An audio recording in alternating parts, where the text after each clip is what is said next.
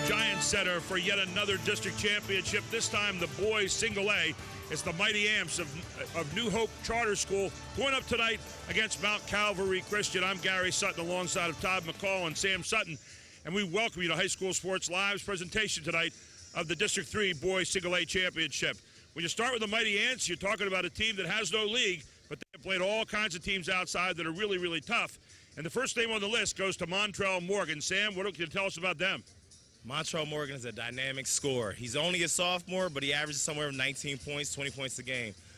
He can hit you from the outside, he can hit you on the inside, he can pass, he can dribble. So I'm looking forward to him showing everything he has tonight and really having a breakout game. So I'm excited. It's a team that's 13-9, but well-tested, and really a team that has gotten out there and played everybody, including Berks Christian twice, Trinity twice, so they have a pedigree schedule there, and they like to get up and down the court and score 70 points a game. But on the other side, Todd, you have another team that scores about 65 points a game, and it starts with their points. Well, both of these teams today in single A are very matched. I mean, Mount Calvary surprised some people, but Kunzelman is the engine that makes this team go. But tonight they will have to have three guys in double figures to beat this New Hope team. But more importantly, look for them to switch their defenses up, throw some different looks at New Hope, but I think we're in for a really good single A game. A 22-3 record, a team that won the CCAC conference. In fact, they're trying to become the first team to ever win a CCAC District 3 championship. Will they be able to do it? Will New Hope break through? Find out in just a few moments. It's the Boys District 3 Single A Championship here on High School Sports Live TV on ABC 27. If this Can I borrow the car? has turned to this, Can I borrow the car? Can I borrow the car? Can I borrow the car? Stetler has the answer. Stetler Dodge Chrysler Jeep Ram has created an incredible first-time buyers program. Your child will get a vehicle of their own with payments they can afford, with no money down and without a cosigner. No established credit? No problem. This is a great way to build some. Take advantage of Stetler's first-time buyer program today. Go to StetlerAuto.com for details. Today, we have some breaking news on the West Shore. Some spraining, twisting, popping news. It appears that Mechanicsburg is getting a state-of-the-art OSS orthopedic urgent care. This is what we know so far. OSS urgent care is much faster than the emergency room. All patients will be seen by orthopedic experts. Costs are typically less, and OSS is open 7 days a week. Remember, if you have a sprain, pop, or break to report, go right to the experts. OSS Orthopedic Urgent Care. 2 great locations, York and now Mechanicsburg. Now that's some good news. It's always better when you get to pick your team. That's why I didn't just accept the regional health plan offered at work. I went to a Highmark Direct store and picked a more affordable plan with a broader network, one that I feel better with. For the most value, you're better with Blue. We're reinventing affordable health care for today and for generations to come. For all you do, you're better with Highmark Blue Shield. You already know your Giant bonus card is a great way to bag real savings on groceries. But it does so much more, like helping you pump up your fuel discount with Gas Extra Rewards. Just by using your Giant bonus card, you'll save 10 cents per gallon for every $100 you spend. So the more you buy, the more you save. Gas Extra Rewards, fueled by Giant. Welcome back to the Giants Center here, where it's New Hope Academy versus Mount Calvary Christian, and should be a great one here tonight. Both teams come in here for the first time, and Jack Giambalvo, family of dealerships, your presenting sponsor here tonight. So glad to have them aboard. I'm Gary Sutton, Sam Sutton, and Todd McCall here alongside of me, and we're getting ready for a good one here tonight. But first, let's rise and get ready for our national anthem.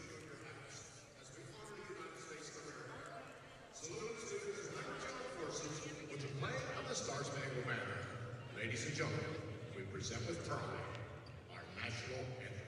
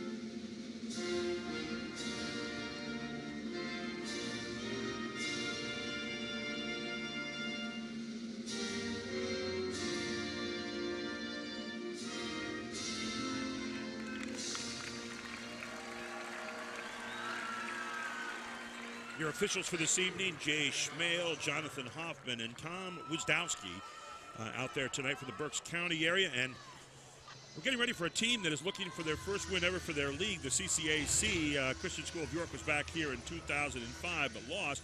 So Mount Calvary Christian looking for that. On the other side, a team that almost wasn't here at all this year as far as the school will develop that story throughout the course of the game, the New Hope Mighty Ants. And boy, the Mighty Amps have been working really hard during the course of this year and hoping they have a school to go to next year. These kids have had a very rough year. The mantras you see on their shirts, if you look at when you get shots at the bench, you'll see on their shirts it says Save New Hope on the front, and on the back it says Save My Life. The school was days away from closing. As the season was starting, they weren't sure if they were going to have a team or a school to go to the next day. So it's a big game for these guys. These guys are fighting for their lives, not just for a game. They are in no league. They come in 13-9. Mount Calvary 22-3, and we're underway, and Mount Calvary will control the tap. Mount Calvary in black, red, and white tonight, and of course New Hope Academy in white and red. And New Hope out in a 3-2 zone right away. They're going to trap in that corner, so they're really going to have to get that ball rotation. Mount Calvary will today. And a quick steal by New Hope, and up and good for New Hope Academy by Kareem Oden. The zone caught him off guard right out the gate. But, you know, it's an aggressive zone. When you go to that corner, you get scared with that corner ball in that corner with that trap from this 3-2. Ball's tipped. Very aggressive 3-2 zone. We're going to get Todd turned up down there a little bit. Todd McCall on the baseline with us, of course. He's like a fixture down there now. It's part of Hershey Park Arena. The man is tired. He's been logging a lot of miles here. Second turnover now for Mount Calvary. Long stroke, nothing but net. And right out of the gate, the Mighty Amps are knocking it down. You saw Montrell Morgan right there, a sophomore, and a lot of Division I people already looking at him. Absolutely. Montrell Morgan has division coaches salivating all over him, even early as a sophomore. I tell you what, I watched this guy play a million times. When he hits his first couple shots, you're in trouble. Long shot from the far corner by Natalie Perales, no good. The Ants back on the move. They make their first turnover of the game. Nice take. Not going to go, though. Just off the front by Kunzelman.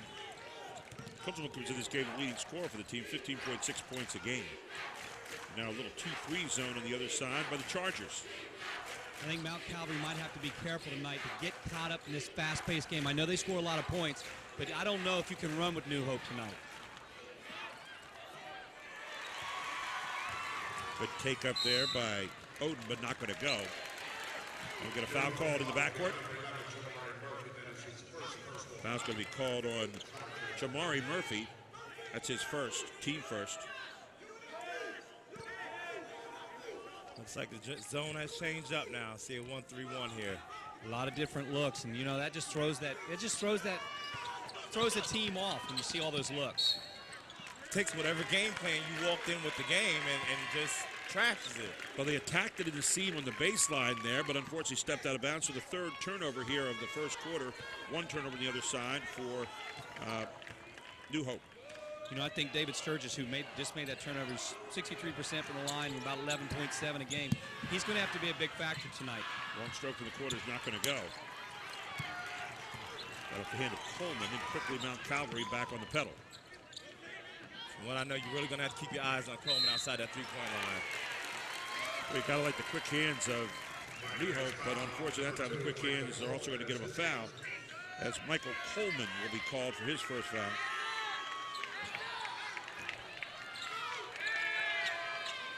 Long stroke for the quarter again, not going to go down. That by Sturgis. And quickly, New Hope running. That's 3 seconds. Great job of just turning and getting the ball up there. That's what Nycamp Beverly does. He's a scrappy guy. He battles underneath, he's physical. That's the job. Let's take a look again. This is called a blue collar bucket right here. Just turn around. Can't get it. Left hand, turn around and force it in there. And Nycamp Beverly with his first deuce of the game as well. So quickly here, New Hope has forced Mount Calvary to call their first time out. We'll stay right here. Todd, your thoughts so far, what you're seeing now? Well, you know, I just took a count in my head and how quick New Hope gets the ball on the floor. That was about 2.1 seconds. I'm not kidding you. I'm just in my head mentally. I'm just kind of calculating how fast they get up. In transition in the arena, being able to move that fast, you wonder if they can do it 4 quarters. If you're Mount Calvary, you've got to get back in transition and stop ball first. And while we've got you there, Mount Calvary getting some good looks, but just not hooking up so far. Right now, just little easy bunnies. They missed a couple. Here comes a 2-2-1 press now. Third defense we've seen here already in the first quarter by New Hope. Coach Archer's working hard today. I'm very impressed with Coach Archer and the fact that he's bringing so many different looks already. Fourth turnover. Nice block on the other end, but followed up again on the glass and putting away is Montrell Morgan, his second deuce of the game. He's got 4. Quickly answered on the other end is David Sturgis for 2.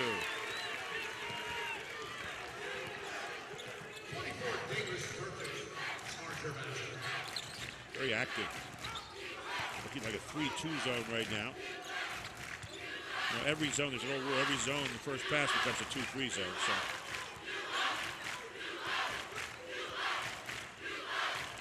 they're kind of matching up there, it looks like.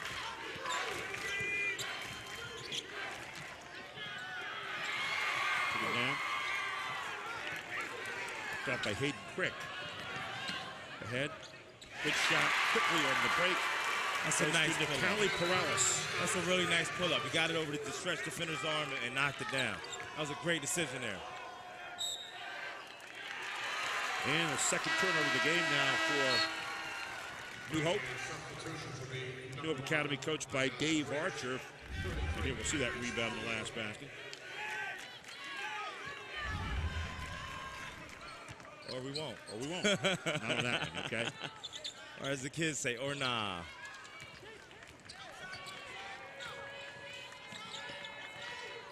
Good ball fake. Good stroke. Not going to go again for Sturgis. Sturgis getting some pretty good looks so far, Todd, just not able to get anything to go down. You know, I like the pump fake that he used there. I mean, he took the 1-3 from the corner. He has to find that little stick. Right there makes it an 8-6 ball game. Just has to get a little bit more comfortable. Yeah, they're attacking all the right places against the 1-3-1, just not getting them to fall. You know, from a coaching standpoint, you know we're going to love a shot like that. That's not a forceful shot. Ball back to the side, going to come up short. Take it down again by Sturgis. And Mount Calvary's running. Good strong move, but a block, and it's going to be called a foul on Montrell Morgan. I want to say this to the Sutton brothers over there. If we keep this pace up, you might have to get in the game. I mean, Mount Calvary's looking to run too. I mean, I know they scored 70, and Gary, you mentioned in our pregame, but they're looking to really push the ball as well. And I'm wondering, is this the style that they're going to continue all 4 quarters? Well, you got to think they're comfortable with it so far, that's for sure.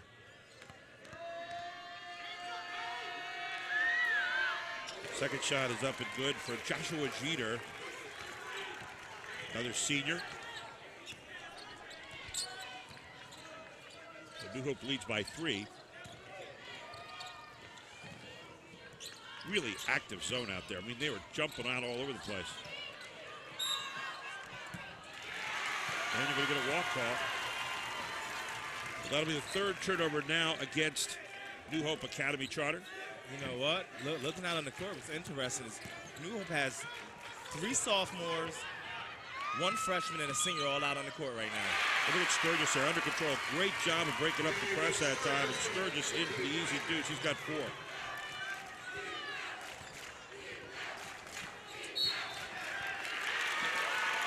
Tell you what, some interesting calls here so far. As that time it's going to be called for the illegal screen. You got to get set. It's funny. I was just teaching some younger kids this the other day. You can't run up on a defender and set the screen. You got to get yourself set. And it's the dribbler's, the ball handler, or the person who's coming off the screen's responsibility to come off the right way. That'll be the 4th team foul now against the Mighty Ants. None so far for Calvary Christian. Mount Calvary, rather.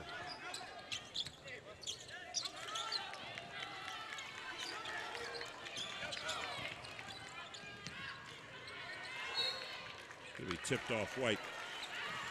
Mount Calvary, coached by Randy Fisher, 72 and 28 there in 4 seasons. He's really built a powerhouse there, 22 and 3 this year. Won their 7th conference championship. Trying to go to Sturgis. Excellent hustle. Boy, some great hustle over there. He laid all the way out. And then they're brothers right there. Those are 2 brothers, 20 Elliott Wilson and 35 there. James Wilson all the way to the floor. This is called hustle right there. You can look at this right here, and you can say this all game, all season long. That one play right there with 3, 4, 5 guys. I have not seen hustle like that all season long. He stretched out. He was out flat there. I tell you what, though, on the defensive end, it was a good idea. I liked how they came in with the multiple defenses, but I like to see him getting some straight man-to-man defense. 8-7 so far. New Hope up here in the early going.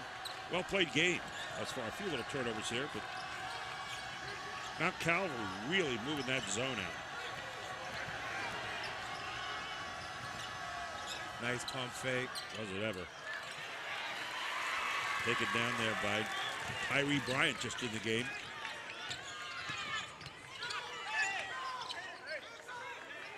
Bryant just in the game. Long stroke, not going to go.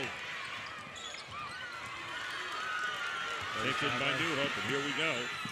Easy layup in there by James Wilson. Good decision early in the first quarter. He was thinking about dunking it there, but his nervousness said, no, I better lay it in. That's a good decision there by the senior. Long stroke for the outside, and you can't let that guy go. He looks like he does that. Jason Kunzelman's done that 42 times this season so far. He looks like, look, this is what I do. You better get up on me. 1,000-point scorer is Kunzelman, the leader of this team at 15.6 a game.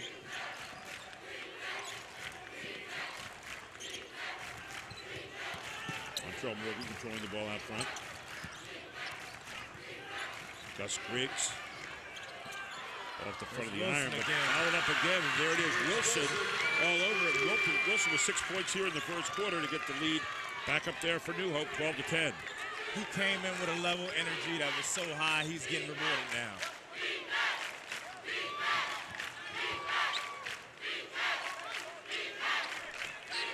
$15 seconds left here, going for the last shot. This Kunzelman looking to get something started. We'll get it wide open on the outside, and a great knockdown shot there by Joshua Jeter. And that will end the quarter. At the end of the first quarter, Mount Calvary 13, New Hope 12. Pac Financial is helping local families build, manage, and protect their portfolios. Call Steve Marazzo to set up a free no-obligation consultation at 564-6400 and receive a free $50 Giant gift card at the appointment.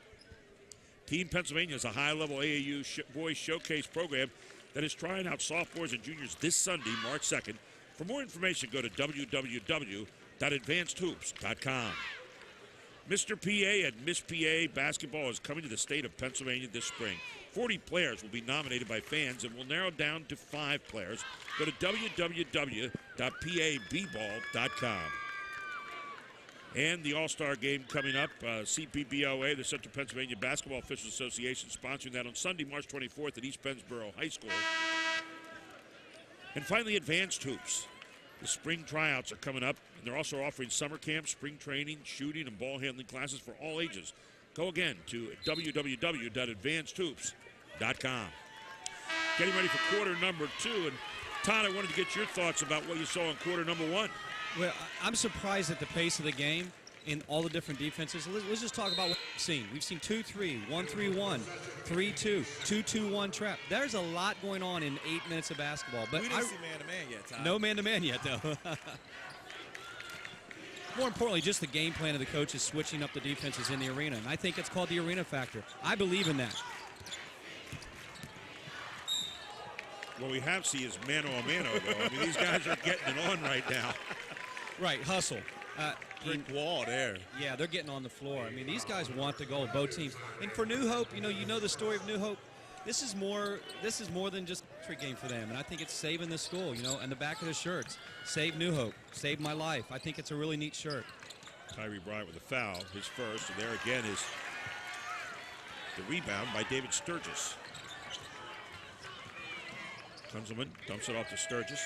Sturgis lets it go as well. Off the front of the iron.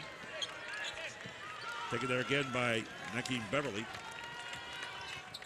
I see why this team is good. Ooh, a little too quick that time. Mount Calvary, that is. And what they didn't do last time, all their buckets that have come, they've gotten a foot in that paint as far as they have driven that ball, gotten the paint, and that ball has come back out for three-pointers. That time they didn't, and they had a contested three. That's a great turnover. Looking 5-4 now as the pickoff. And how about that bucket? Getting back great control of body by Kareem Oden. Kareem Oden plays like an old man. He's shifty, he's deceptive, great hesitation move, and he ends up in the lane at the end of the day. And did you see what he did? Did you see what he did? Watching the replay after he scores it, what's he do? He takes the bucket. It's kind of a gentleman thing to do, but it lets the press set up, and he throws it to the referee. It's that little things you do, like you can't coach at. And you know what it did? It allowed that full court press to set up. Another thing I like that he did is he managed to square his body up and use the backboard on it as well to make sure he made the bucket. That little side shot is one of the toughest shots in the house. Kareem Oden plays like a man you see in the YMCA. The old school guy. Old school guy. You don't like that backboard Sam Jones stuff, huh? Usually they come in with a headband, right, and a big, thick headband and the socks to the knees, right? Yep. And lots of water. Long shot by Kunzelman's not going to go. Taken back there. Again, missed by Jeter. We've got a jump ball, and that's going to stay on that end with Mount Calvary. Good luck taking that ball from Nakeem Beverly. You know, I'm also real excited, guys. I mean, that whole side of the single A game, I can't remember the last time I've seen this much of a crowd at a single A game because, you know, population in single A schools smaller, but there's a lot of crowd here. Okay, they are not shy about shooting the three, and it goes up, and it comes down again off the hands of Joshua Jeter, his second tray here of the first half. Why would you be shy about shooting three when you're knocking them down at that rate? Got 9 points so far, and there's Jeter again. One-man show right now. Jeter starts to run, pulls it back. Calvary with the lead here at 16-14. And you're going to have another turnover here for Mount Calvary on the jump ball. So 6 turnovers in the game, the 4 thus far for the Mighty Ants of New Hope. Into the game for New Hope is Dexter Nunez, a senior. Wait. What number is that there? Wearing number 4 for New Hope Charter. I see a number 4 there, okay? I just checked. I got the wrong one. Got Natalie Corrales back in. Forgive me. For Mount Calvary. Just got screwed up there for a second. Doing a lot of games, ladies and gentlemen. So, anyway, right now we're going to take a timeout, get our voices back, get our diction back, and we'll be all set. It's 16-14. Mount Calvary leads New Hope here in the second quarter. And you're watching it all on High School Sports Live TV on ABC 27. If this Can I borrow the car? has turned to this, Can I borrow the car? Can I borrow the car? Can I borrow the car? Stetler has the answer. Stetler Dodge Chrysler Jeep Ram has created an incredible first-time buyers program. Your child will get a vehicle of their own with payments they can afford, with no money down and without a cosigner. No established credit? No problem. This is a great way to build some. Take advantage of Stetler's first-time buyer program today. Go to StetlerAuto.com for details. Welcome back to the Giants Center for the boys Single A District 3 championship game. I saw Todd McCall over there behind the New Hope huddle. Todd, what are they saying? Well, right now it's just talking about concentration over here, sideline. Got to get help each other. I heard a lot of help side. Stop the ball up the floor. Long stroke, but over the back again.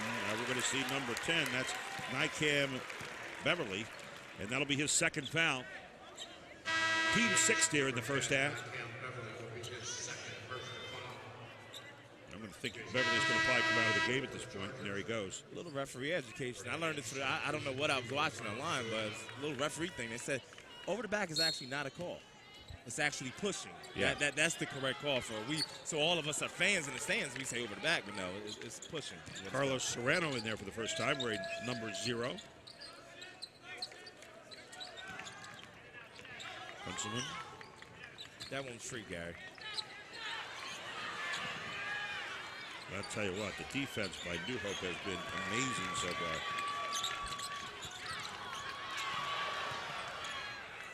Serrano, little penetration. Serrano gets it up there, not able to make it go. Back on the glass, New Hope, and kicks it up and in. And scored by Kareem Oden, who now has 6 points here in the first half. That was real nice. Kareem Oden, he finished through a lot of the contact right there. Well, I'll tell you, Oden is causing a lot of problems defensively as well as he forces yet another turnover. That's the 8th here of the first half for the Chargers. You know, he's playing like a senior that wants to win right now. He really is. And I think what Jason Kunzelman's going to have to do is, you know, it's just that old relieve the pressure, bring somebody back. You're having struggle bringing it up with that on, you know, in your chest pressure. Relieve the pressure by giving it up. Let somebody else bring it up. Long stroke from downtown, not going to go. Taken there by Serrano. Serrano again kicks back outside. Is going to go. Long three. It does. And Kareem Oden is on fire. Kareem Oden came to play today. Well, 9 points so far here in the first half, and 19-16 right now. New Hope leads. He's coming off a big 21-point game in the semifinals. Good pass to Sturgis. Can't go. It gets blocked. The Mighty Ants have it back.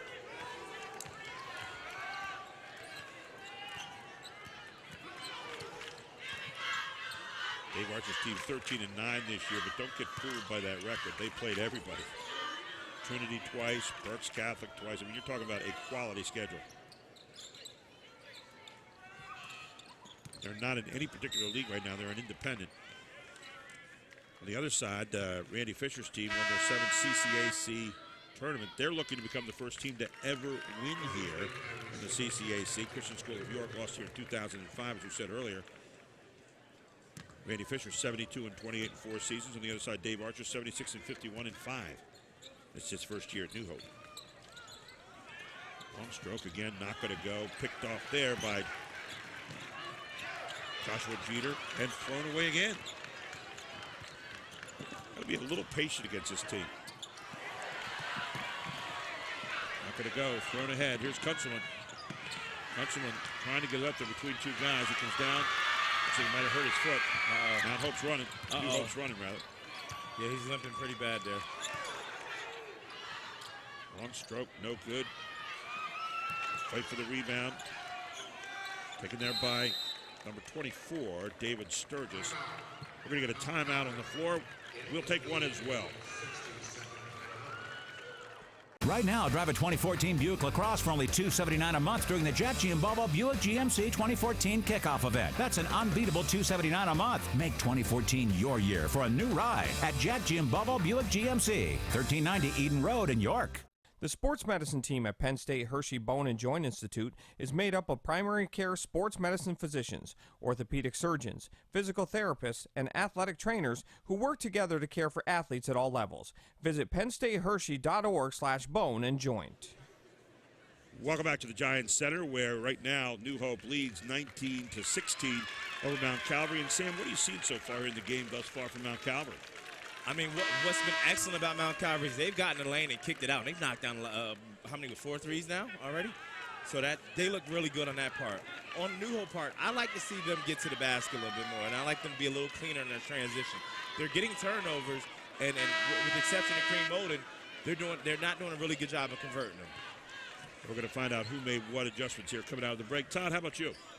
Well, first of all, I wanted to report on Kunzelman. He's just going to get his ankle taped up. I think he came up on the ankle. He's going to get some extra tape on it.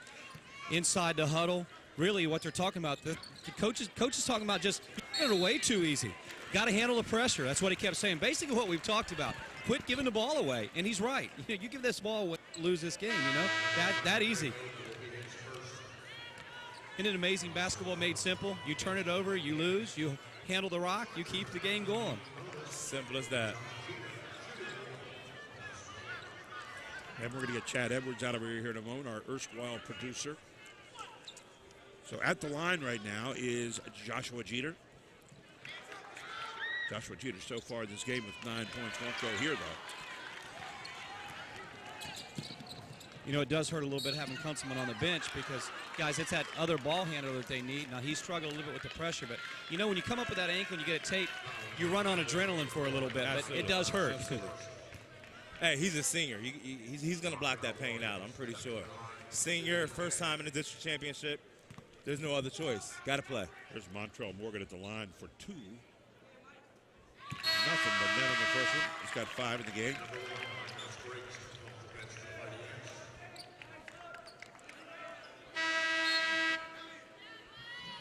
Gus Griggs back into the game for New Hope, along with James Wilson, who's having an outstanding game so far. So Montrell Morgan at the line for his second. Team leads by 4.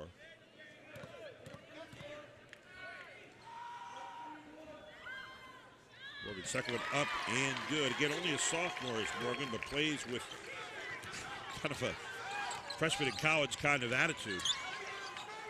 Maybe even a senior in college, I don't know. Charles is a good player. Here's the 1-3-1 look. Ball's going to be shot from the corner. Not good. Taken by Mount Calvary. I think you're going to get a foul called here on James Wilson. Now, I did credit them with their shooting. They're outside their perimeter shooting. But when I'm looking on the court, they're the bigger team right now, and they aren't getting inside. Tyree Bryant in there, number 22. Both times he shot so far have been from the outside. You're exactly right. Shot is up and missed again by Hayden.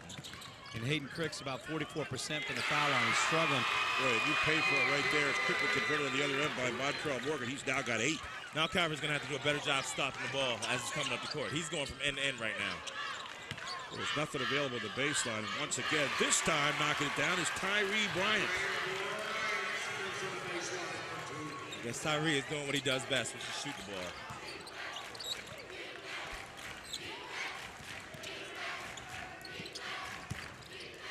Bryant kicks it back out. Good move. Trying to throw it back to Tyree, and the 5th turnover in the game now for New Hope. Got stuck in the air there.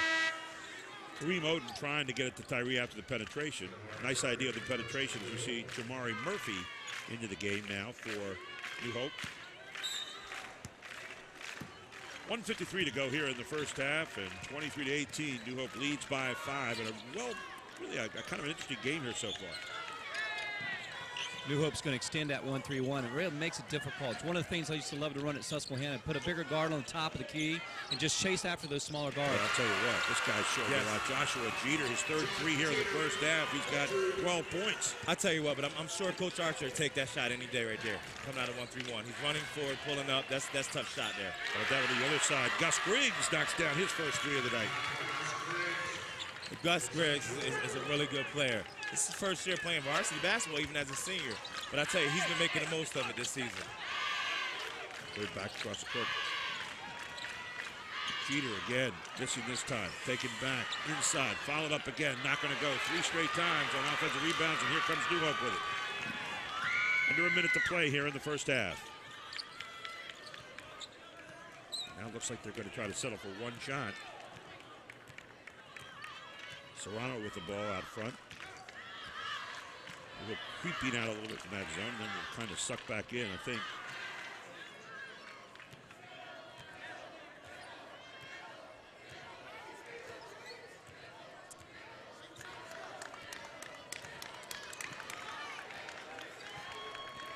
Now getting down to 28. Waiting to see when they go. And they match up man-to-man right now. Does Mount Calvary. Actually, they match up in a zone there, and they come out and try to trap.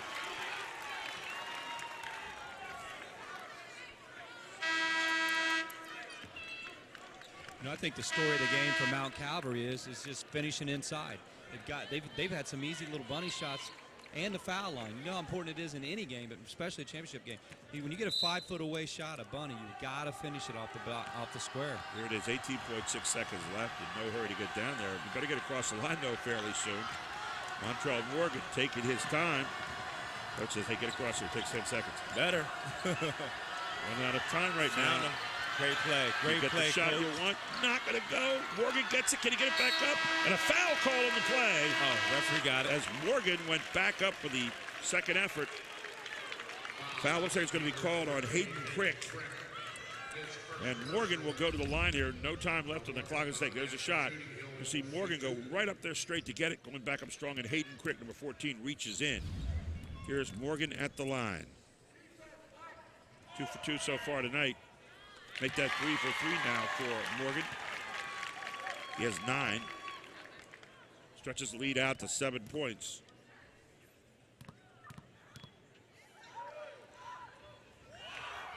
And Montrell Morgan with 10 to end the half, and his team leads by 28-20 here at the half. We'll be back with our Highmark halftime report right after this. You're watching High School Sports Live on ABC 27. Charlie, you played Division I basketball, and I noticed you picked warmer climates to play your college basketball career. That's where the Carolina Blue comes. That's right. So you're playing Division I basketball. You go on to be a coach, but you also played in the NBA Developmental League, and I remember many times here in the area, in the Harrisburg Hammerheads that you played for. But more importantly, Charlie, you're a family man. Family comes first.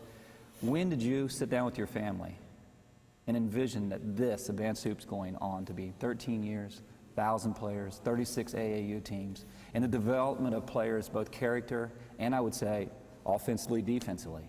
Actually, it wasn't until about 2005, 2006 that I actually realized, I can do this full time. I was actually 4 or 5 years into developing the program, Advanced Hoops.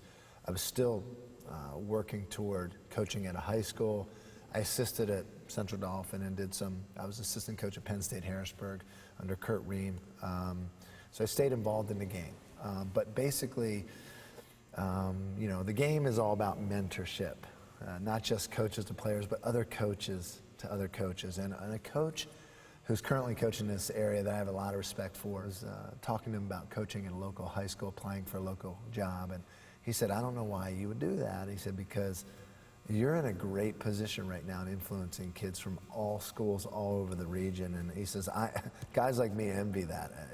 We would like to have that influence, and that seems to fit more your gift areas, Charlie. And the day that coach, who I look up to a lot, made that statement, he has over 500 plus wins, it hit me that he's right. I don't have to be another coach that needs to win a conference or win a league. But I'm winning by using my gifts. I'm teaching a kid how to shoot a ball. The triple threat, which is a staple of my teaching and my game and players I've coached. Just to have a program like this for the area, there's some significance in that. And that day, I think I fell into some peace. It fit my family dynamic. We have 6 kids. I want to spend time with them. A lot of people don't know that. I got a starting 5 and a sub off the bench. But Advanced Hoops fit all those needs. For the full interview, go to advancedhoops.com. Are you coming down for lunch? There's a place where kids really connect to learning.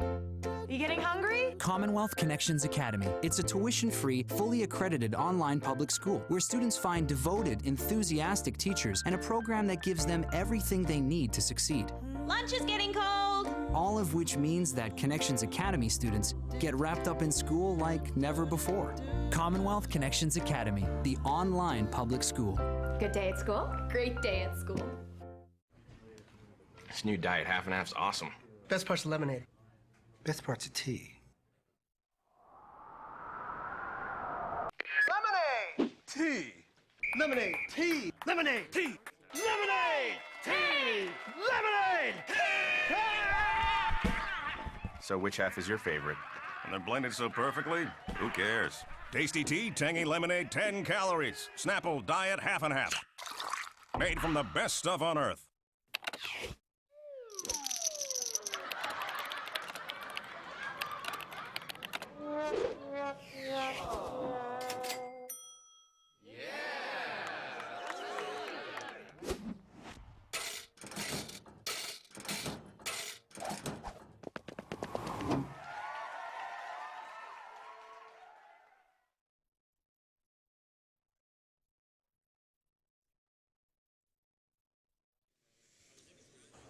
Welcome back to the Giants Center, where New Hope leads Mount Calvary here at the half, 28-20 in the boys single A District 3 championship here on High School Sports Live TV on ABC 27. Presented tonight by Jack Giambalvo Family of Dealerships. I'm Gary Sutton. Alongside of me is, I'm going to call him Mr. Harrisburg because he's Mr. Basketball in Harrisburg. Charlie Fortney, man, he is everywhere here with Advanced Hoops and, of course, with High School Sports Live and our whole broadcast. And Charlie, I can't thank you enough for the whole season and bringing high school sports, not only here to the Harrisburg area, but now to the York area and all over the region here with the district championships. Just so much fun doing this. Well, there's been a lot of help, and there's a team that's been developing, so we all appreciate that. And But I'll tell you what, the game we're in, the single game we're in, single A game we're in, it's our second year doing all 8 championships. Right. A year before we did just the triple in the quad A, and just didn't feel right, Gary, to not have the single A's, the double A's. These schools work hard. Haven't been at the private school level, Harrisburg Christian School, my first 4 years of Right. coaching, and as a small school, your goal was to just walk in this giant center with your kids. So we took our kids in here just to see the gym and watch a few games, hoping we would be in here one day. So I have to, hats off to Mount Calvary, New Hope, for these small schools to have this opportunity. Well, you were at Harrisburg Christian for a while, brought them to a state ranking. A lot of people can't say they did that, and you got them out there, you got them running, and taught them a little bit of roller basketball too, right? Well, never saw a full court press I didn't like, and I think we're seeing that in this game. Just 2 teams. I'm impressed that both teams are using their bench. A lot of times the single A's and even the double A's will go 1 or 2 guys or girls down the bench, but we see coaches here that are trusting their bench, getting a lot of kids involved.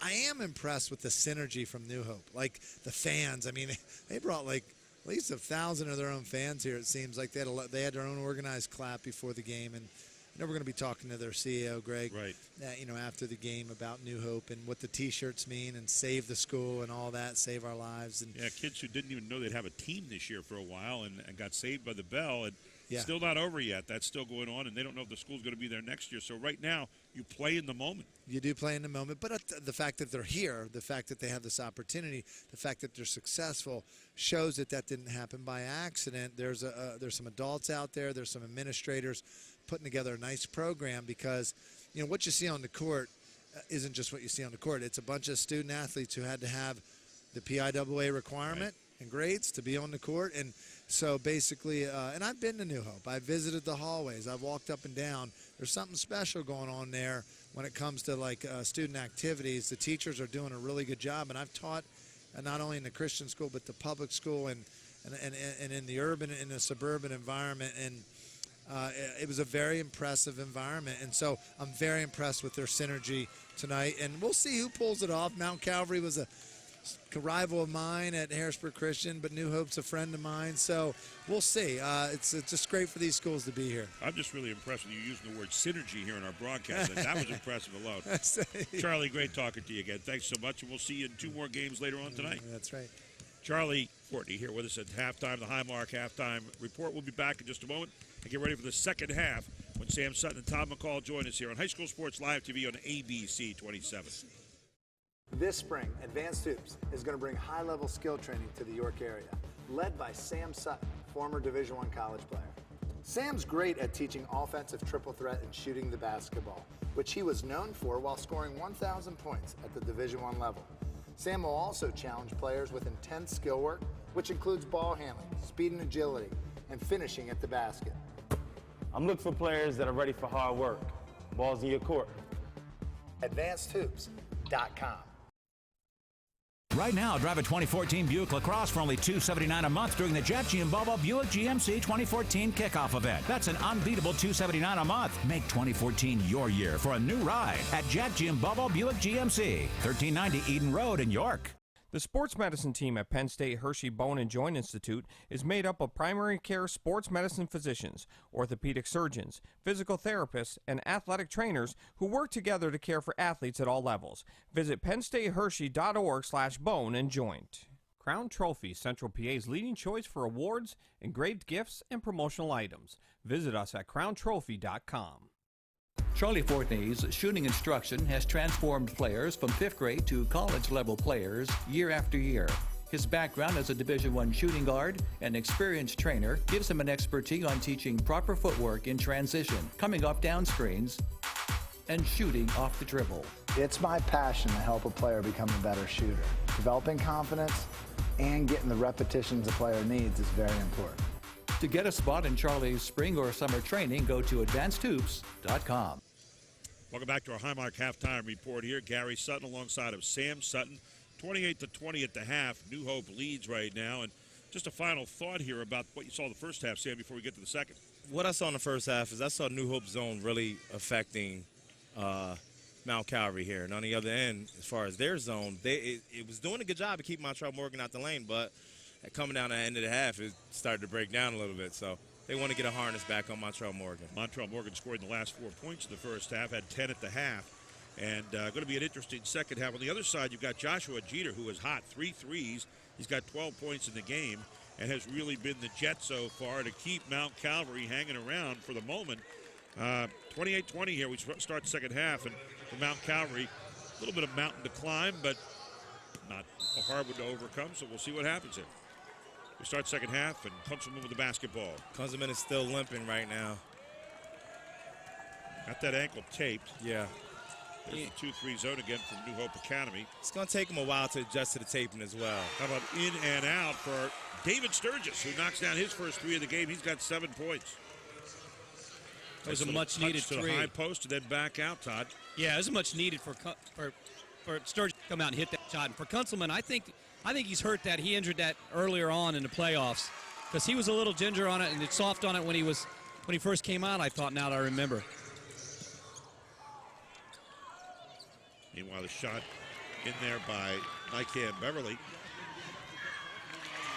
And on the other end, converting quickly is Gus Griggs. They're going to push here on the baseline. Looks like it'll go up against Joshua Jeter.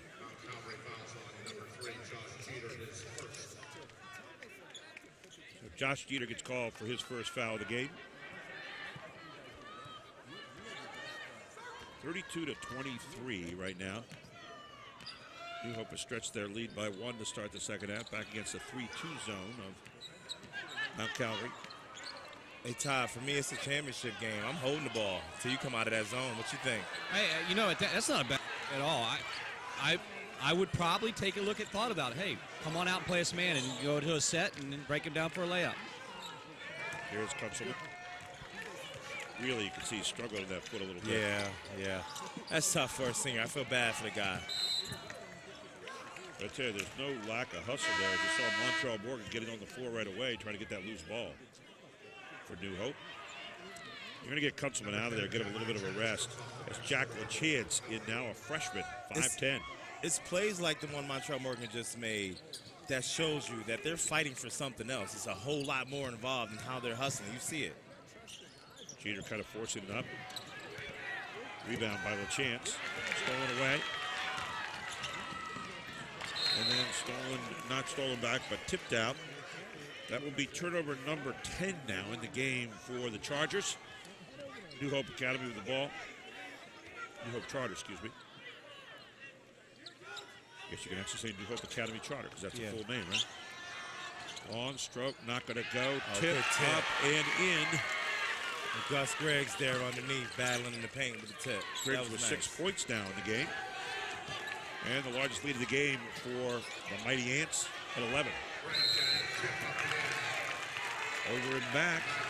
11th turnover for the Chargers, and things slipping away here a little bit right now. And unfortunately, they had to take Kunzelman out of the game because that ankle was hurting him. Tyree Bryant gets in there. They'll replace Jack LaChance, the freshman. So they're putting Bryant right in the middle of that zone. Gives you some size in there. Long stroke. Montreal Morgan coming in, couldn't get it. Sturgis on the run. Oh, Sturgis with a little pitter-patter. Yet another turnover. Make it 12 now in the game. They had 8 at the half.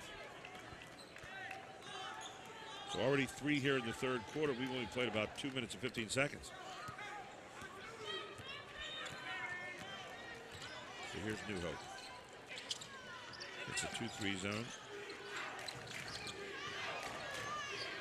Oh, nice block there by Bryant. Oh. Stroke to the corner, not going to go. At the hands of Vitaly Perales.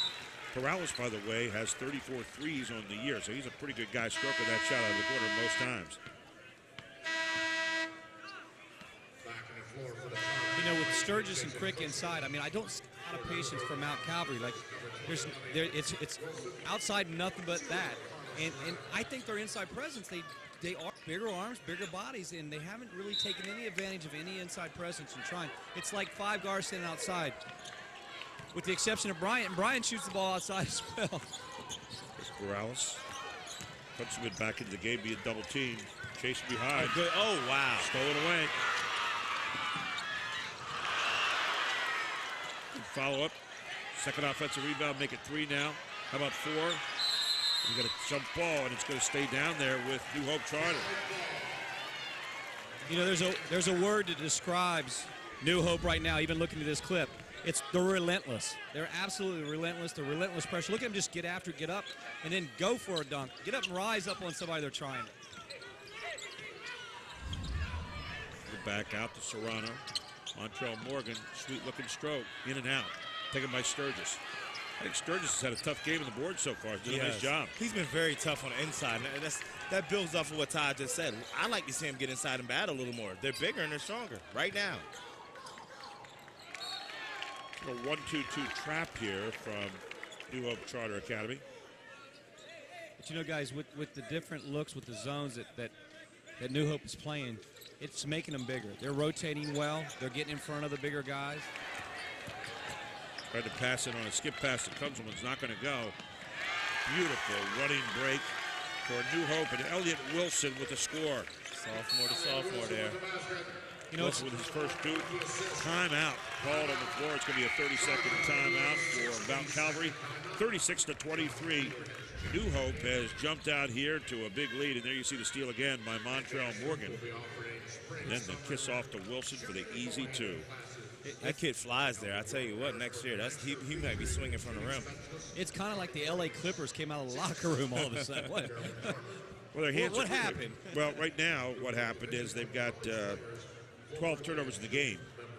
Make that 14 turnovers in the game. Now that's 6 turnovers right out of the gate. We've only played half the quarter thus far, so they really turned up their defense, and they're trapping out of that zone, which is really the key point to make here, and trapping full court as well. I think just as very discouraging that Kunzelman, you lost your leader. And you know what's happening too. If you just watch, if they're making the adjustments in their huddles right now, they're trapping when it's below the foul line. And in how's Mount Calvary trying to answer? They're trying to make that long skip pass, and it's getting stolen every time. So that baseline kind of skip pass up to the top of the wing, and they can't do it right now. And if you think the opening play of this quarter, they hit the high post, kicked it back out, and got the easy 3 by Sturgis. So maybe they want to go back to that right here. Every time they've touched the paint with the ball, Mount Calvary, good things have happened.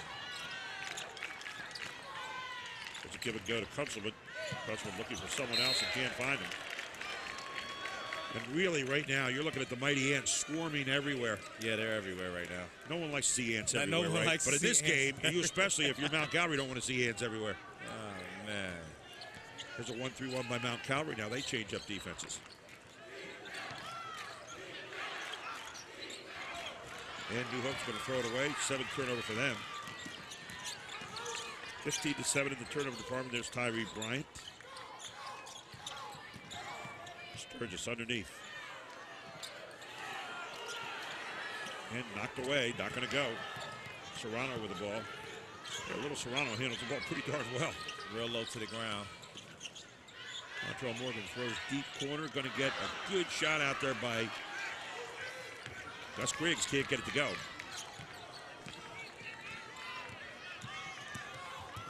Kunzelman just keeps on going, and Serrano's going to call for the foul here. Carlos Serrano with his first foul. The team first of the half for New Hope. 1-1 either way. Back into the game for New Hope. Nakeem Beverly. I guess you said Nakeem, right? Not Nakeem. Nakeem. I got to say that correctly. Yep. You got Jeter being trapped. Jeter has got just a sweet touch, doesn't he? You took the words right out of my mouth. I mean, he has a great-looking shot. He rises up. He's completely under control, and he finds the bottom of the net. I haven't seen any shots hit rim yet, Tom. Yes. Soft. It's nice. Up over the rim. About 14 points of the game, too. That's good pass. Oh, they got it underneath. Can't go. Picked off there by Bryant. And here comes Jeter. Joshua Jeter handling the basketball.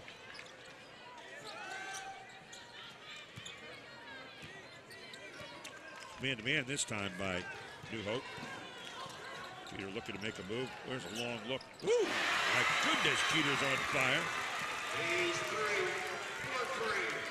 Josh Jeter. And he gets 3 on that. Yeah, I thought it looked like a 2 from Closes there. it back to 36-28.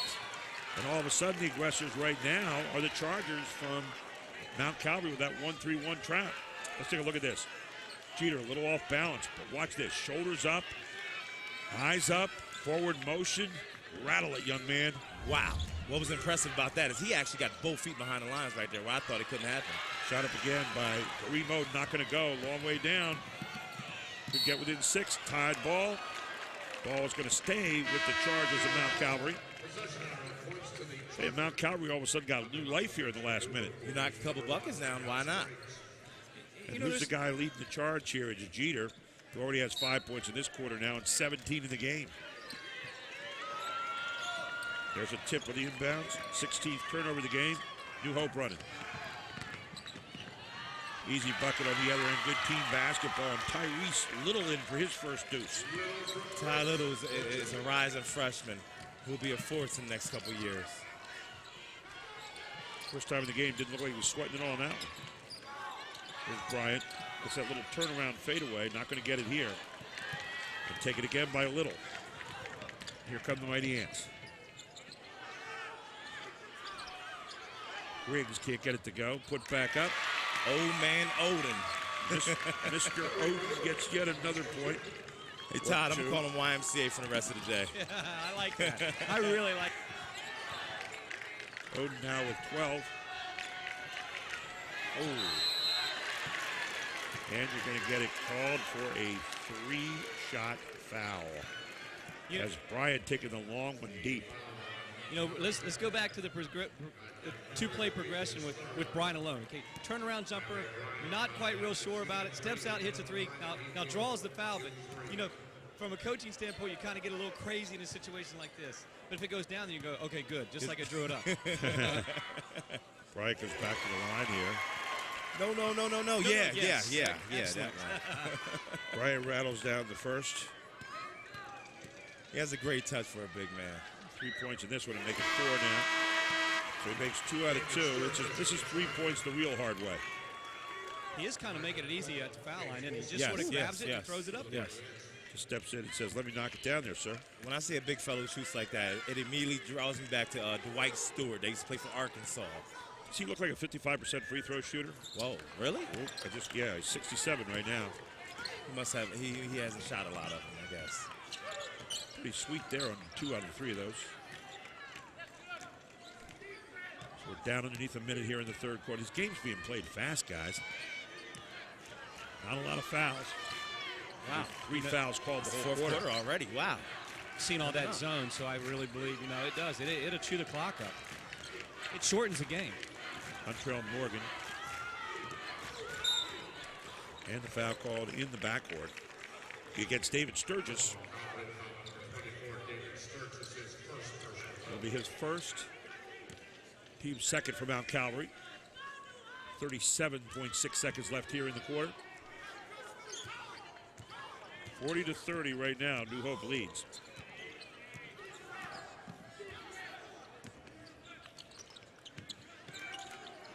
No. 1-3-1 zone right now by the Chargers. Got to come out of that zone. Great strategy. Taking it down now to 15. Take it to the corner. You get a good, smooth look from the outside off the iron. Never quit on it. Knock it down. And Michael Coleman to Gus Griggs. And that will end the quarter. 42-30. New Hope leads it. That's why you follow your shot inside 15, and that's why you get the ball underneath a wide open man.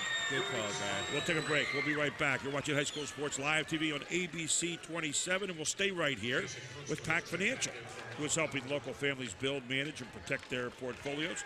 Call Steve Marazzo to set up a free no-obligation consultation at 564-6400 and receive a free $50 Giant gift card at the appointment. Team Pennsylvania is a high-level AAU boys showcase program that is trying out sophomores and juniors this Sunday, tomorrow. I'll make that Sunday at March 2nd. For more information, go to www.advancedtroops.com. Mr. PA and Miss PA are finally coming to the state of Pennsylvania this spring. 40 players will be nominated by fans, and they'll narrow it down to 5 players. Go to www.pabball.com. We've got a big all-star game coming up in York County, York White Rose Lions all-star game, with all proceeds going to Matt Haynes, who you see on the right, young man who was shot in Afghanistan, and that's his dog Jackson in front of him, his service dog he just got, and that's at Northeastern High School. It'll be at 2 p.m. on March 23rd, 2014. And of course, Advanced Hoops, spring tryouts coming up there. They're offering summer camp, spring training, shooting, and ball handling classes for all ages. Go to www.advancedhoops.com. And young man next to me, Sam Sutton, is a guy involved in teaching those young people out there, doing a great job. Absolutely, absolutely. We work very hard. I mean, it's always great to see players that you work with have success, and I'm really excited for a couple of these players that play on this New Hope team.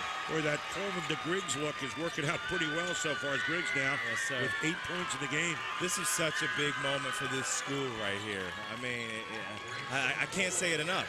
I can't say it enough. Their school might be closed. But we want to kick over right now to the New Hope student section. They're pretty rowdy over there. They're supporting their team, and they're excited. Hey, this crowd is right here. Now, I'll hear them right now. Maybe they'll get up. But this is New Hope. And there's a lot of pride over here. They're trying to save their school. We have a drummer in the front row. Let's get that drum thing going here. Look at this. They're bringing the noise here. New Hope. Save my life, save my school. The Giant Food's alive here in single A. Here again's that crappy defense. Sturgis finds Kunzelman underneath, and Kunzelman blocked. Nice job again by James Wilson coming over for the block. Here's an interesting thought, guys. What happens if you win the trophy today? Where does it go if your school shuts down next year? I'll take it. I want it. Oh, I hope that this is I hope it doesn't happen. I do, yeah. Boy, look at Kunzelman. Long time downtown. Nice He finally gets open. He's got enough juice in that ankle to get that thing up. Second Nice three shot. of the game. He's got 6 points. You know, Mount Calvary has something to say here yet in the fourth quarter, but when you're New Hope and you're trying to save your hope happens, and sports and community, it all goes in hand, Sutton Brothers. You know what I mean? 6 points in a row from the Gus Griggs there. Gus Griggs with 10 points in the game now, and he's on fire right now. And he finding the inside of that zone every single time. Yes, New Hope he doing a is. great job attacking it. Good move here of getting Kunzelman to give up the ball. Long look by Sturgis, not going to go. One shot and done. New Hope running. Morgan, what a great change of pace there. He pulled up, threw up the defender. That time was Kunzelman, and then blew by him. You know, I don't have inside numbers, but what's the difference in this game right here? New Hope scoring 5 foot away. Yes, absolutely. Now Calvary shooting outside, Absolutely. and you look up there, they have 33 points because high percentage shots in this arena. I mean, it is high school. Unless you play, Sam, like you did at Townsend, and you play over and over in arenas, it takes a year to get used to the arena. Long stroke off the hands of Coleman. Put back in. James Wilson, that's what he does. That's what he's done all night. Hustle, hustle, hustle. James Wilson around there gets a bucket. Wilson was 6 in the game.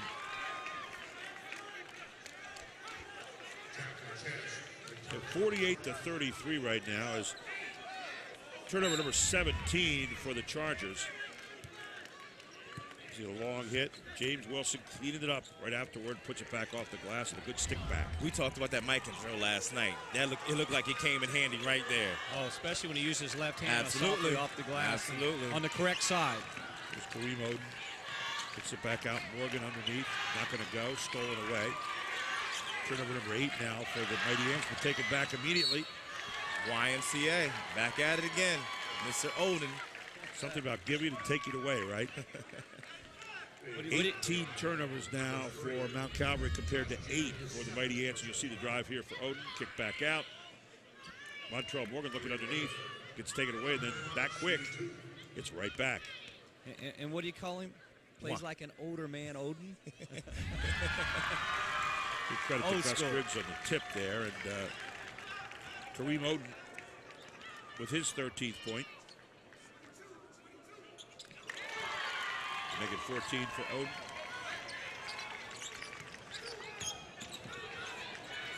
We've actually got him up to 15 now. And turnover number 19. And we hate to keep saying that for Mount Calvary.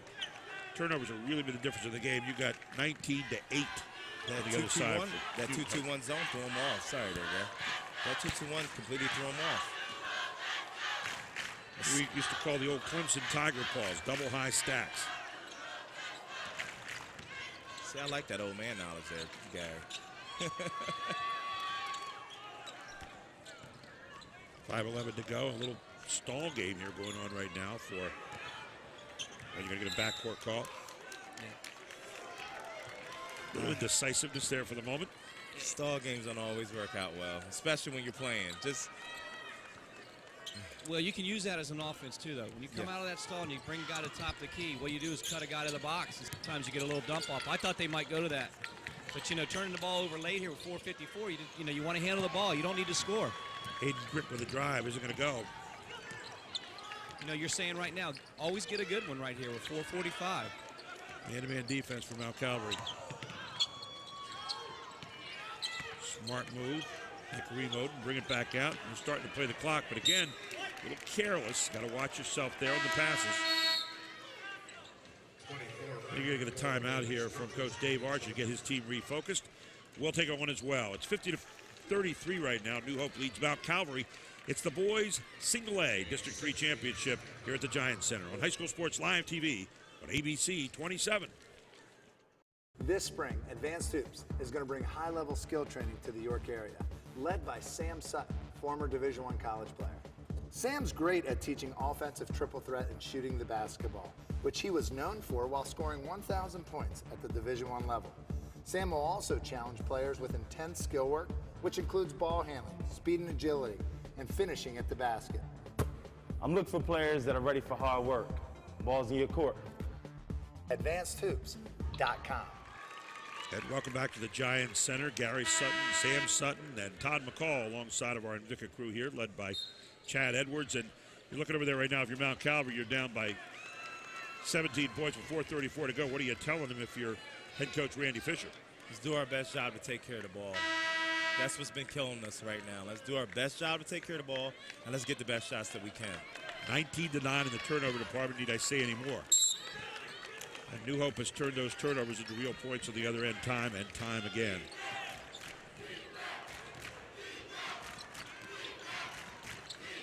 Odin. They're going into a spread right here, looking for either one-on-one looks or possibly back doors. Morgan kicks it back out. Precious seconds if you're a Mount Calvary fan, ticking off the clock. It's a mismatch. Another good look. Not going to go, though. Tough shot. Good kiss off there by Griggs, but not going to go. I take that shot every time by Wilson on the inside there. Yeah, you got your shot. You wanted inside. Yeah, I'll take that. Bryant, long stroke, not going to go. Brought down by Odin.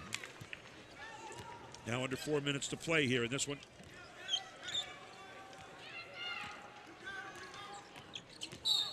Our Capital Region Area Insurance post-game show will be coming up. We'll have the medals ceremony as well. And then find our Jack Giambalvo Player of the Game. And guys, that's up for grabs right now. Who are you going to call the Player of the Game in this one? It's up for grabs right now. It's up for grabs. It is a tough call, but I mean, I thought Odin was so smooth in situations when they needed it. I mean, it's really hard to call. You will never hear me normally do this.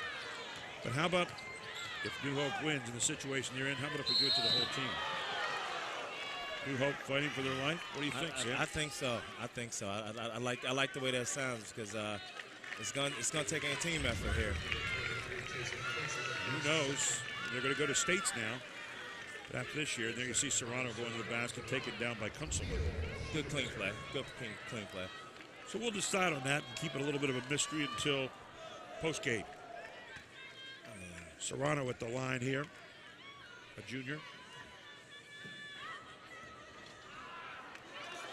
I mean, this is a school, to get back as far as them saving their lives, this is a school that has 91% graduation rate. Right. In a time where it's not happening. Right. It's not happening. So, I mean, I hope everything, I mean, it's a praying family, the Mighty Ants is. So, they're praying that everything goes well. 91% graduation rate, pretty darn good stuff. Absolutely. Turnover number 20 now against the Chargers. You got to feel for them a little bit. They got a great season. And it's going to continue after this game, Absolutely. so it's not like this is the end. Nope. But certainly when you come here, everybody wants to win this game. And it's the first gold medal effort. You're playing in the place where the state championships will be. I bet it's first silver medal as well. So, I mean, something to be proud of. And, I mean, once Kunzelman gets that ankle together, probably next couple of days, they'll be good to go. You can see he's an outstanding player. Yeah, absolutely, absolutely. With a lot of heart as well. Yeah, he's playing with big heart right now on a bad leg. New Hope still swarming. Going it ahead. Sturgis got it. I like Sturgis' game a lot. A lot of good ball fakes, a lot of good scores, a lot of rebounds. And then Griggs again. Griggs having a great second half. He's got 12 points. To all my fans at home, my Twitter people, why don't you tweet me who you think your player of the game is? And quickly, Montrell Morgan putting some icing on the cake. Morgan with his 14th point. We'll take a look at it again here in just a moment. Griggs actually with 15 now. Make that Griggs rather with 13. There goes the replay. With 15. Watch the smile. Watch the smile. You guys, $1 million smile. That's one of those smiles. Just took a while to kind of just. That's that kid. That's a great kid there. Just a smile for a moment of satisfaction there. And maybe a thought that, hey, we just might win this thing, guys. We just might win. Look at it one more time here. Great finish. Now watch it come out. Shakes hands and then starts looking and says, guess what? Yeah. You know, guys, if we could talk for a moment and we went over there and we saw that crowd. When you look in that crowd, you're seeing parents, you're seeing grandparents, you're seeing younger brothers, sisters, siblings. When they say saving a school, if I don't know who we got to talk to, but this crowd came to watch a team that they want to have a school. And as you said, 21% graduation rate. 91, excuse me. As an educator, it's sold. I'm sold. Gary Sutton, what do you got to do? Oh, yeah, I'd love to see it keep going. I know some of the people involved who started it, and I certainly, when you're having a 91% education graduation rate, I think that's great. By the way, this team did reach the championship in 2012. Yes, they did. Lost to Greenwood 48-37 that year. Yes. But, and of course, beat Mount Calvary 2 weeks ago. Yeah. But this one's got to feel good right now. Absolutely. If anybody needs any more information, I know it's savenewhope.org. You can go right to that website. 55-33 as Morgan, who's just been solid all game, puts away a couple more points. Now, Montrell Morgan, we talk about him and talk about 91% graduation rate. He's #1 in his class academically, a 4.0 student. How about that? Doesn't get much better. 13 points for Morgan tonight. And there's no quit Disney. They're still running. Gus Griggs loses it out of bounds. 10th turnover of the game. Cute, fellas. No French pastry there. 2:22 to go. 56-33, and New Hope has turned this into a decisive victory as Griggs gets a hug over there from Coach Dave Archer. We were talking about player of the game, and here's why I'm sold on Kareem Odom just personally. When the game was tight and they needed one, I thought that he came up with this nice little soft penetration. He defensively, he kind of anchored the group, and you need an anchor, and that's what he was. So that's why solely to him. I would go with you. I go with you on that. I think Odom has really controlled the game well. He controlled the game offensively, yes, and then defensively, the job he did on Kunzelman at the beginning, with getting those few steals was priceless in getting the game started and setting him on this tone. Right, Kunzelman struggled to get the ball on the floor, and I think he just settled the New Hope group down a little bit. When Mount Calvary made their run, he answered the run personally. Our Capital Region Area Insurance post-game show coming up right after this. Shot's going to be missed by Perales. Serrano with it. Now, this is a very young team, and this is priceless game time for these young guys here, being that they're so young. Good spread. Serrano penetrates. A little too much penetration. Let me take it away. It's 11th turn of the game now for New Hope. Head to Sturgis, and they throw it away. 22 in the game, so you feel bad. Lots of opportunities there tonight. When you throw it away 22 times, that's a lot of points squandered. It's just been that kind of night right there. Yeah. It's just been that kind of night. Really quick, at Advanced Hoops 1, at Advanced Hoops 1, tweet me and tell me who your player of the game is right now. For the moment, the vote goes to Kareem Oden, who's number 5, who solid all night long.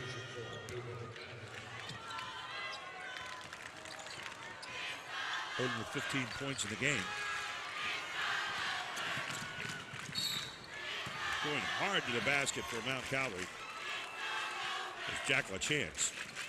Yeah, I got one here from @Tim He says, keep hashtag New Hope open.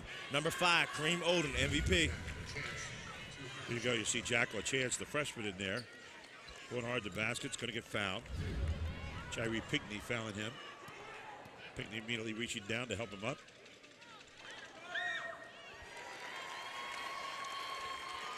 The first one up and good for Jack LaChance.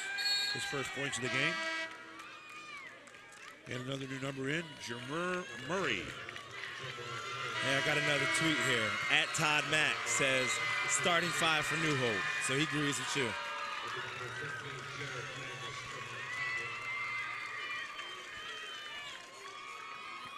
So Jack LaChance at the line. LaChance only a freshman, 5'10". Got some good years coming up for him. And LaChance, second one up, and good. Jack LaChance in the book for 2.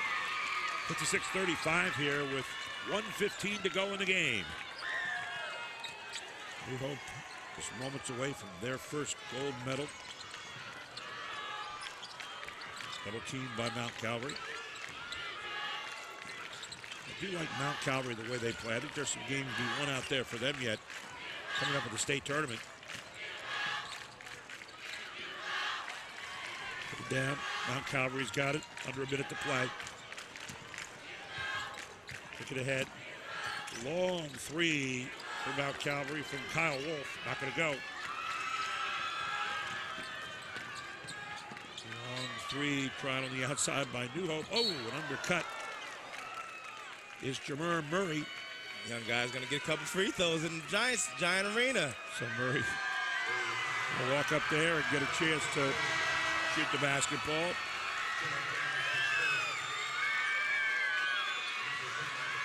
I hate to sound a little cliche, but the Ants go marching one by one. Hurrah. Yeah. Jamer Murray at the line. Obviously his first efforts of the night. I'll hike up the pants there. Look pretty good on the camera when I make these. What an experience for these kids to play in this great place. Murray up. Pretty nice stroke for that young man. His first point of the night. There you see some of the Mighty Ants fans over there.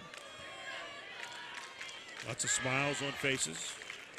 Coach Dave Archer's team has come in here and done the job tonight. 2 points for Murray on the stroke. He ticked down under 30. Again, both these teams heading on to state playoffs. A lot of times people underestimate these what some people call garbage minutes. But you got freshmen on the court right now that are getting a taste of this floor. And I'll tell you what, they're playing hard. I like the fact that they're playing hard, they're trapping, they're going full court. I like that. Hey, sometimes you get that taste in your mouth and you always want it. Yep. You always want it. You get there and say, let's get at it, guys. There's a 23rd turnover in the game now for Mount Calvary. And there you have it, ladies and gentlemen. New Hope Academy Charter School with their first gold medal.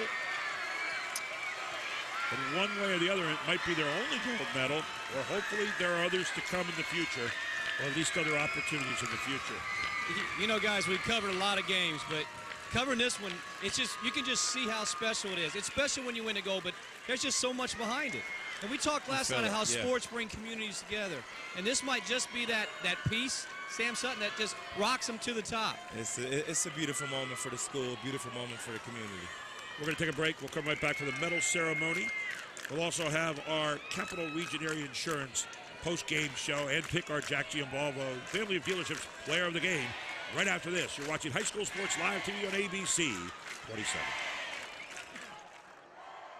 I walk into the gym here at Advanced Hoops, and one of the first things I see is a board with fundamental principles. Square up to the basket, dribbling baseline causes turnovers. Can you talk a little bit about how that has advanced players? It's helped coaches in the capital area with these specific directions that you give here at Advanced Hoops. Yeah, the 5-on-5 instructional piece in our program is one of those programs that came as the program built. And it was, again, it was just based on feedback from parents and our coaches that we wanted to get some time with the kids after teaching them how to shoot, after working on their ball handling confidence, their point guard skills. We wanted to see them in the 5-on-5 setting. So we came up with 9 rules that focus on fundamental aspects of the game. We even have spacing boxes for the kids on the court. You know, as coach, you want the kids spacing is a big thing, moving without the ball, catching and facing in the triple threat position. So that part of the program evolved out of necessity to try to teach kids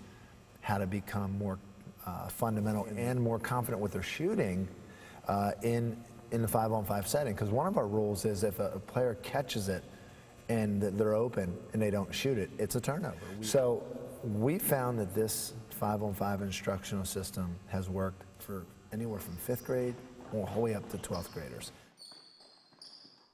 For the full interview, go to advancedhoops.com. And welcome back to the Giants Center and our Capital Region Area Insurance postgame show as we get ready now for the medal ceremonies. First of all, the silver medals, the runners-up medals being presented by Coach Randy Fisher to his Chargers of Mount Calvary Christian, now 22-4 on the season.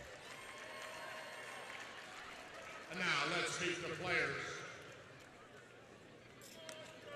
First medal goes to Josh Jeter. What game Mr. Jeter had today? 17 points. Landon Olson. Jack LaChance. Andrew Toth. Tyler Shannon. Hayden Crick. Jared Landis. Ty Ray Bryant. Jason Kunzelman. David Sturgis. And Kyle Wolf. Assistant coaches, Jared Grice, Brandon Miller, Doug Conrad, and Pete Wisniewski. And Mount Calvary Christian Charger head coach, Randy Fisher. Ladies and gentlemen, your 2014 District 3 runner-ups. Congratulations, Mount Calvary Christian. Great season will continue for Randy Fisher and his Chargers of Mount Calvary. 22-4 as they head into the state championships, and now the gold medals being presented to the Mighty Ants of New Hope Academy Charter School.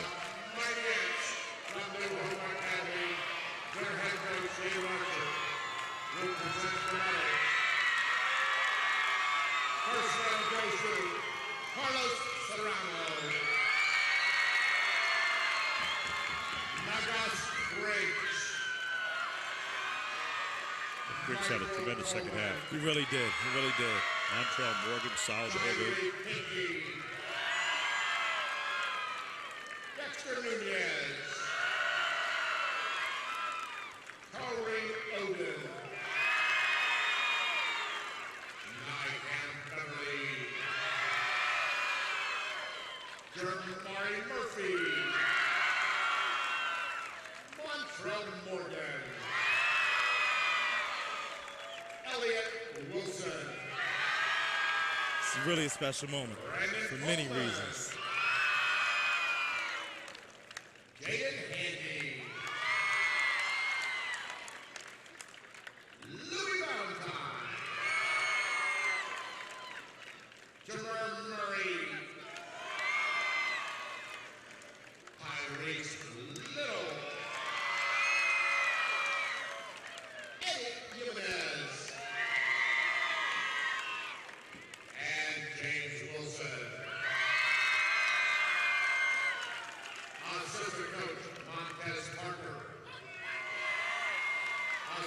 coach Steve Little. And New Hope Academy Mighty Ants head coach David Archer.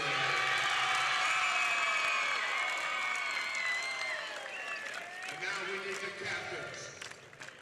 New Hope captains, please come to midcourt. We're pleased to have with us tonight M&T Bank Regional Manager, Mr. John Eister, who will now present the 2014 M&T Bank Championship Trophy to the Mighty Ants of New Hope. And there you have it, the gold hoisted high by New Hope Academy. Will it be the final one they'll ever have? John Eister, by the way, is on the New Hope board. John Eister, also an official in York County and also a former player at West York. But there you see it, hoisted high, and well, what thoughts must be going to their mind. But right now I think they're living in the moment and enjoying this moment, this golden moment that doesn't come along as often as maybe it should. We're going to take a very quick break. We'll come back with our Jack G. and Volvo Family of Dealerships Player of the Game and Todd McCall right after this on High School Sports Live TV on ABC 27. It's Ram Truck Month at Stettler, and we've got the best truck there is, Motor Trend's Truck of the Year, the 2013 Ram. And now Stettler saves you up to $10,000 off MSRP, up to $10,000. Get your Ram now at Stettler, online at StettlerAuto.com.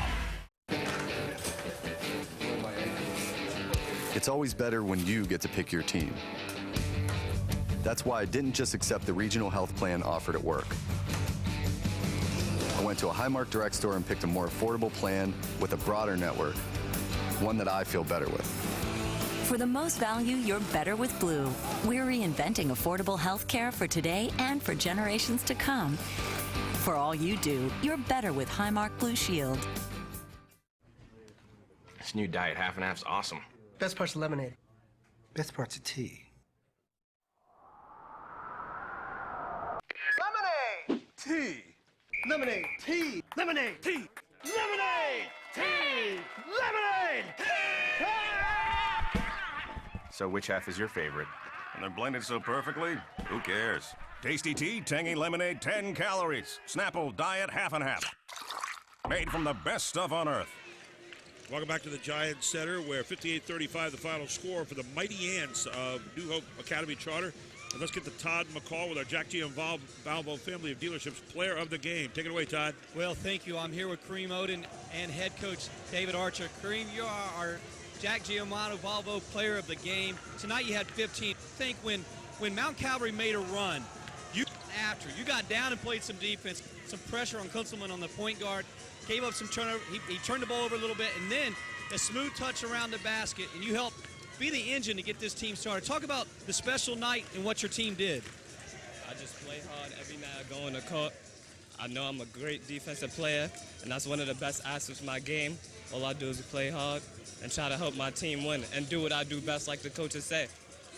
Well, I want to tell you this. Now, we said you had that old school guy, the players that show up in the gym in their 50s and beat everybody, doesn't he? Kareem, what do you think about that new nickname, Old School Odin? You like it? Can you handle that nickname? It's just an old school game.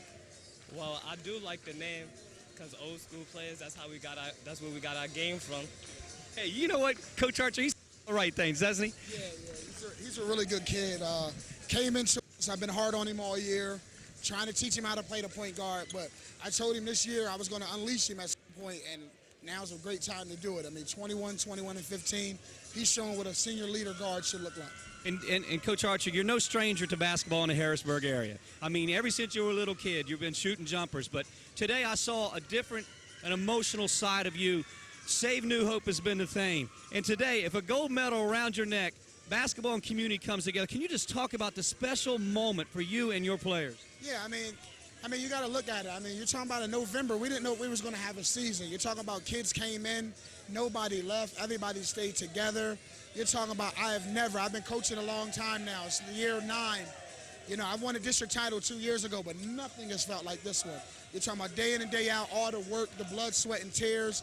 And we wanted to show tonight, you know, save my life. That's what we're talking about. We're trying to get these people to understand that you're not closing down a school. You're closing down a family.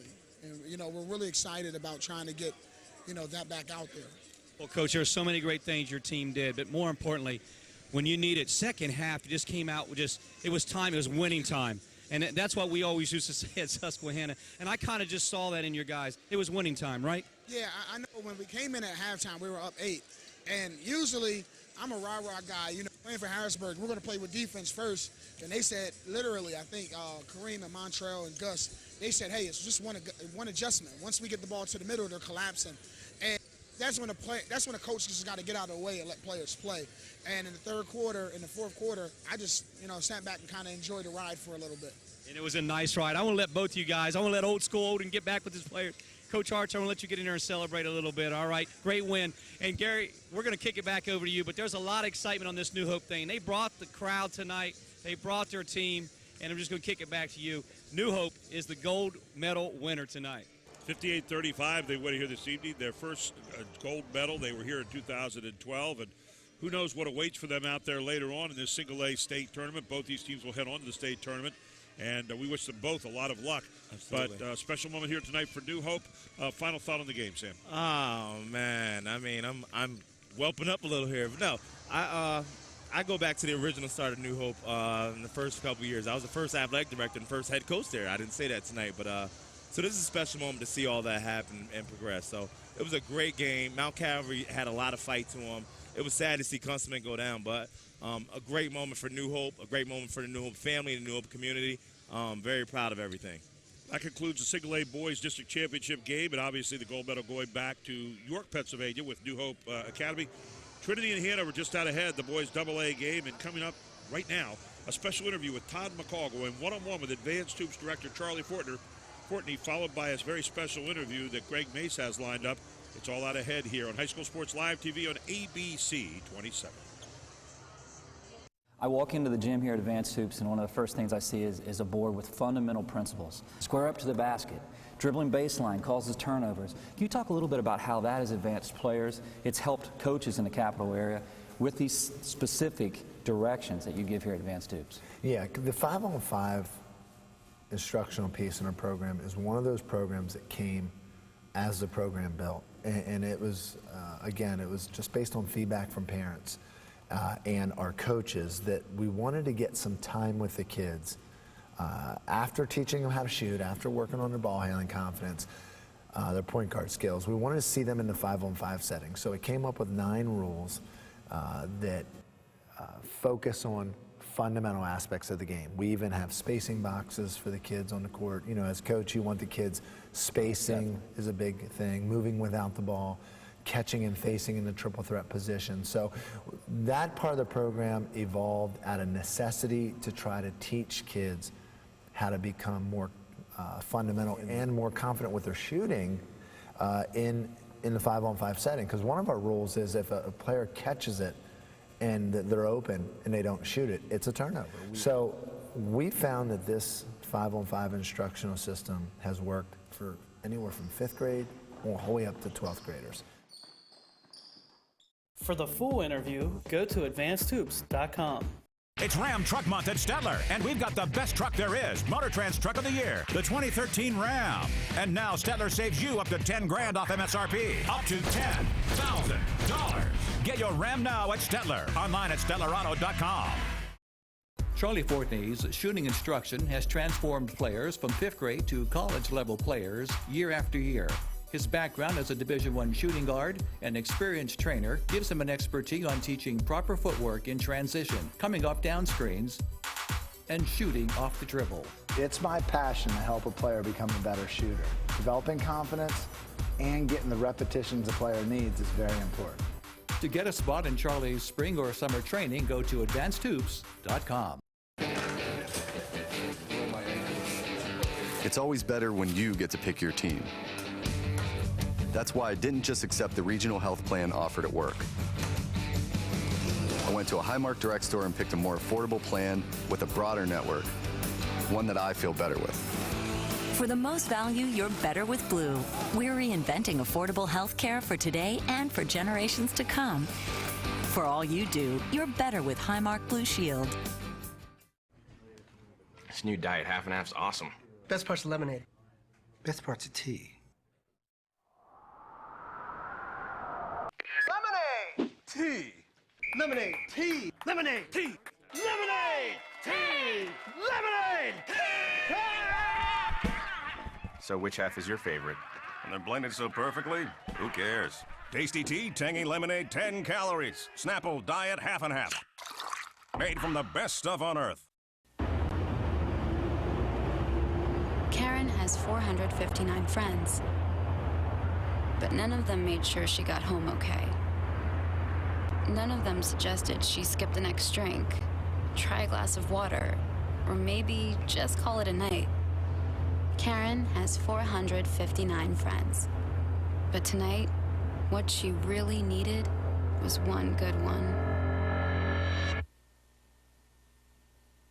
Today, we have some breaking news on the West Shore. Some spraining, twisting, popping news. It appears that Mechanicsburg is getting a state-of-the-art OSS orthopedic urgent care. This is what we know so far. OSS urgent care is much faster than the emergency room. All patients will be seen by orthopedic experts. Costs are typically less, and OSS is open 7 days a week. Remember, if you have a sprain, pop, or break to report, go right to the experts. OSS Orthopedic Urgent Care. 2 great locations, York and now Mechanicsburg. Now that's some good news.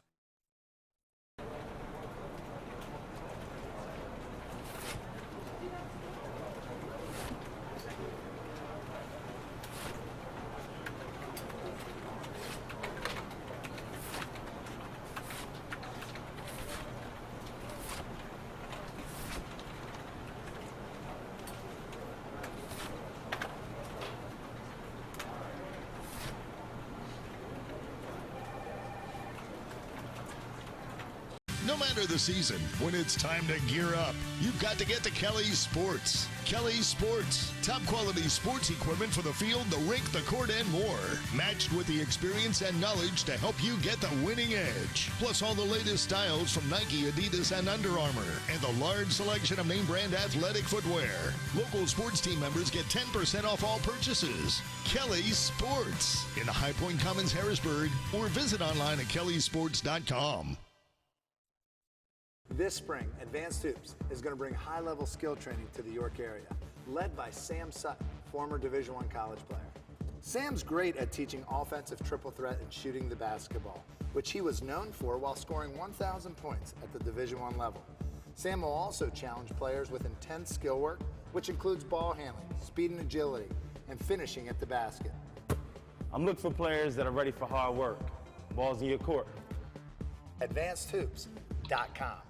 Right now, drive a 2014 Buick LaCrosse for only $279 a month during the Jack Giambalvo Buick GMC 2014 kickoff event. That's an unbeatable $279 a month. Make 2014 your year for a new ride at Jack Giambalvo Buick GMC, 1390 Eden Road in York.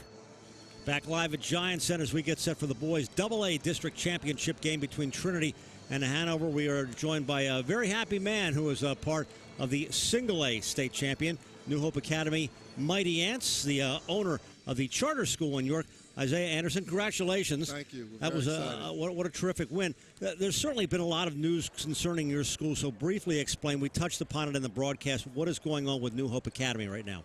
Well, we've been fighting for our charter renewal over the last 3 years, and we were rolling along really well as a school, expanding our model, growing it, and then we hit renewal time, and then bang, we were faced with a non-renewal by our local authorizer, York City School District. So what is your next steps? What are some of the things that you're trying to do to, as you say, save the school? Well, what we're trying to do is really kind of take politics out of it, which is very, very difficult, and make people look at what our results are. 91% graduation rate, 84% of our kids go off to college. Our kids are growing more than a year. And so we want people to kind of focus on our results and not the financial situation. Now, I want to show this shirt. It says Save New Hope, and I believe on the back it says Save Our Lives. What did winning the district championship, the first ever in school history, mean? Well, it may not mean anything to anyone else, but it means a whole lot to us. And because we've been working it, we try to do everything with a spirit of excellence. We're actually an art school. We have a pretty popular performing art school, and so we've been challenging the basketball team to raise to that level, and they did today. Charlie, you've been down to the school. Well, it's funny when you said art, it makes sense, because when I walk through the school twice now, I have a couple friends that are teachers, visiting them on lunch break.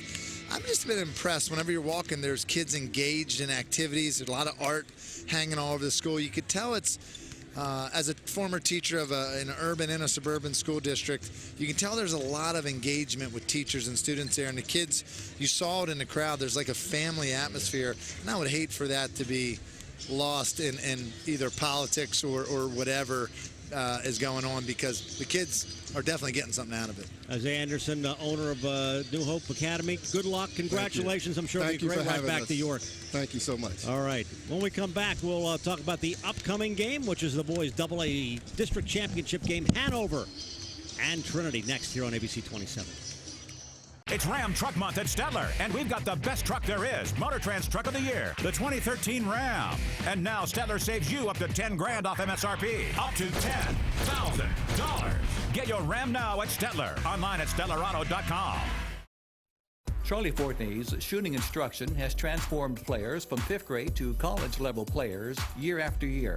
His background as a Division I shooting guard and experienced trainer gives him an expertise on teaching proper footwork in transition, coming off down screens, and shooting off the dribble. It's my passion to help a player become a better shooter. Developing confidence and getting the repetitions a player needs is very important. To get a spot in Charlie's spring or summer training, go to advancedhoops.com. It's always better when you get to pick your team. That's why I didn't just accept the regional health plan offered at work. I went to a Highmark Direct store and picked a more affordable plan with a broader network, one that I feel better with. For the most value, you're better with Blue. We're reinventing affordable health care. Weaver's Upper Dauphin Club, which is a proud team, and they took it to them pretty well. And both these schools have had experience, obviously, playing on this giant center court. We talk a lot about perspective. It really takes a little bit of use to shooting in a bigger gym. You know, usually the end of the wall there is like 10, 15 feet away. Now you're kind of looking at seats. You're kind of looking at this hockey setup.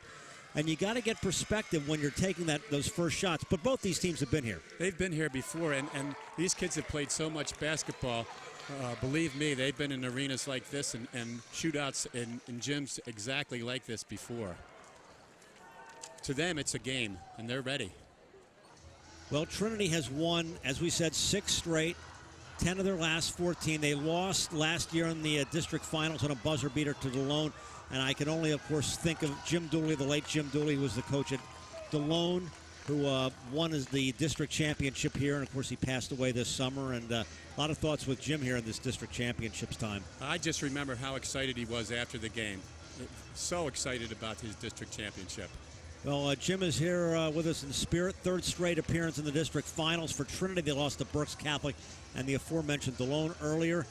This team has really been gelling. I think at the beginning of the year, and you and I both have seen them a lot, it took a while for the chemistry to come around, and the guys who are supposed to score, Trumpy and Kuntz and Antonelli, are starting to put the ball in the bucket now. Well, they can all score. And they have 2 really strong bigs, and if Dom's ready to distribute the ball and play some good defense, I think it's going to be tough to stop him. Well, here we go. This is the district championship. Boys AA. And the tip is controlled by Trinity in the green. They move from left to right on your color television sets.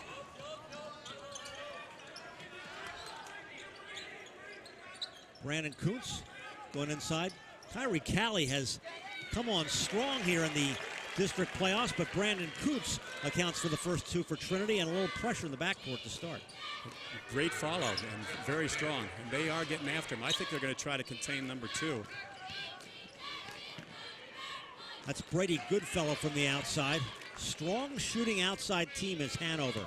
Jake Rhodes with the rebound, very good rebounder. Josh Trumpy clears the boards.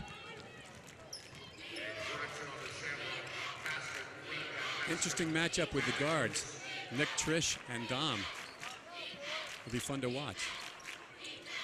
Kuntz cutting inside the Cali. So, you know, when they start to connect on their shots, this team is hot. I also think they might think Kyrie has an advantage inside, and they tried to post him up twice. Trumpy got a foot on it. Glad you're with us here tonight on ABC 27.2 RTV, and all of you watching all across Pennsylvania, all across America on the streaming that we're doing. Invicta Sports. We're also happy to have folks who clicked on PennLive.com watching us tonight as well. On baseline, Dylan Krieger follows for the first two for Hanover. Dylan's one of their main scorers, and he went to the hole like he wanted to score that time. Averages just over 20 points a game. 4-2 Trinity. Nice high low. Yeah, Trumpy. Josh Trumpy his first two. Pretty nice dish by the big guy.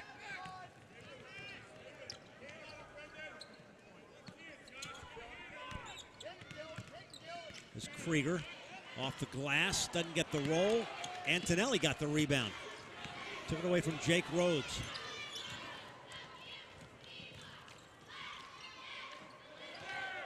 Distributing the ball well. Trinity will be very patient in their flex offense.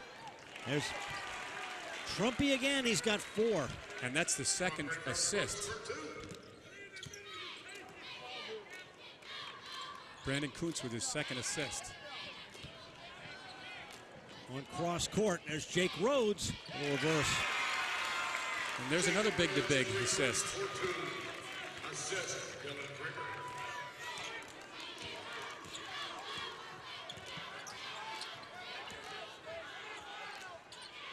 Trumpy goes 6'6". He's averaging just under 20 points a game, and he has really come on strong during this really outstanding stretch that Trinity has had.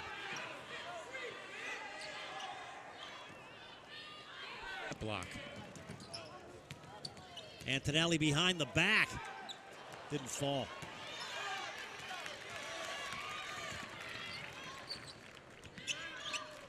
Nick Trish with the ball has got to score for them to be effective. Didn't even hit the rim off the backboard, and it'll stay, though, with Hanover. Greg Mace, Jeff Thompson, Todd McCall's on the sideline as always. Taking it easy down. You know, this is a marathon for us as well, and you're the only guy who does all 8 games. I should point that out to everybody. Todd McCall, our sideline reporter. Every game you are here. Well, I appreciate even just having the opportunity. They let me in the building. I appreciate Mid-Penn and District 3 and Pete Packard for letting me in, Greg. So, you know, I'm very excited to be here all 8 games. Your bow tie is your press pass. Yeah, exactly. There you go. All right, well, Todd will be talking throughout the course of the game to give us his perspective from the sideline. The gentleman you see standing up, Larry Kostelike Jr., in his 30th year as head coach at Trinity High School. With Antonelli. You guys, Hanover's really had to do something to try to slow down Trinity. They went back to a 2-3 because they were just ineffective against the flex offense. It's been ran by Larry Kostelike the whole time he's here, and they're great at it. Lattimore missed, then Antonelli missed, and Hanover's Jake Rhodes got the rebound.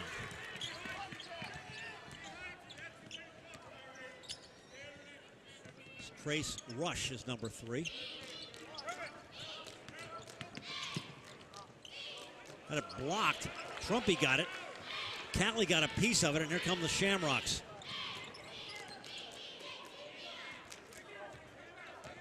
They're back 2-3 again. Lattimore. Rebound again to Jake Rhodes. You know, Lattimore had a great look at it. Rotation was good. He hit that one earlier. That's all right, though. You'll allow him to take that shot. Off the glass. Nice move by Nick Trish. Hanover will need that to stay in this game. They need Nick to come big. It's a big trip for them as they cut it to 5.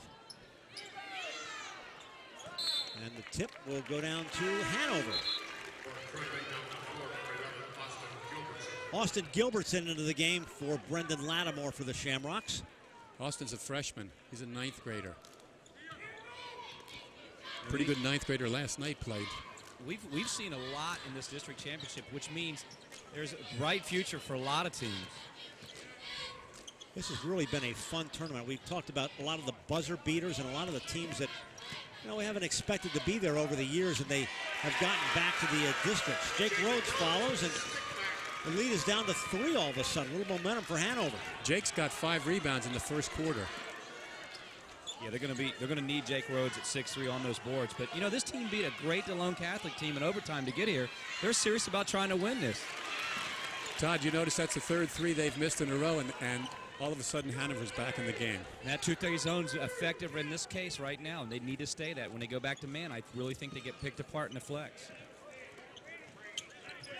Goodfellow.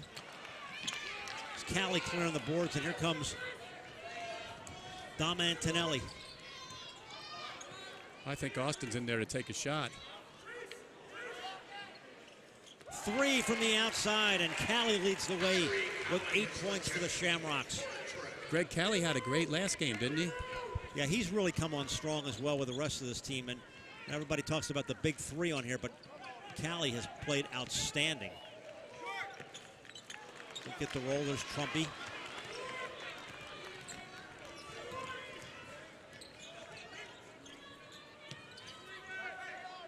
At this point, Kyrie's 2 threes are the difference in the game. Gilbert's in a little traffic and got hammered on the way up, and he'll get 2. There is Larry Kostelek Jr. Of course, his dad was a coach at Trinity, and he has been there now for 3 decades. And Larry's father hired me, and I coached Larry in college, so there is some connection there. We're here long enough. We all have connections to everybody in basketball, like you and I do, I think, sometimes. Austin Gilbertson has his first point. You know, guys, having said that, I don't even want to put the combined ages together. When Coach Thompson's talking about coaching Larry Kostelek, and I say to myself, you know, Larry's been there forever, and you help coach him. Seems hard to comprehend, doesn't it? Yeah, I can't do the math. Well, that was at Shippensburg University. Right. Oh, okay. Well, yeah. let's just In college. Okay, he was only 19. All right, in that case. Yeah. Trinity up 8 as we close out the first quarter. Hanover going to a little flex, almost running into flex, missing little screens on the baseline, trying to be patient offensively here. Looks like Nick's going to take a shot. It's almost like he calculated that it was his turn to take one there. Jack Walsh into the game now for Trinity.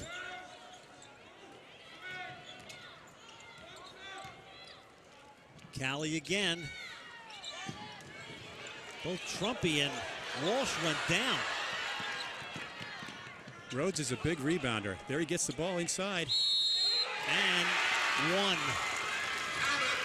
Greg, I think he knocked them both over and then scored at the other end after he got a rebound. Well, that was some transition for Hanover after 2 of their big guys go down. Now watch down the other end, and here is Rhodes underneath. Nice pass, and then he drew the foul. So with 12.2 left here in the first quarter, a big bucket by Jake Rhodes, who has 6 of the Hanover 10. Still with 6 of the Hanover 10.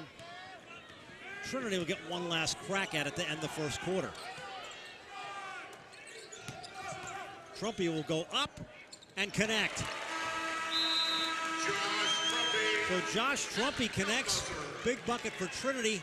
After 1, 18-10 Shamrocks as High School Sports Live continues here on ABC 27.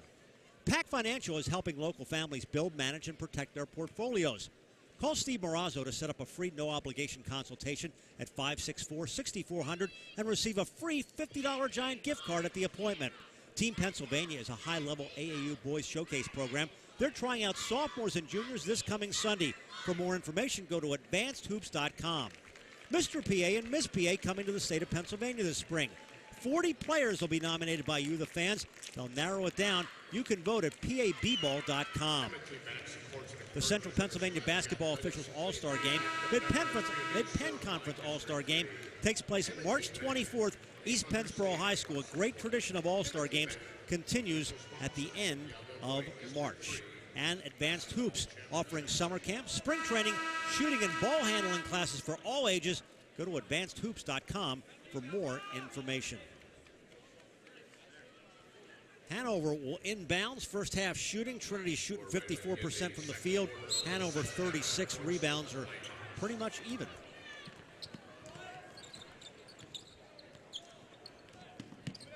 The difference in that first quarter might have been Kyrie from the outside.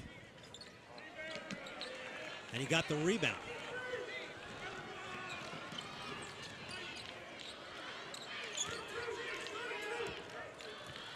Shamrocks control. Early second quarter of the boys' AA district championship game. Trinity's showing good patience in their offense. They're trying to get some ball swings. I know Dom Antonelli's throwing some nice passes with the penetration there. That's what you got to do. Penetrate those gaps and swing the ball. Did it there, wouldn't fall. Jared Peterman seeing his first action.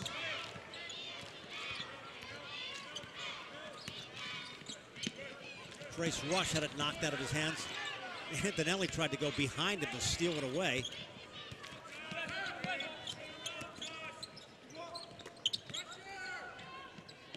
Cameron Bosserman, number 20, into the game as well. Saw some action in the first quarter. Austin's doing a nice job defensively. Getting a roll inside. Jared Peterman, yep. You know, and that was a tough one because Trinity got caught chasing the cutter. You know, when you're behind the cutter, you're not bumping the cutter coming through the middle. It's always ineffective. Callie. Trumpy got the rebound, and he gets a second shot. Goes. Josh Trumpy has 8. I would say he muscled that one in. Playing with a lot more confidence. So is this whole team. That's one of the things about playing a competition in the Keystone Division where 7 teams make the playoffs in District 3. Trumpy is used to battling inside night in, night out. We were talking yesterday about this Keystone Division. Again, you look at Larry Kostlak on the sideline. There's his son, his assistant. A couple substitutions coming back into the game. Brandon Kurtz will report back in for Trinity. But boy, that Keystone Division, the Mid-Penn Keystone Division, arguably the toughest in District 3. Certainly got a lot of attention this year. They sure did. They had a lot of quality teams, and a lot of them are still playing, which is always a good sign this time of year. You know, and even when I was at Susquehanna, and I'd get the question, like, hey, you know, how come how'd you lose that close in the Redland, or how did you lose to Trinity? This is a division where night in, night out, you could be playing a team that has 5 victories and you're in a dogfight. And Trinity's battle tested. It was no surprise, right, Coach Thompson, that they're here in this AA championship. Not at all. We talked about that earlier this year when they were 1-8.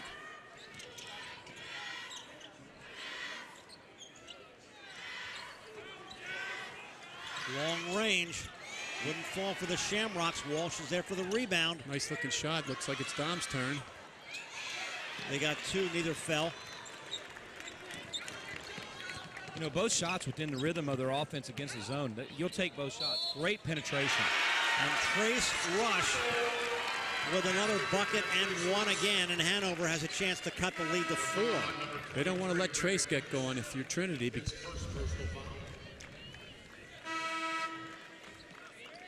Watch the move inside on our Snapple-Groff replay, and he'll go to the line to try to cut the lead to 4.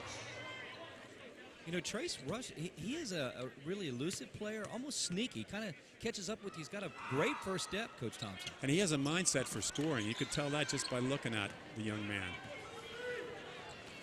Ever since they've made this adjustment to 2-3, I really think it's really slowed down. It's done the effective job it's needed to do here in the arena. Well, Todd, you said earlier they're getting good shots. They're not hitting them from the outside. Trinity turns it over. They've got numbers, does Hanover. And that's Nick Trush. Yeah, and he's got 5. And Trinity wants a timeout. The lead is down to 3 off the turnover. Hanover will capitalize on this one. Inside, off the break. The lead is 3. 5:07 left, second quarter from Hershey.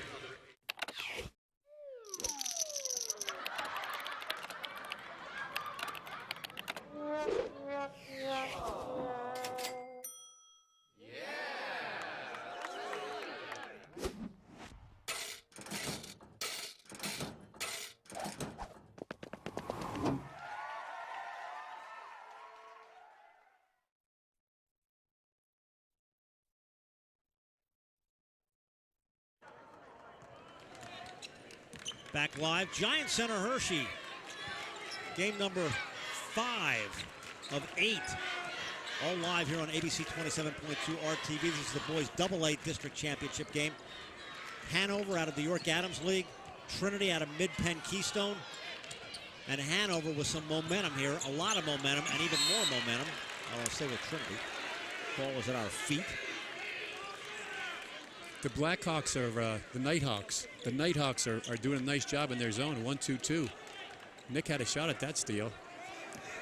You know, when that timeout was taken, which was a great timeout by Coach Koslek, one thing, his son, Larry Jr., came out to the floor and met Trinity on the floor and said, step up. And what he meant in two ways, step up as players, and one, step up on the help side. Hanover was penetrating them gaps too easy, and they didn't have help side defense, meaning somebody's got to come in the gap and stop the ball. Scored that way. Antonelli was free. Now we'll go deeper and drew the foul. Tom had a look from 3. He decided to take it to the hole.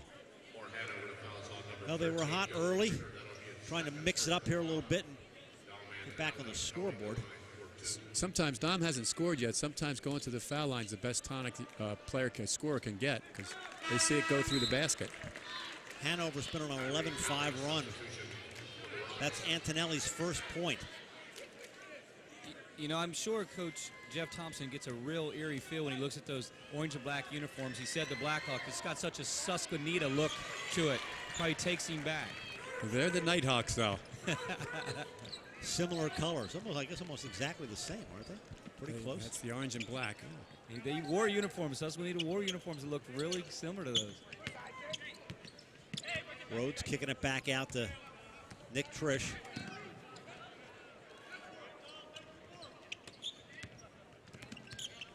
Minor, we've got one more game coming up. Girls Quad A Championship game. Dover and Wilson will follow this one, also live here on ABC 27.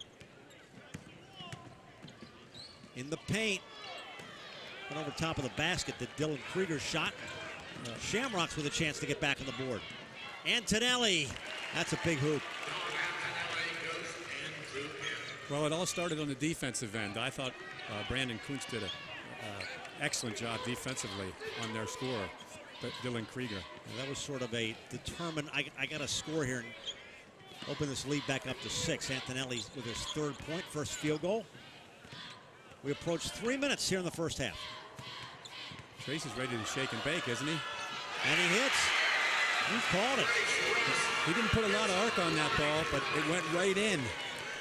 You know, it takes guts to pull up from 3 like that, but you do a little dribble, pull back, and nail it. I mean, that was a great shot. He's impressing me right now. Really impressing me.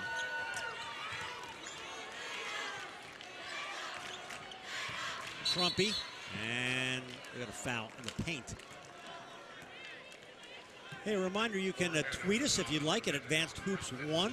Got a lot of tweets last night. We'll read what you have to say on the air. Advanced Hoops 1. Sam Sutton sitting to our left will pass your tweets over. I'd like to make a comment on the game, the broadcast. Eventually we'll look for a player of the game. I just want to know how you get a retweet from Sam Sutton. Like, how's he picked him? You have to be special. There's Kyrie Callie. And that's the 3rd assist for Brandon Kuntz.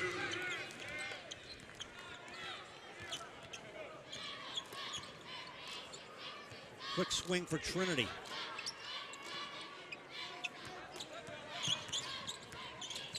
Russ with a hot hand. Not that time. Trumpy's got it. Nice rebound, and they're going.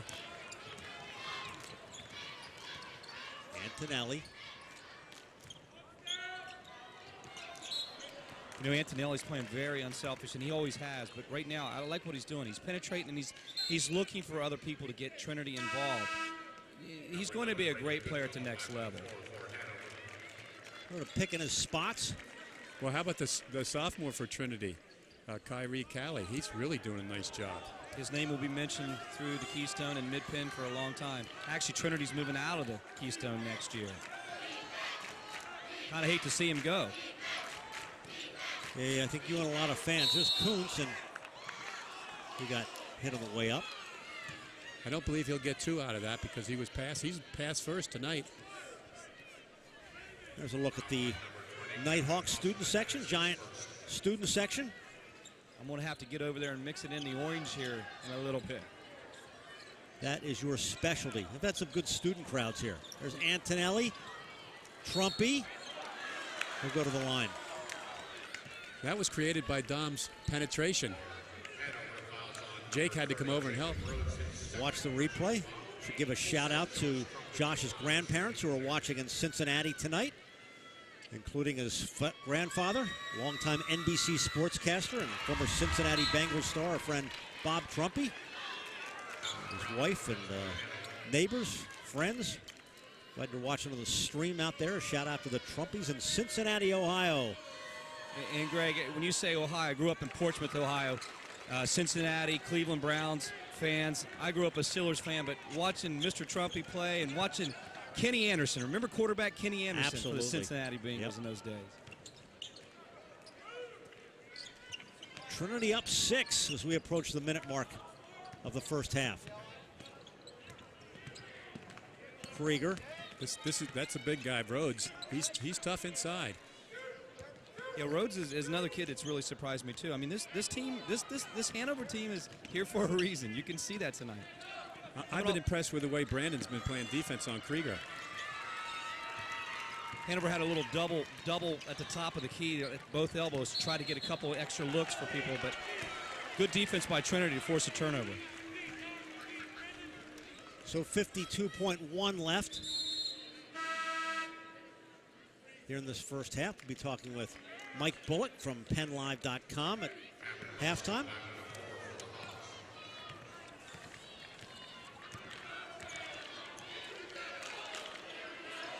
Todd, how patient will they be on this last possession? You know what? At this point in time, if I was Trinity, I would run all 40. I'd get the exact shot I want, unless it's a layup. I would not force anything right here. Don't give them the ball back, and don't give Hanover the momentum. They've got 35 seconds to play with right now. I mean, you can also hold the ball and just pull them out of that defense, pull them out of that 2-3, because I don't think Hanover's going to come out of it. They're happy with where the score is at 26-20. And Dom looks like he's going to do that. He's going to be patient. I heard Coach Kalislak called out. One shot to end the quarter. Trinity looks to add to their 6-point lead. You know, we've talked about all these games. Where do you go at? I always like to go at 6. 7, 6. We're at that point now. Antonelli will go. Taking a baseline.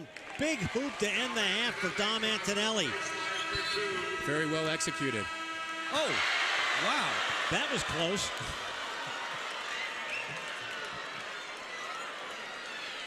Well, we almost finished the half in spectacular fashion. It went in. It went in. It went in, but it was after the buzzer. Oh, darn. All what right. a shot. Right through the net. I was looking down there thinking it was the end of the quarter. That was reminiscent of the 97 state championship team when I was under Coach Cook. And a kid from Lewistown threw it 3/4 of the court. Kokendorfer was his name. Right at the end of the third quarter, and it went in the bottom of the net, but it counted. Trinity went on a 7-3 run after that timeout. We will take a break. Let's look at this. As I was looking down, this is what happened. Nick Trish hit. Didn't leave his hands in time. Wow. Maybe he should step out a little bit and just shoot him from the outside. Pretty good. All right, when we come back, our Highmark halftime report. Right now, a special look inside Advanced Hoops as Todd McCall goes one-on-one with Charlie Fortney. Charlie, you played Division I basketball, and I noticed you picked warmer climates to play your college basketball career. That's where the Carolina Blue comes That's right. So you're playing Division I basketball. You go on to be a coach, but you also played in the NBA Developmental League. And I remember many times here in the area, in the Harrisburg Hammerheads that you played for. But more importantly, Charlie, you're a family man. Family comes first. When did you sit down with your family and envision that this Advanced Hoops going on to be 13 years, 1,000 players, 36 AAU teams, and the development of players, both character and I would say offensively, defensively? Actually, it wasn't until about 2005, 2006 that I actually realized, you know, I can do this full time. I was actually 4 or 5 years into developing the program, Advanced Hoops. I was still working toward coaching at a high school. I assisted at Central Dauphin and I was assistant coach at Penn State Harrisburg under Kurt Ream. So I stayed involved in the game. But basically, you know, the game is all about mentorship, not just coaches to players, but other coaches to other coaches. And a coach who's currently coaching this area that I have a lot of respect for is talking to him about coaching at a local high school, applying for a local job. And He said, I don't know why you would do that. He said, because you're in a great position right now in influencing kids from all schools all over the region. And he says, guys like me envy that. We would like to have that influence, and that seems to fit more your gift areas, Charlie.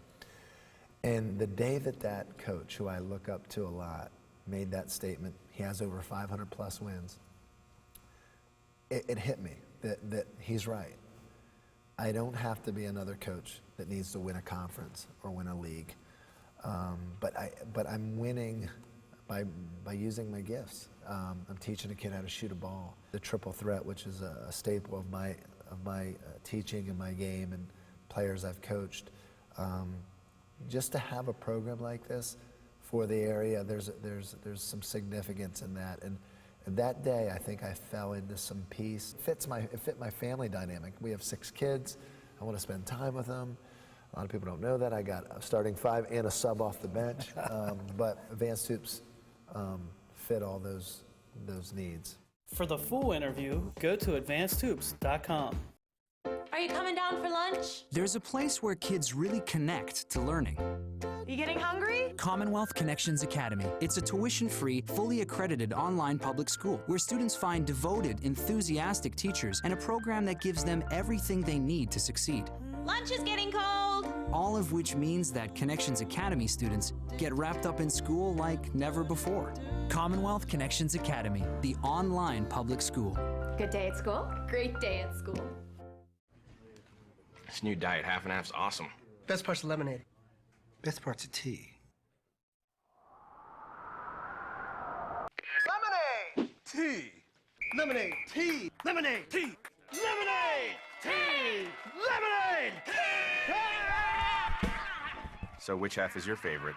And they're blended so perfectly, who cares? Tasty tea, tangy lemonade, 10 calories. Snapple diet half and half. Made from the best stuff on earth.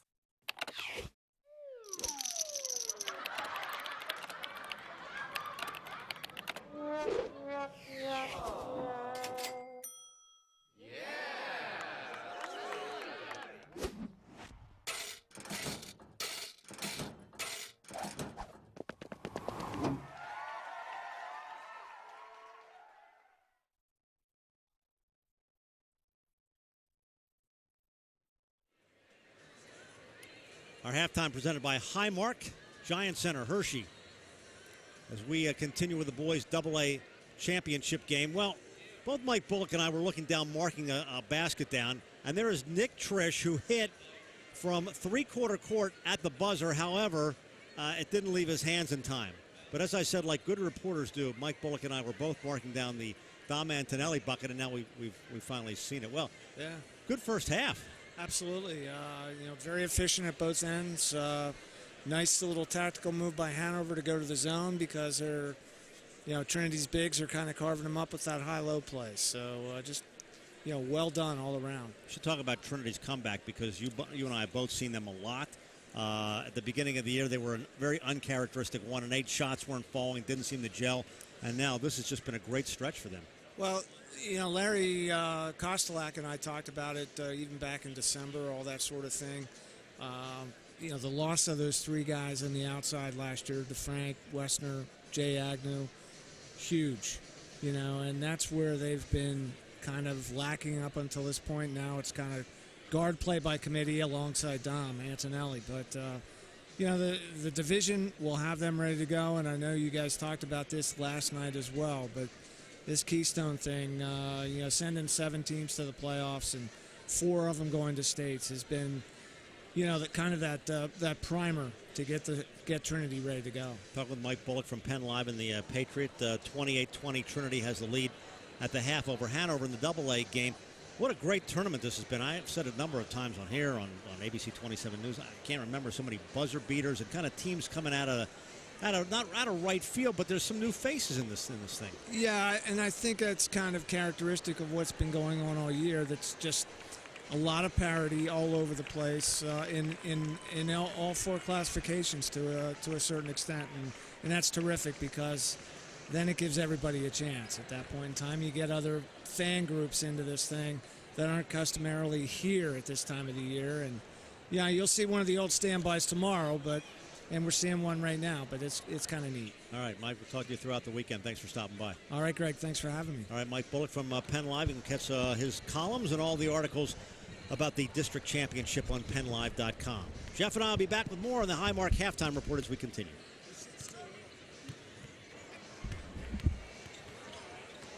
Good, thanks, man. Thank you. Hi, sweetheart. Hey, you two. It's dinner time. When Marcus and Michelle were starting their family, they came to the Pennsylvania Housing Finance Agency for their home loan. We're proud we could help Marcus, Michelle, and Mia. If you're looking for an affordable home loan or refinancing option, give us a call. We offer down payment and closing cost assistance too. Call us weekdays 8 a.m. to 5 p.m. or check our website. We're the Pennsylvania Housing Finance Agency. We help home ownership dreams come true. Charlie Fortney's shooting instruction has transformed players from 5th grade to college-level players year after year. His background as a Division I shooting guard and experienced trainer gives him an expertise on teaching proper footwork in transition, coming up down screens, and shooting off the dribble. It's my passion to help a player become a better shooter. Developing confidence and getting the repetitions a player needs is very important. To get a spot in Charlie's spring or summer training, go to advancedhoops.com. The sports medicine team at Penn State Hershey Bone and Joint Institute is made up of primary care sports medicine physicians, orthopedic surgeons, physical therapists, and athletic trainers who work together to care for athletes at all levels. Visit PennStateHershey.org/bone and joint. Crown Trophy, Central PA's leading choice for awards, engraved gifts, and promotional items. Visit us at crowntrophy.com. This spring, Advanced Hoops is going to bring high-level skill training to the York area, led by Sam Sutton, former Division I college player. Sam's great at teaching offensive triple threat and shooting the basketball, which he was known for while scoring 1,000 points at the Division I level. Sam will also challenge players with intense skill work, which includes ball handling, speed and agility, and finishing at the basket. I'm looking for players that are ready for hard work. Balls in your court. AdvancedHoops.com. Trinity with a 28-20 lead over Hanover in the boys AA district championship game. Greg Mace, Jeff Thompson, Todd McCall. The stats were pretty even, but there was one remarkable stat in this game. And turnovers. It's glaring. The whole first half was played with 2 total turnovers, 1 for each squad. That's almost unheard of in any game. Well, Trinity with an 8-point lead after 1, an 8-point lead after 2. Out of the locker room with the district title on the line. And a top seed out of boys AA as they head to the States. And Hanover starts with the 2-3. And they get the quick rebound. And Jake Rhodes. That's his 8th rebound. And the guy who hit that half-court shot that didn't count gets one inside that does. You can't let Nick go to the hole. He is tough. Callie. Krieger cleaning up the boards. Kyle Kraut. Trish again. Does he have the hot hand again? That's for 3. Brandon Kuntz with a rebound out to Antonelli.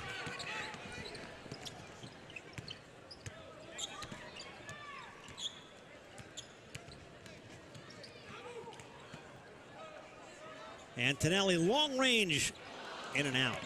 But Trinity gets it right back. Will they try again? A lot closer, and Antonelli got hit. Dom wasn't going to settle for the second 3. He wanted to get some points out of that trip. Well, he did that earlier when he was missing some. He's got 5.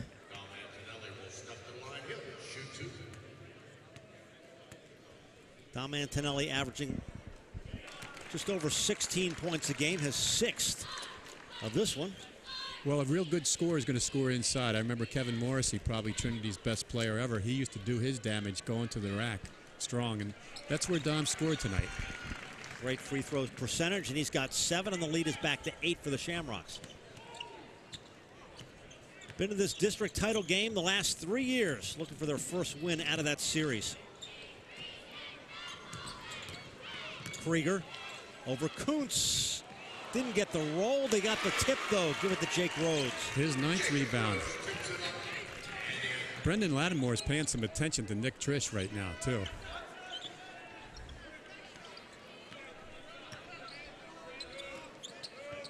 Trinity with a 6-point advantage in the basketball.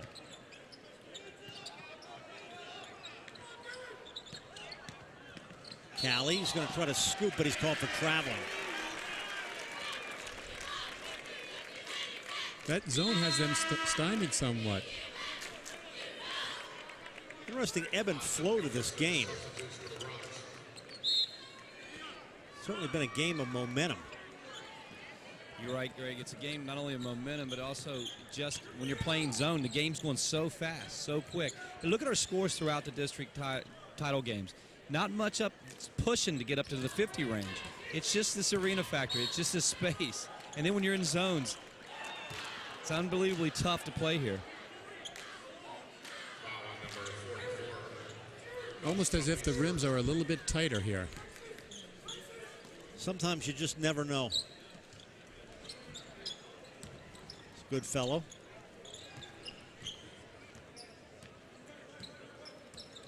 Nick Trish penetrating.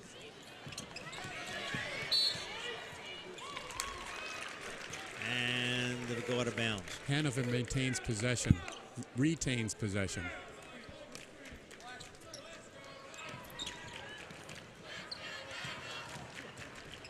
Route. This Krieger going to go up over Kuntz. Got his own rebound.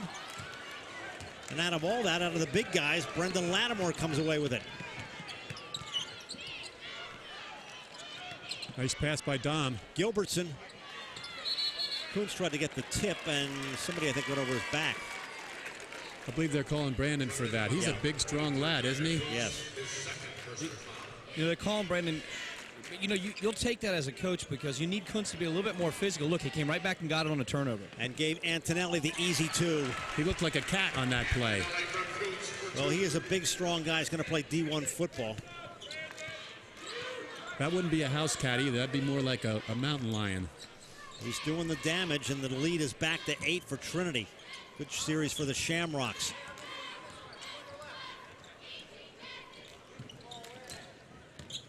It's Krieger. And a travel. Unfortunate. Krieger went down the lane like cradled the ball. He's worried about the strength of their defense, the big defenders. Been a good game. Very well played game. It's as if this 2-3 zone is lulling Trinity in a little bit. It's not only slowing them down, they've got to take a lot of time to be patient, but right now they're executing. Trumpy missed what he wanted, which was a dunk, but the result was the same on the second shot. He's got 11.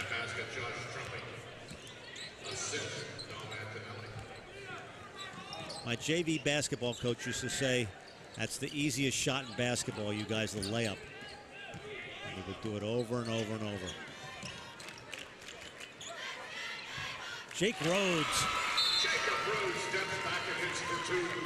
Jake Rhodes does all the fundamental things you need out of a big man. He's one rebound away from a double-double. 34-26, Trinity midway through the third quarter. High School Sports Live continues here on ABC 27. This new diet half and half's awesome. Best part's lemonade. Best part's of tea. Lemonade! Tea! Lemonade! Tea! Lemonade! Tea! Lemonade! Tea! Lemonade! So which half is your favorite? And they're blended so perfectly, who cares? Tasty tea, tangy lemonade, 10 calories. Snapple diet half and half. Made from the best stuff on earth. Well, look at Jake Rhodes, 6'3", he's got 10 points, and he has been effective inside. They're off the miss. Nice block, came away with a rebound. That's one of his 9 rebounds. Leading the way in that category, but Trinity is leading on the scoreboard. Antonelli. Greg, that was a dagger. And that was a big bucket for Trinity. Up to 11, Antonelli has 12. Antonelli, a 1,000-point score for Trinity, goes on a long list of great players that come out of Trinity. That was Nick Trish again. That was rather inventive, that last shot by Nick Trish. Way up in the air. I like the combination of Trish and Russ. And Russ is the kid that I thought was very elusive, but also I comment on Nick Trish being just very smooth with her handle. Dom again. You'll say if Dom hits that one, he gets hot. He can get out of control on you quick. How about Trish? Got 11, boy. He challenged 2 Trinity defenders that time, too. Lead is back to 7. Good spot to Kuntz inside. He got fouled. Greg, I like that pass. Antonelli gave up the potential 3.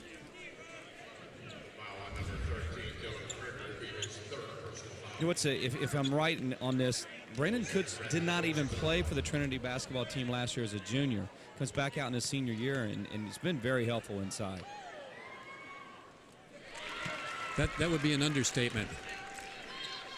Brandon goes 6'5". He's got 3 points. He had a miraculous follow at Cedar Cliff. Do you remember that game, Greg? Yes.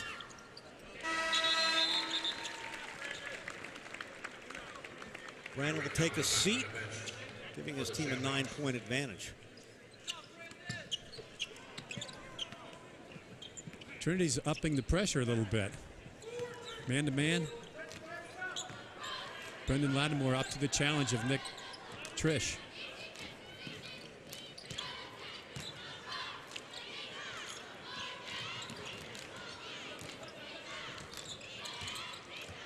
Russ. Tough defense.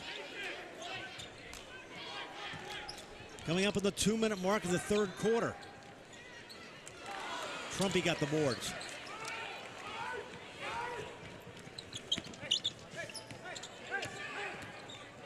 And the steal away from Lattimore. Here's Trish again.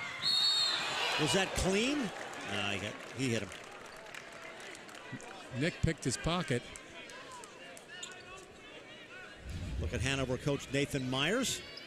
And there's the steal by Nick Trish. And almost a clean block. Got a piece of his arm. And this last possession for Trinity, boy, oh boy, was Dom Antonelli calling for. He's wide open, and Lattimore missed him, and he got it stolen. And Dom was wide open up here, and he's been a little hot. And I always believe in feeding the hot man. Feed the hot hand. I think Coach Kostelak saw that too. Oh, there's no doubt about it. That's why you see him coming. That's one thing about Coach Kostelak. Now he'll coach him and tell him about it, but he'll say, "Look, you had Dom wide open on the, standing wide open at 3. He's hit the last 2 out of 3, so you got to let him have it." Todd's a lip reader.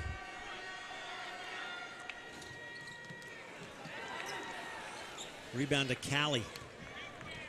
Under 2 minutes left, 3rd quarter. Boys AA District 3 Championship. We continue with all the district championships live here on ABC 27.2 RTV. We're back on the air again tomorrow with the final 2 games. There's Josh Trumpy. As soon as Hanover went man-to-man, they found Trumpy low. And look what Trinity went right back to, something they've always done. Walsh came off of the flex cut, wide open, and then Trumpy comes off, and he's so effective when you get him around the glass with his mic and drills underneath the basket. Kraut missed.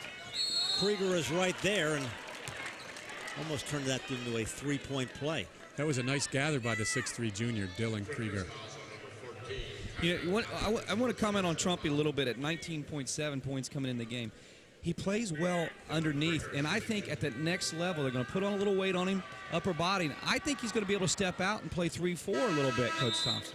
Well, he's a good rebounder. He's focusing in on a double-double right now. I think he's got probably 8 rebounds. And in the mid-state, in the 4 years that I've watched this young man play, he's one of the best jumpers I've seen in a long time. He can get up off the ground. Got hops.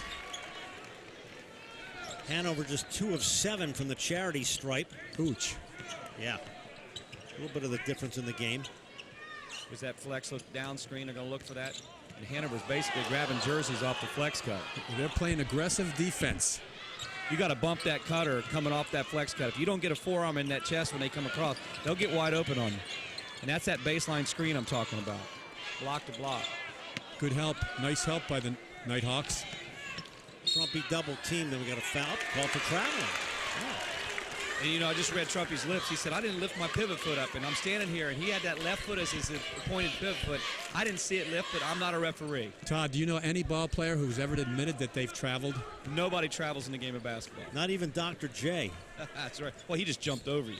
Yeah. Or Michael Jordan. Julius the Dr. Irving. Well, can't quite do it. Yeah, that was out of bounds. Zach Schaefer, a little overzealous on his pass to the wing. Trinity's slowly building that 10-point lead. Look for them to take the last shot here, guys. Under a minute left, and Trinity's got a 10-point advantage. I think they're looking layup right now. Antonelli goes from the outside. Cali got the rebound. They get another crack at it. And will they get a third? They do. Boy, did Cali stick with that one. Well, they were looking layup after the three. He did. He was aggressive follow. Getting really balanced scoring out of Trinity right now. Trumpy with 13. You've got Trish. Dom with 12. Well, one of his long ranges didn't count. That one did. How about that shot? 43-34.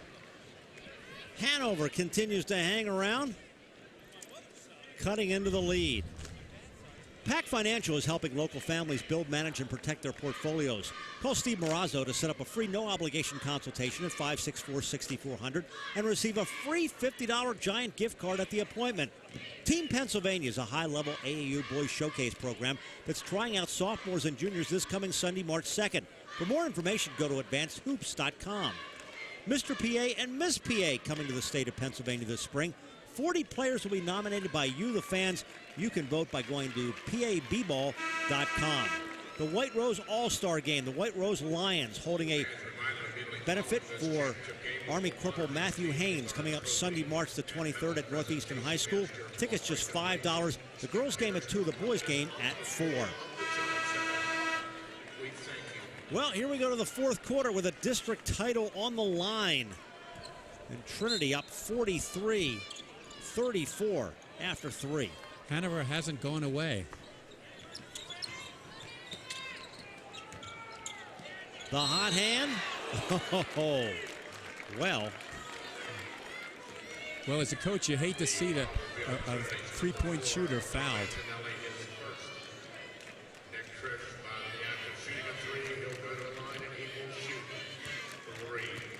And he will get 3 complimentary shots.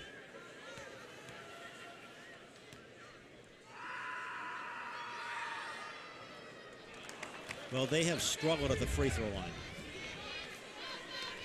Nick's missed his last 3, I believe. Last 4. Thank you. And that just comes back to haunt you. You know, everyone that you've shot and missed, you just remember them.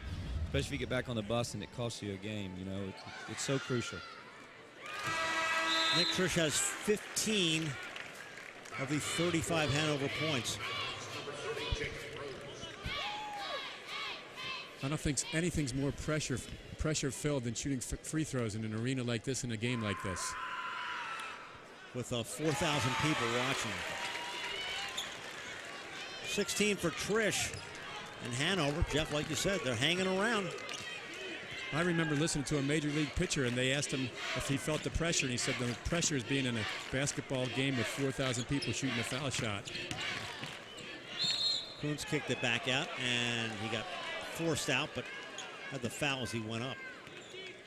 Trinity went to a different look. They went with a little curl cut offense where it's set up very high on the foul line, and you curl off a good screen.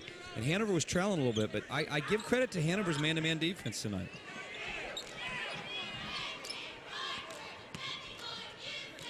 Trumpy, nice move, but had it blocked. And look at Kuntz taking it away, but he gave it right up to Nick Trish. Interesting segment right there. Krieger came over and blocked that shot for Trumpy. Russ, Trace Rush. Huge, that was huge, Greg.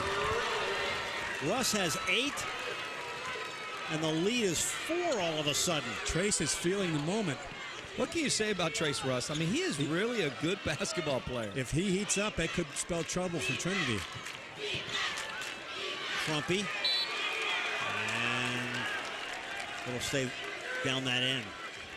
Dylan Krieger's doing a decent job of just keeping his hands up right now, making it difficult. He goes about 6'5" himself. He's making it difficult for Trumpy there inside a little bit. Hanover with some momentum. Oh, Trumpy got hit out front by Dylan Krieger. He made it a little too difficult that time. That's his fourth foul, but they're going to have to, with 6:48, I think they have to keep him on the floor. I don't know if they can afford to set him. Well, I guess they're going to discuss it. Nathan Myers will talk it over with his team. Yeah, watch this foul out front here. Kuntz, boy, it was an interesting series, and Trumpy got hit, and then he got the steal right back. And here is Trace Russ, who cut the lead to 4. A reminder coming up next. Following this game, following the medal ceremony, we'll take a break for about 15 minutes. We'll continue, and we're going to award a $500 check thanks to some work done by the Lower Dauphin students. Look at some of the great crowd here tonight. Get your popcorn and settle in, as T.O. would say. When you we are going to have the Dover-Wilson girls quad A game following this one, then 2 more tomorrow, the final 2 games of the district playoffs before we move into the states next weekend. You know, Greg, you said crowds. You talked all year about crowds, and Lower Dauphin Falcons. It was one of the Falcon Nation was one of the best crowds. Now, they did not win the Penn Live Challenge. It was Northern Lebanon, but boy, those Falcon crowd was big time. However, the Falcons did win our Food Bank Challenge. So That's we're going to hear awesome. from them tonight. Greg, I noticed a little frustration from Dylan Krieger. He's only got 3 points, and he's picked up his 4th foul. He can't afford another foul for them to stay in the game. Trumpy and then Kuntz, and it's on the floor. Yeah, it's on the floor. I don't know if you just saw what happened. Kuntz used a very good pump fake, but he's on the left side. You know what he did? Coach Thompson, one of the things we always talk, he used his right hand and he missed it. If he used his left hand there, he draws the and 1 foul. They said it was on the floor, though. Am I right? Was it on the floor? Yeah, watch the replay. Nice cut. Does Trumpy have the handle? He does, and he got fouled. Well, they're working it inside, and they're being tough inside, and they're drawing the fouls. Trinity is 8 of 10 from the line. And interestingly enough, they took Jake Rhodes out to give him a breather, with Dylan with 4 fouls.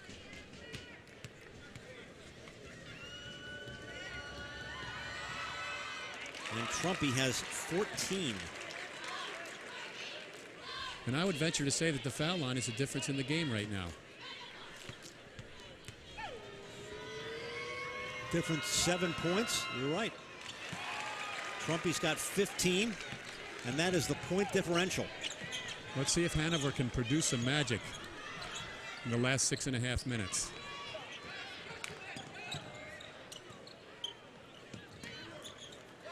Krieger. Kuntz got the rebound. He doesn't want to pick up that 5th.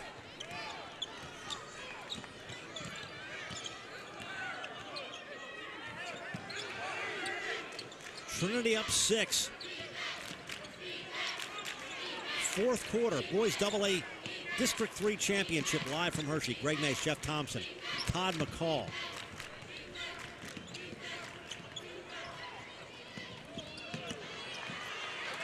And Josh Trumpy with the hot hand and his first dunk of the game. He's got 17. And Cameron Bosserman was no match for him in the inside.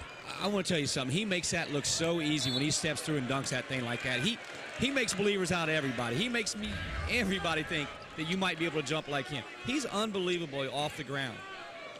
And Coach Thompson, we've seen a lot of jumpers come through this mid-state area. He's one of the best. He does have quick hops. That play deflated Hanover.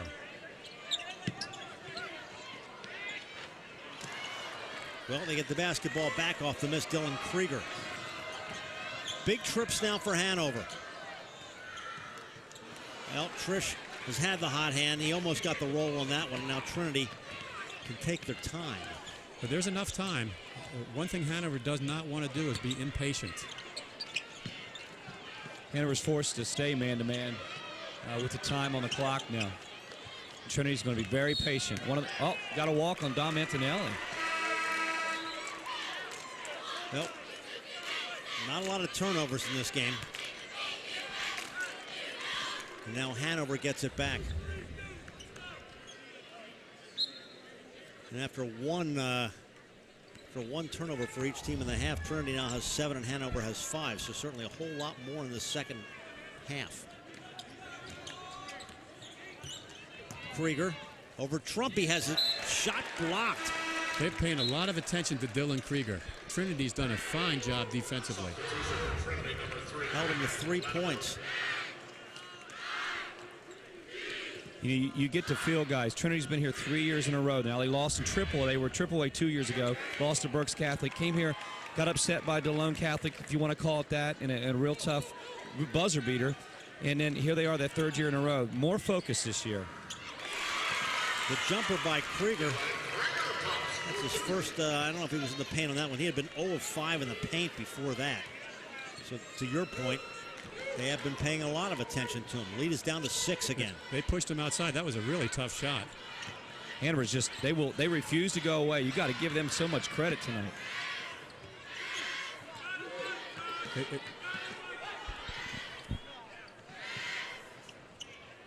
Hanover has a pretty proud and storied tradition. If you're Hanover, you got to be careful in these curl cuts and not get lulled to sleep by Trinity. Bump those cutters as they're coming through. Keep your feet moving. Halfway through the 4th now. 2-possession game. Well, they're showing their patience, the Shamrocks. They sure are. If they get fouled, they're going to the line, 101 too. It's going to have to be a really good shot. Kuntz going to fake the alley-oop on that one. 3.5 left. Good cut to Trumpy. Inside. That's what they were waiting for. Josh Trumpy has 19, and that was a big basket after a very patient series. That was a well-executed set, well-executed half-court man-to-man motion offense with cuts. They held the ball for 1:07 on that possession. Excellent. Excellent patience and discipline.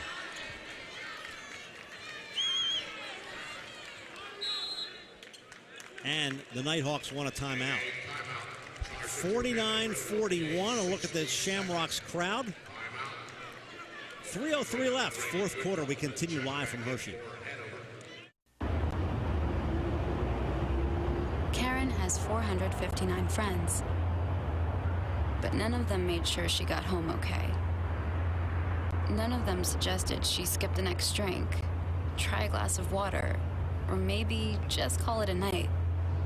Karen has 459 friends, but tonight, what she really needed was one good one.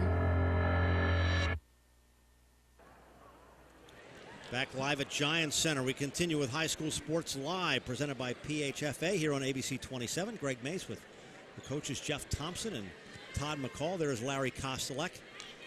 I think Hanover's going to need Nick Trish to do some Pete Yinkst imitation. He took them to the title 3 years ago. And I hearken back to a player I played with in college, Frank Noonan, probably one of the better guards that Hanover ever had. And he's going to need to beat both of them here if they want to have a chance. Well, Trinity's out a lot later than Hanover was. It's Hanover basketball. Larry had a lot to say. Yeah. 8-point lead. 3:03 left. Trace Russ had a big bucket earlier. Goodfellow for 3. For check at 2. His first 2 points of the game. And very needed. When we come over, the next dead ball. Guys, get out. Nice. Callie got fouled. Trace did a nice job of pushing him out of the lane, though. Larry Kostelek looked over and said, that was good. That was a nice move. That's what I wanted. And, of course, Trinity has been nearly perfect at the line.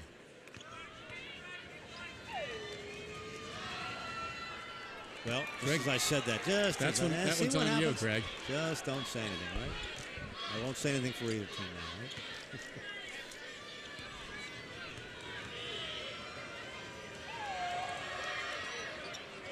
Neither fall, and the rebound falls to Dylan Krieger. 2.5 left. Hanover down 6 with the basketball.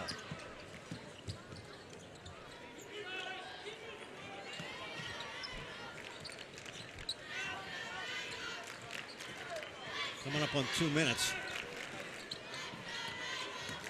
Still plenty of time. Krieger. Big rebound. Big, oh, no, give it right back. And who's got it? Hanover's got it right back. Trish. Krieger. Again. Boy, they got 3 cracks at it, and Trinity got it. Wow. That was unfortunate. An unfortunate segment for Hanover. Watch this again. Now, they had 3 opportunities. Got the basketball back. Got a couple of breaks. Maybe rushed the shot a little bit, but then inside Krieger missed. And now we got a foul in the backcourt. Kyle Kraut fouled Brendan, and he'll be going to the line for a one-on-one. So with 1:58 left, Brandon Kuntz looking to add to his point total. Brendan Lattimore, excuse me.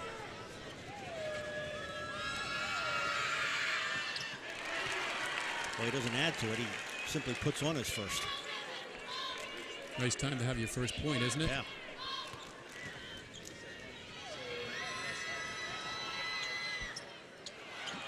Trumpy tried to take the rebound away from Krieger. Pressure in the backcourt, almost. Goodfellow. Kraut.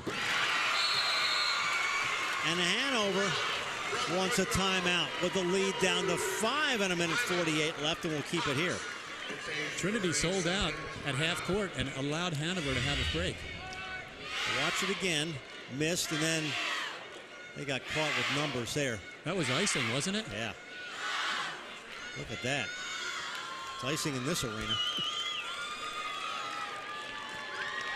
Except there's no touch icing now, and they had plenty of nice touches, and Hanover is in this ball game.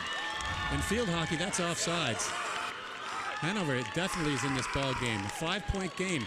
Now foul shooting is really important. Todd McCall's over in the Giants student section. You know, I'm here with Trinity Shamrocks now. They couldn't stand up to about the minute mark.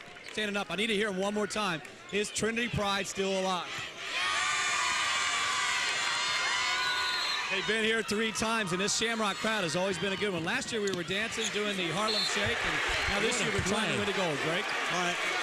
While we were away there, the Nighthawks threw the ball off of Dominic Antonelli's leg off the inbounds after the turnover, and now Hanover has the basketball back. They picked him up full court, and Nick made a heck of a play. Off of Antonelli's legs, and it was almost like hitting it off somebody's back, except you were looking right at him. Here's Trish. Big rebound for Kuntz.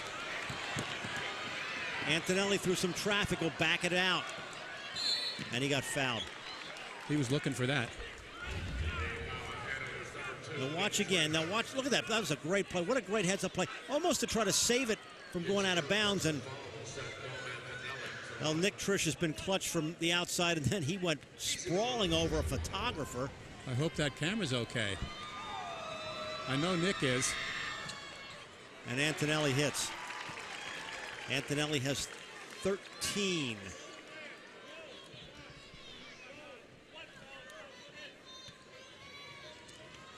Another big free throw to make it a 2-possession game.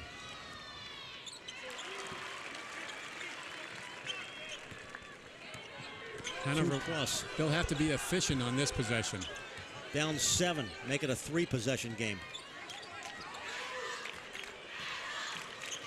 Time on Trinity's side. Trish. Trumpy got the rebound. The rim was unkind there to the Nighthawks.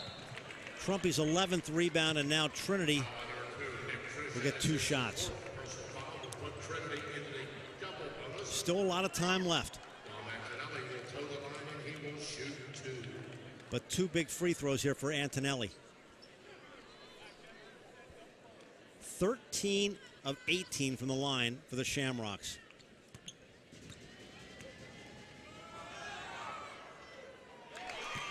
uncharacteristic miss. But you know what you tell yourself? You got to come back and get that second one. You can't come away empty. You got to say, I got to get at least 1, 2. Oh, he's a shooter. Reminds me of Rick Mount. And it's almost a fitting way to see a senior go on the foul line and do what you need to do to help your team preserve this victory, pull this one out. Think Trace will take it? He's going to have to get an opportunity to get one with a good pass. I mean, they're not really setting him up with a good pass right now. Under a minute left. Hanover's got to go to the bucket here. Russ, long three. Krieger got the rebound and a whistle. I believe he will be disqualified with that play. Dylan Krieger fouls out. He played a great game. Boy, he was just all over the place inside. I believe Trinity frustrated him a little bit with his offense. He's an offensive player, and he didn't really get to it as much as he has all season. Now keep in mind, both these teams will play another day. They'll play next weekend in the state playoffs. They'll get the 1 and 2 seeds. And we'll look at the Trinity Shamrock student section. Todd, I like the gooseneck, but it didn't go in that time. That's right. He tried to use everything he had to see if he can pull the will that one in. He got the second one.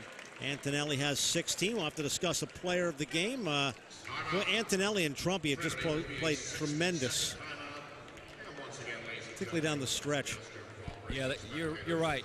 It's really tough to call. I just think when you think about the physicality inside of Trumpy, what he did, just really didn't have a match for him. So that's why defensively I go with him. too, Todd. It was a two-headed monster. I would agree with you, Greg. That's really how I recap the game. They couldn't deal with the inside game. Well, I'll ask you to talk to both of them as players of the game. How's that? Hey, I'm going to vote. I love to see as many kids as we can give opportunities, and that's pretty fitting. I think the two of them, the combination tonight was too tough. I thought early Jake Rhodes did a really fine job. It was tough to battle them all night, though. Well, they did play well, and Nick Trish had so many great shots and came back to he has 16 points to this point. As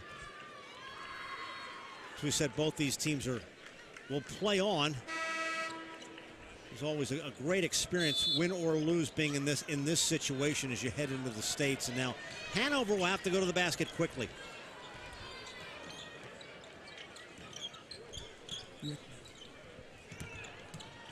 Inside, Cameron Bosserman. I just, I've said it so many times. I have enjoyed the 4 years of watching Trinity basketball and watching what Trumpy can do when he gets off the ground. I believe he can jump to the top of the backboard. That looked like a pretty nice block. It was good. Struggles to the line for Hanover. Speaking of Hanover, if Trinity can hold on here, and it looks like they will, Hanover really battled tonight. They never gave up. They put it all on the line tonight. And I know it's a tough medal to get a runner-up medal, but hey, they're going to move on to the States, and they're going to be a tough out in the States as well. They're the #1 seed, and they were proud. Proud team. If you look back through, it's so tough to be that #1 seed. I mean, how many #1 seeds do you see actually win these District 3 tournaments? I mean, that number seems like it's almost against you. It's very rare. So Brendan Lattimore will go to the line.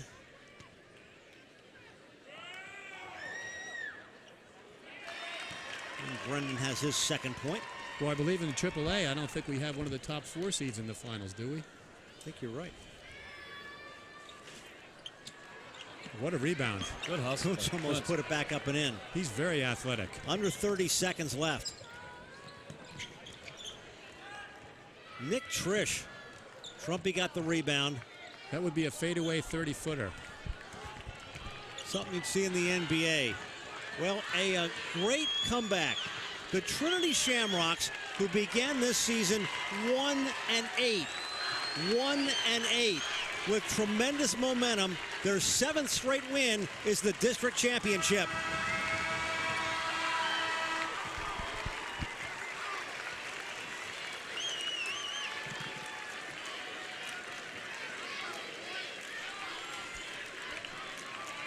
Nice hand for both teams. I thought it was a very well played game, Greg. Excellently played games. Trinity winning 55-46, and Hanover will walk away. Like Todd said, they really played their hearts out, and physical game underneath. Trinity shooting hot from the outside. They've had the hot hand recently, and Trinity will get the #1 seed out of District 3 as they head into the state playoffs. The medal ceremonies when we come back as we continue here on ABC 27. Now a quick word from Advanced Hoops. Charlie Fortney and Todd McCall. I walk into the gym here at Advanced Hoops, and one of the first things I see is a board with fundamental principles. Square up to the basket, dribbling baseline, causes turnovers. Can you talk a little bit about how that has advanced players? It's helped coaches in the capital area with these specific directions that you give here at Advanced Hoops. Yeah, the 5-on-5 instructional piece in our program is one of those programs that came as the program built. And it was, again, it was just based on feedback from parents and our coaches that we wanted to get some time with the kids after teaching them how to shoot, after working on their ball handling confidence, their point guard skills. We wanted to see them in the 5-on-5 setting. So it came up with 9 rules that focus on fundamental aspects of the game. We even have spacing boxes for the kids on the court. You know, as coach, you want the kids spacing is a big thing, moving without the ball, catching and facing in the triple threat position. So that part of the program evolved out of necessity to try to teach kids how to become more fundamental and more confident with their shooting in the 5-on-5 setting. Because one of our rules is if a player catches it and they're open and they don't shoot it, it's a turnover. So we found that this 5-on-5 instructional system has worked for anywhere from 5th grade all the way up to 12th graders. For the full interview, go to advancedhoops.com. And we're back at Giant Center. Greg Mace, Todd McCall, and Jeff Thompson. The runner-up medals go to the Hanover Nighthawks. Disappointed. Strong effort, though, on their part. They have nothing to hang their head about. That's a very tough Trinity team, battle-tested throughout the season. Boy, what a game from Nick Trish. You know, we saw the, when I was looking down, he made a three-quarter shot, and then he came back with a couple of really strong baskets, and they kept taking runs and runs and runs. What hurt them was the free throw line. What really helped Trinity was the free throw line as well. I think if they had made their free throws early, they probably would have stayed more in contact.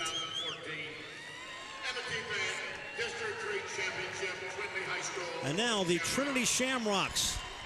3rd straight appearance here. Their first title in this run.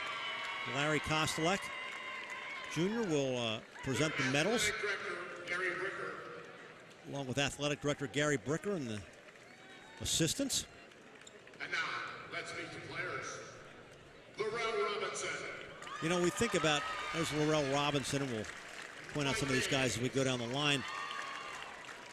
You think about the great tradition of Trinity basketball. It was so uncharacteristic for them to start the way they did. Brendan Lattimore, Dom Antonelli, but it was just, you know, you and I see them a lot, and it was just it was a very odd start for this group with so much talent. It was. They were snake bitten early. They worked real hard this summer, and they were pretty successful, and I think they expected big things to come, and they realized that they had to work to get it. Well, they have worked very hard to get it, and they've done an outstanding job in this tournament by playing so very, very well. Here's Josh Trumpy, big smile on his face. He had 19 points. And these guys will now be a factor as we head toward the state playoffs, and they will play next weekend, most likely Saturday somewhere. It's Brandon Kuntz. Boy, he had 4 points, but he was so tough inside, blocking shots and getting rebounds and making really good passes. He had maybe 5 assists in the first quarter. There was a chemistry to this team that we have seen the last couple months that we didn't see at the beginning of the year, and that's why they are the district champions. Yeah, sometimes you have to learn how to play together when you get a new group. Well, they lost a lot of great players from last year, and they have gelled a lot of great players this year. I'd like to give a shout out to Kevin Agnew, who's one of the top scorers in Division III in the nation. Lebanon Valley. And he is having had a terrific year out there for Lebanon Valley. Well, here will be the trophy presentation. Captains. Trinity captains, please come to midcourt. There's the captains, Antonelli, Trumpy, seniors. M&T Bank and Temple, they understand what's important, and what's important, Mr. Temple will now present the 2014 District 3 Double-A Boys Championship Trophy to the Shamrocks of Trinity High School. Best of luck, Trinity, as you move on. And Trinity walks away with the boys AA championship. Great game for them. And I know they were talking about, you know, when you take one goal at a time, you'd get out of that slump, and they knew they weren't going to win the Keystone, but boy, they had this on their mind the last couple of weeks, that's for sure, knowing how well they played. I think that they had this in the back of their mind the whole season. And it wasn't until they started playing one game at a time that they actually accomplished it. And I really think that for teams to be successful coming into this arena, it's just a game, and they have to really be focused, and I think they were tonight. And the Trinity Shamrocks take the trophy over and show it off for the fans. And be a happy bus ride back to Camp Hill tonight. But I guarantee you Larry will have them right back at it, right? Maybe tomorrow. Try tomorrow morning. Yeah. Don't rest on this, boys. No, they'll have a tough go in that first round, no matter where they go. Well, Todd McCall is somewhere in there, and when he's ready, we'll be able to talk to our players of the game.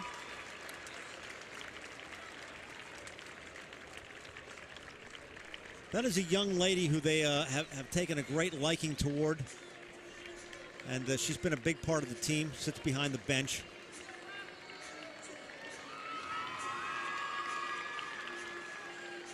Now the trophy over with the fans.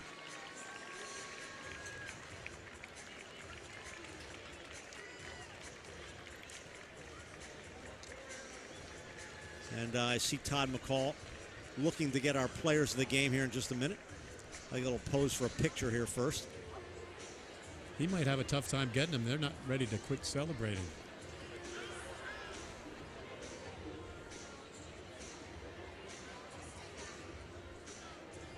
Photo op, good photo op over there. Even the coaches are taking pictures with their phones. This may take a few minutes. All right, now I think we're getting close. All right.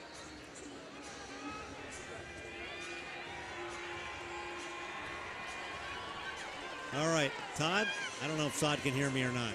Todd, are you you're ready to go? He's got Josh Trumpy and Dom Antonelli. Hey, it was a tough interview, Greg Mace. It was like trying to catch the Beatles at Wimbledon or something like that. But I'm here with a dual player of the game, Dom Antonelli, Trumpy. You had 19 and 12 rebounds. You had 16 and 5. 3 times is a charm, Dom Antonelli. You guys came back 3 times in a row. You've been here lately. This one was really important to get your senior year, and just talk about your team and what you guys did tonight. You know, this just defines our season. We started off 1-9, and you know, people don't know, but we were really deep in the losing bracket, so it was tough. And we just worked as hard as we can. The seniors really stepped up. Josh and I looked at each other in the eyes, and so did Brandon Clinton. We said we need to get a district championship. I have two silver medals, and now we have. All right, I want to go over here with Josh Trumpy. Josh, you had 19. You had 12. I've talked about it many times. I don't know that anybody jumps like you do, but tonight they really had a tough time inside. Now, you got on the boards hard, and I just saw something different in your eyes. It was winning time from the start, and I could see that with you. Talk about tonight. Well, like Dom said, we got silvers, and I mean, coming into the game knowing we had 2 silvers, there's no way I'm getting a third one. So I just figured I had to give my all tonight and get that gold, and it worked out. And I think the dagger was, you know, when you stepped through and got the 2-hand slam, it just seemed to be that momentum killer. But I know people are watching from Cincinnati, and I hear grandfather's watching from Cincinnati. You want to give a shout out there to Cincinnati? Yeah, I want to say thank you to Baba for all the time, giving me so much support. I love you. Thank you, Nanny. Love you too. And Dom Antonelli, last name with you. You know, senior year, you're going away with a gold. I got Koslak here. When you go celebrate, can you talk at least about how happy that bus will be when you leave tonight? Let me tell you what, I'm giving 99% of the credit to Coach Kaz right here. That guy he's incredible, you know. 30 years here, I don't know how he does it.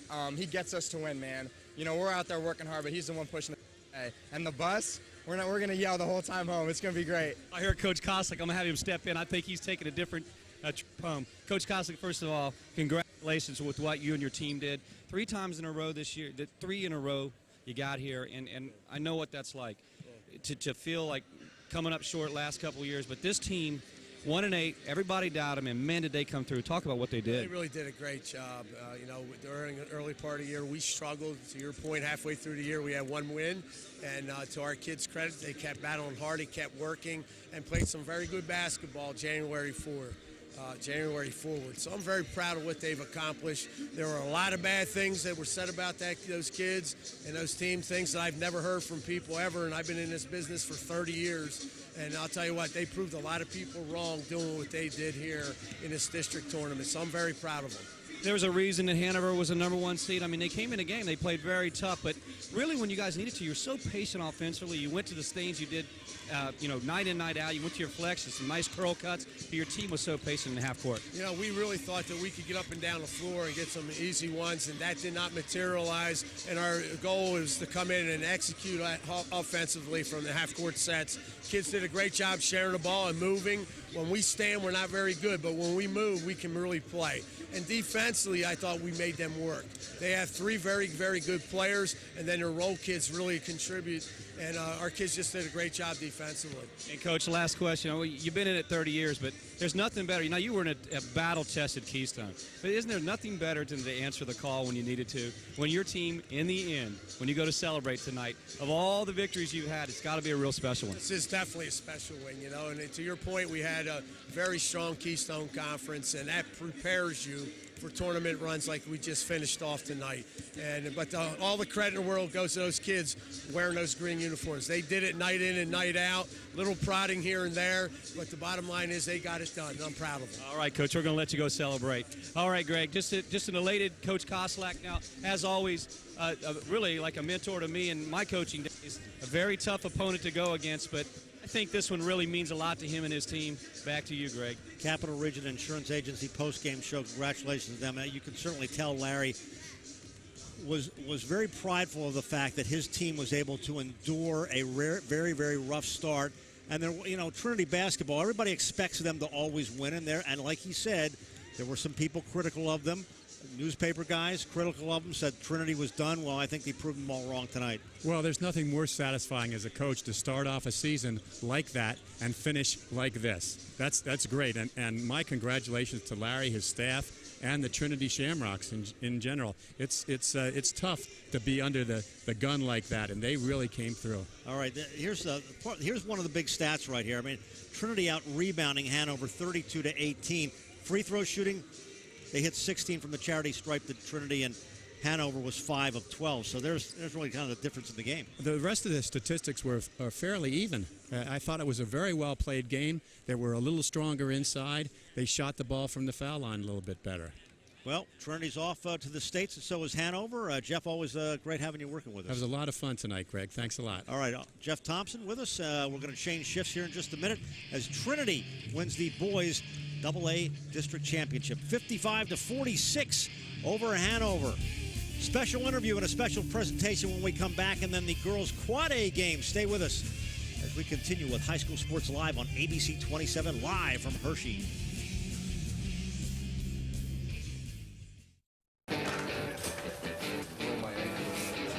It's always better when you get to pick your team. That's why I didn't just accept the regional health plan offered at work. I went to a Highmark Direct store and picked a more affordable plan with a broader network, one that I feel better with. For the most value, you're better with Blue. We're reinventing affordable health care for today and for generations to come. For all you do, you're better with Highmark Blue Shield. This new diet half and half's awesome. Best part's lemonade.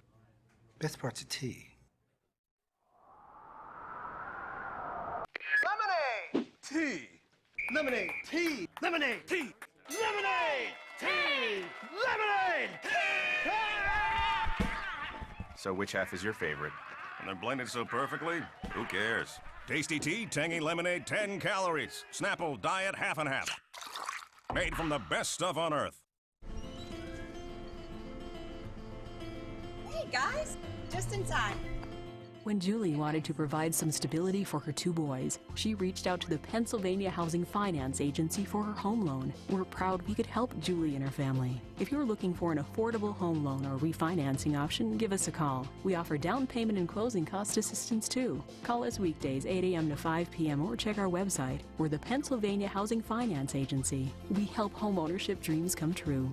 This spring, Advanced Hoops is going to bring high-level skill training to the York area, led by Sam Sutton, former Division I college player. Sam's great at teaching offensive triple threat and shooting the basketball, which he was known for while scoring 1,000 points at the Division I level. Sam will also challenge players with intense skill work, which includes ball handling, speed and agility, and finishing at the basket. I'm looking for players that are ready for hard work. Balls in your court. AdvancedHoops.com. Karen has 459 friends, but none of them made sure she got home okay. None of them suggested she skip the next drink, try a glass of water, or maybe just call it a night. Karen has 459 friends, but tonight, what she really needed was one good one. Today, we have some breaking news on the West Shore. Some spraining, twisting, popping news. It appears that Mechanicsburg is getting a state-of-the-art OSS orthopedic urgent care. This is what we know so far. OSS urgent care is much faster than the emergency room. All patients will be seen by orthopedic experts. Costs are typically less, and OSS is open 7 days a week. Remember, if you have a sprain, pop, or break to report, go right to the experts. OSS Orthopedic Urgent Care. 2 great locations, York and now Mechanicsburg. Now that's some good news.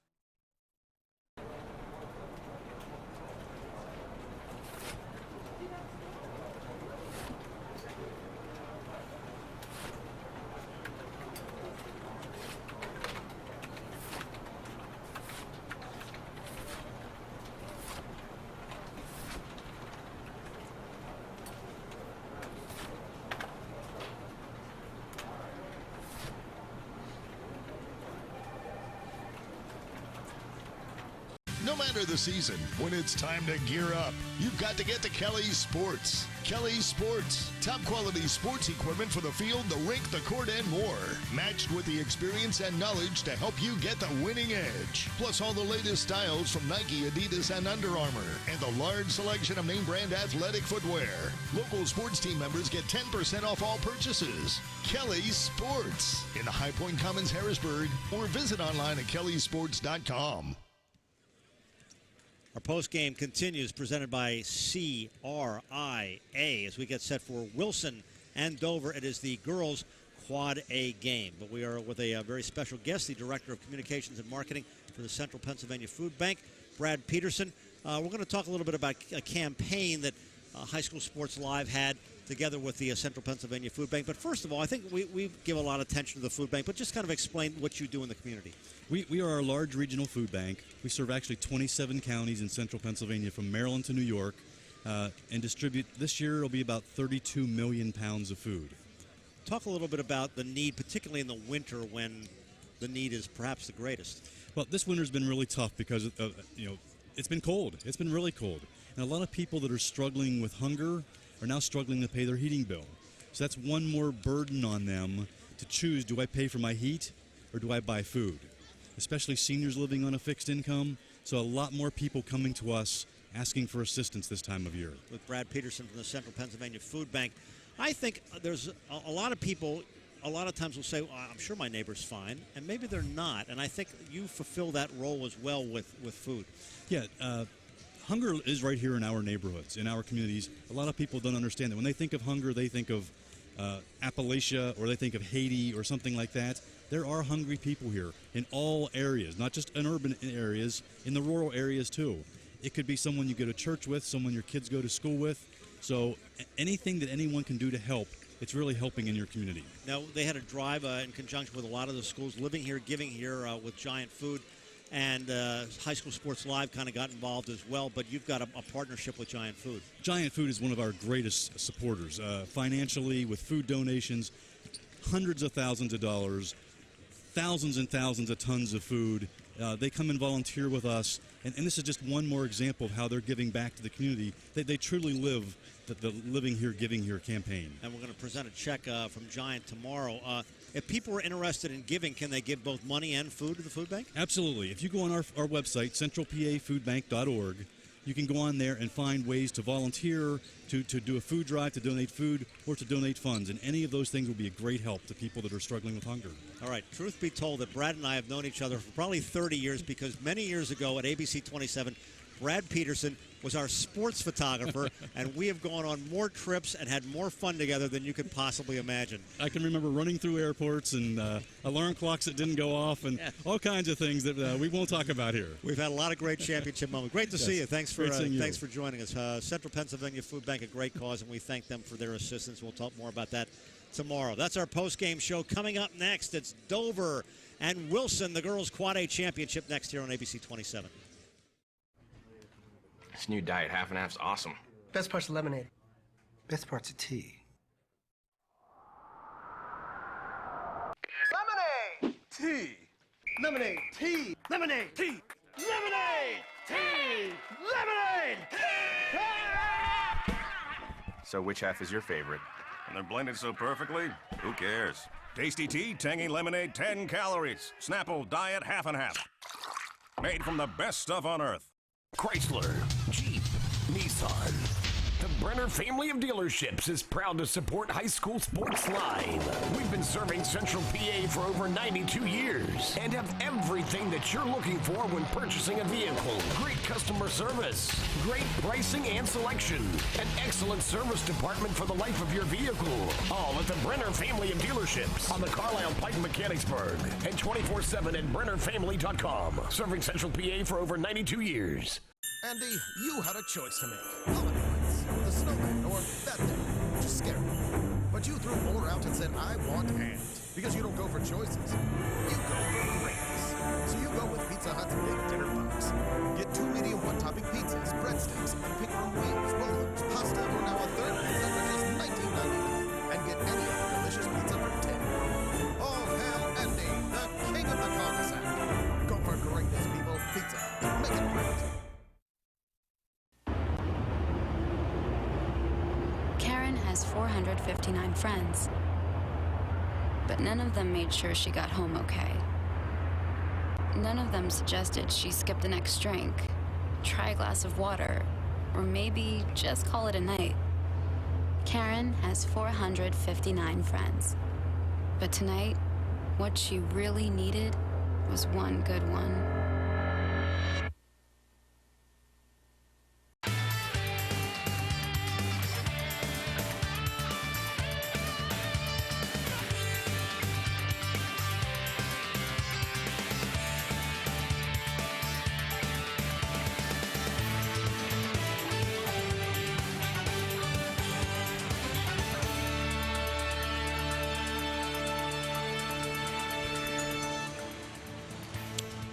Welcome back to the Giants Center here for the third championship game tonight, and the 6th overall now that we've had in 2 nights.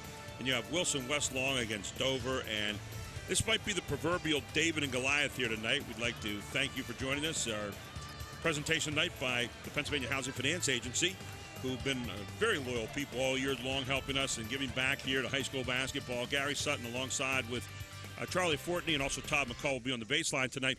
But, Charlie, this is a proverbial David and Goliath here again tonight. Dover knocked off one Goliath the other night with Cumberland Valley. But tonight you got a Wilson team coming in here, believe it or not, that was 6-7 early in the season. We're missing a couple of kids. They're on a 15-game winning streak. The defending champions here in the district. It's going to be an outstanding game. They got 4 Division I recruits, which I know you're looking at right now, too. Well, you know what? Coach Troy Lockheiser and I had a conversation between games, and I congratulated him on a win that I don't think anybody thought would happen against a Cumberland Valley team that has more than 4 Division I recruits. So I don't think David has any less slingshots in the bag coming into this Wilson game.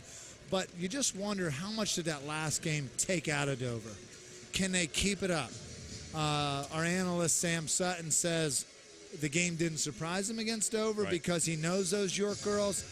He believes they're gritty, they're tough-nosed kids, and they could pull it off. So his respect for them kind of causes me to feel like Dover has a shot against anybody. On the other side, you have Wilson, who's just been wailing everybody they've been playing, and they are firing on all cylinders right now.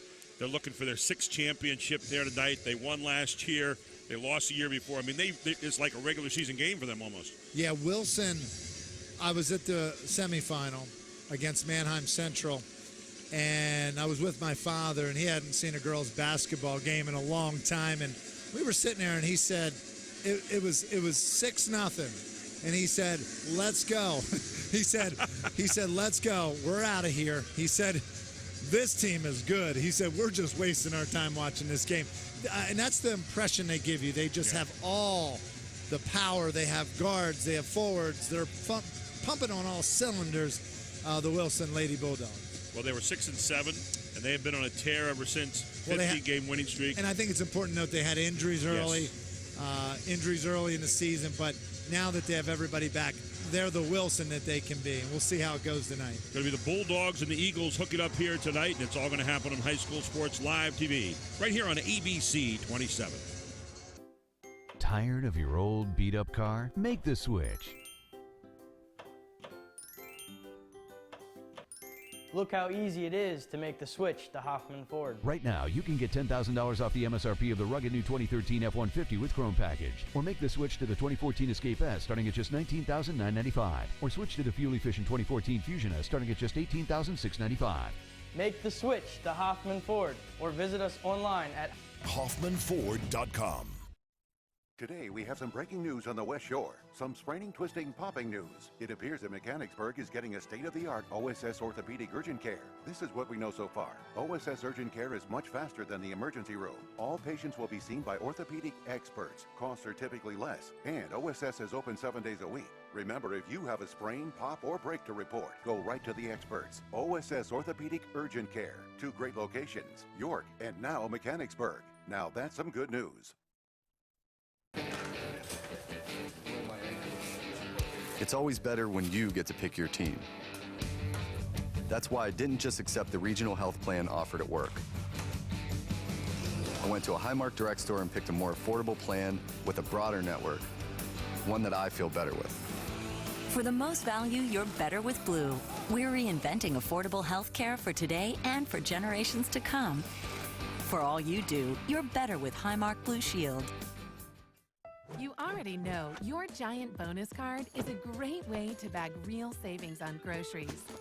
But it does so much more, like helping you pump up your fuel discount with Gas Extra Rewards. Just by using your Giant bonus card, you'll save 10 cents per gallon for every $100 you spend. So the more you buy, the more you save. Gas Extra Rewards, fueled by Giant. Welcome back to the Giants Center here. You're watching High School Sports Live TV on ABC 27, presented tonight by the Pennsylvania Housing Finance Agency. Gary Sutton, Charlie Fortney with you.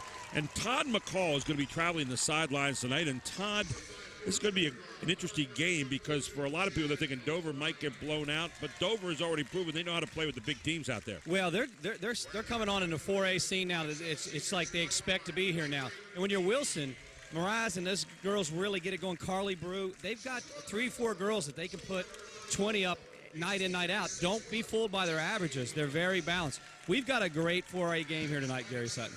Well, you look at this Wilson team, 2013 defending champion, won in 2008, 2000, 1998, 1997.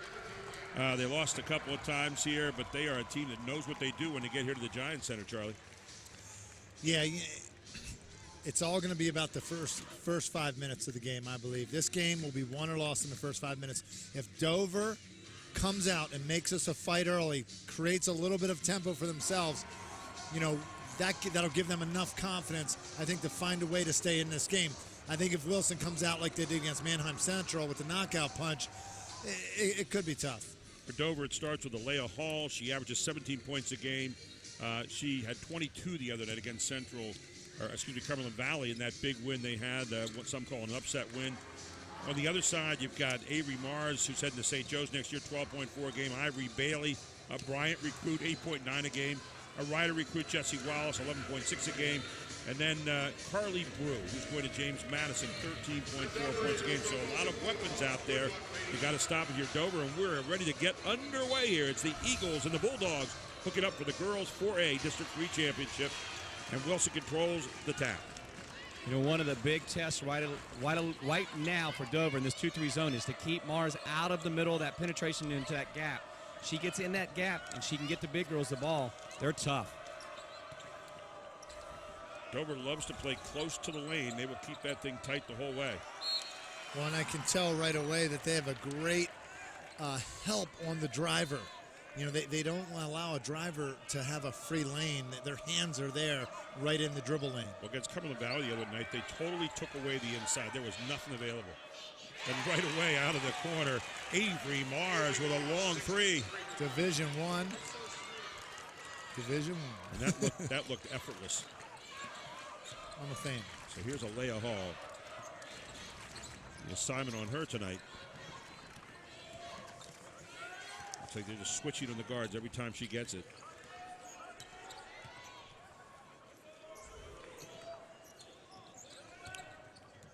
This Dover team will run this offense to death and then let Hall drive. Like that. Hall with her first 2 points, and she just drove Cumberland Valley crazy with that the other night. She's on the board. Dover ties it up. Or actually comes within 1 now.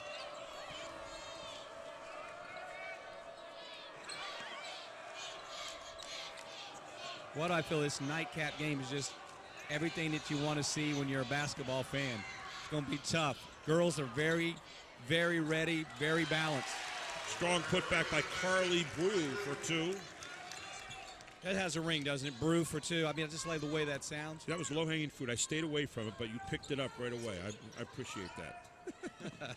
Todd McCall over the baseline tonight, ladies and gentlemen.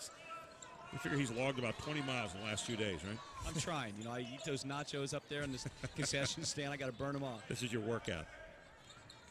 Dover showing great patience again.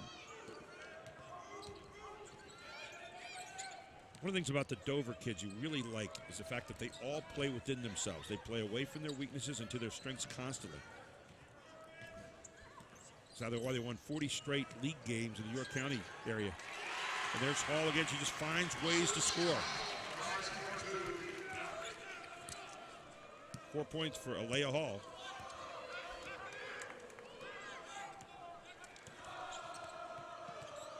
See Avery Mars.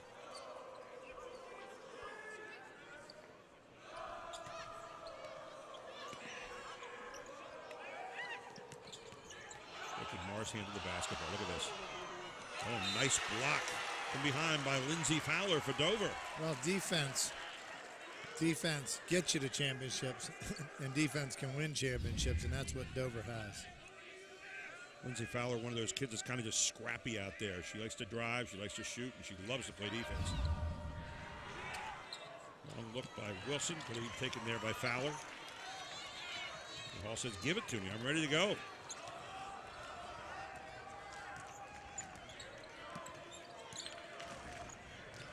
You know, guys, since I've been working with Advanced Hoop and High School Sports Live in these last 3 years, Gary, my appreciation for the girls' game has changed so much. I so enjoy watching it because one of the things is just the fundamentals. Look how fundamental both teams are coming out. Exactly right. I mean, fundamentally sound, and that's what she's all about. I'll tell you, Hall, look at this. Didn't use the backboard there. She almost always does on that shot. That was Marissa McMahon. McMahon will never shoot really outside of 2 feet away. Long look for the outside, not going to go. Picked off by Dover. Here comes Hall. And I'll tell you, she's going to the basket. Bang. She is so tough going to the rack. You know, Hall may be the most deceptively influential player on their team that I've seen. To be honest, doesn't even come across like a basketball player. Just She just gets it done. And I'll tell you, she's all right-handed, but even when she goes left, she's quick enough to get back with the right hand. She knows how to set herself up and knows how to play within her limitations. And here, Dover's up 7-5, guys. Hall's up 7-5. She has all 7 points. And did you see where she picked her dribble up? She was about one step after the elbow. Yeah, she's extremely explosive, and you don't expect that. And there's a steal. That's a varsity extension that she does. She's going to go again.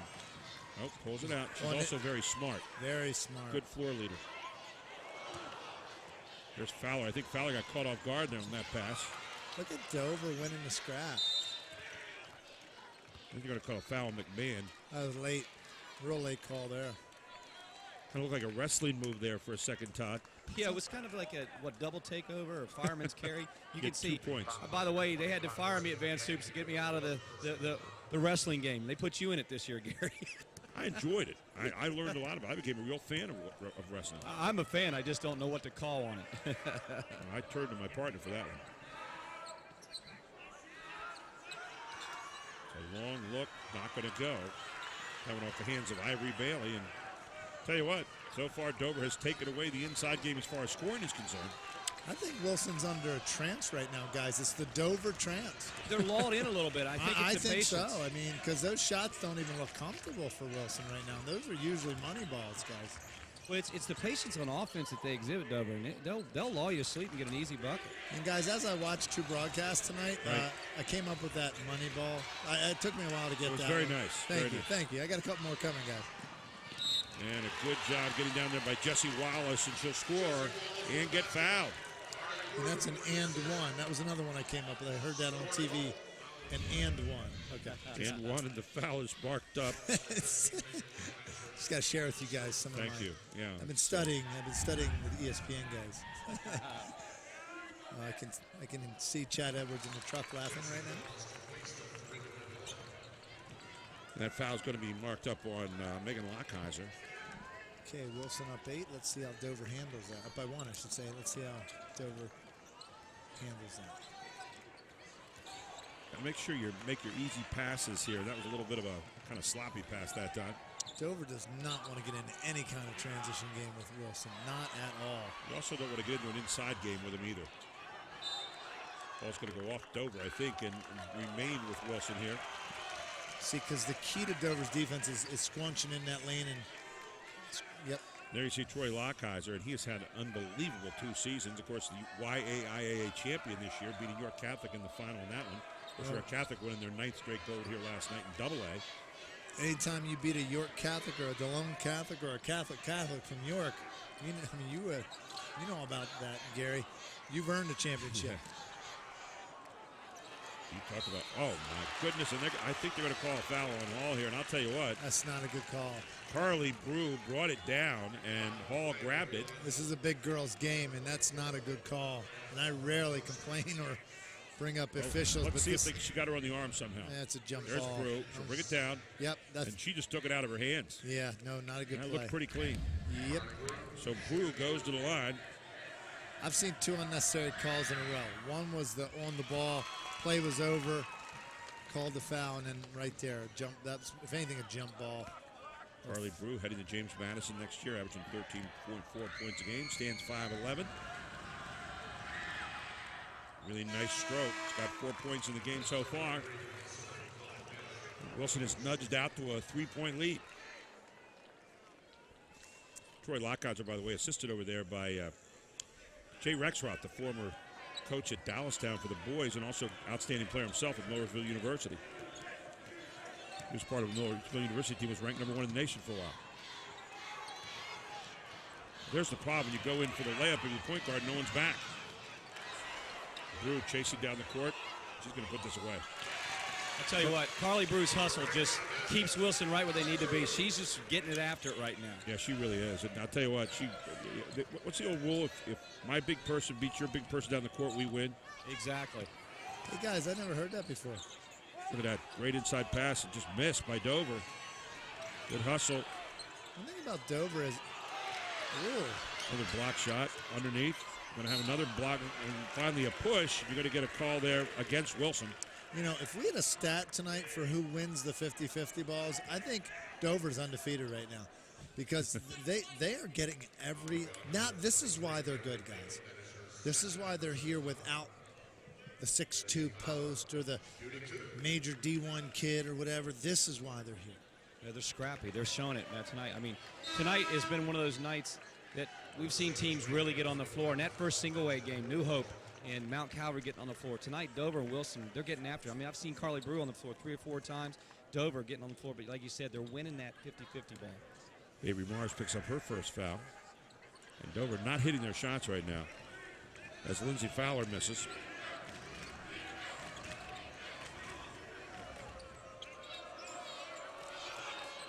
Brew lets it go for the outside. Will be taken there by Hall. He's tied up. Hall's like, give me a call. Hall wants the call. Man. And the call is going to be, we still have the ball, but it's by virtue of that arrow over there. 12-7 right now. A little bit of danger time here for Dover. Could be, but they need to stay patient. Yeah, that's exactly right. I mean, you just stay within what you do. And they did that the other night against Cumberland Valley. They were down by 9 at the half in that game. You know they're good when they beat a Titan like the Cumberland Valley Eagles. I mean, all kinds of can shoot it. Okay, still undefeated on the 50-50 ball, guys. And it does. It means something. I mean, it's a great thing to point out, Charlie. I mean, a whole nother possession here, guys. Doug Meyer over there, the coach for Wilson.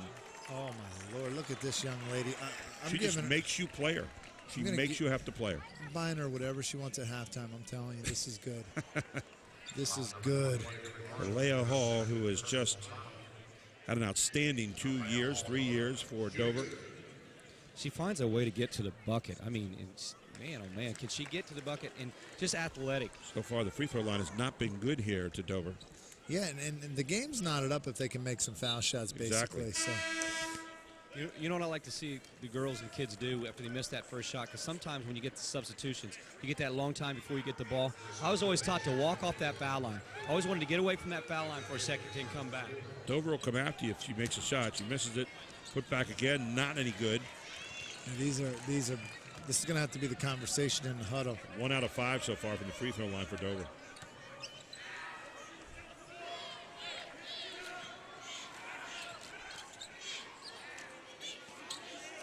Hey, Dover's defense really pretty good so far here.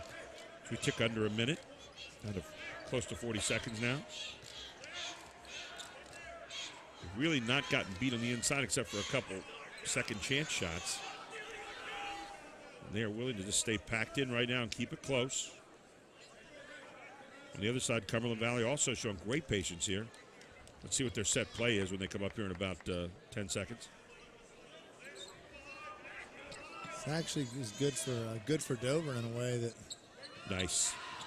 Brew gets it inside. They get the shot they want. Get it back. Second chance effort there. Knocked again. Brew again. Brew puts it back up. Not going to go. Still 3 seconds left. Ball's loose. 50-50 ball.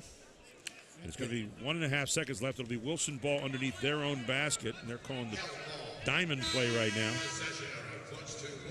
And I'm going to suspect this might be a lob play of some kind.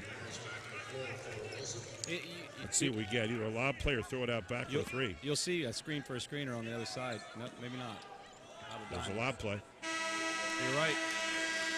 And that's the end of the first quarter. Wilson leads Dover 12-7 here at the Giants Center.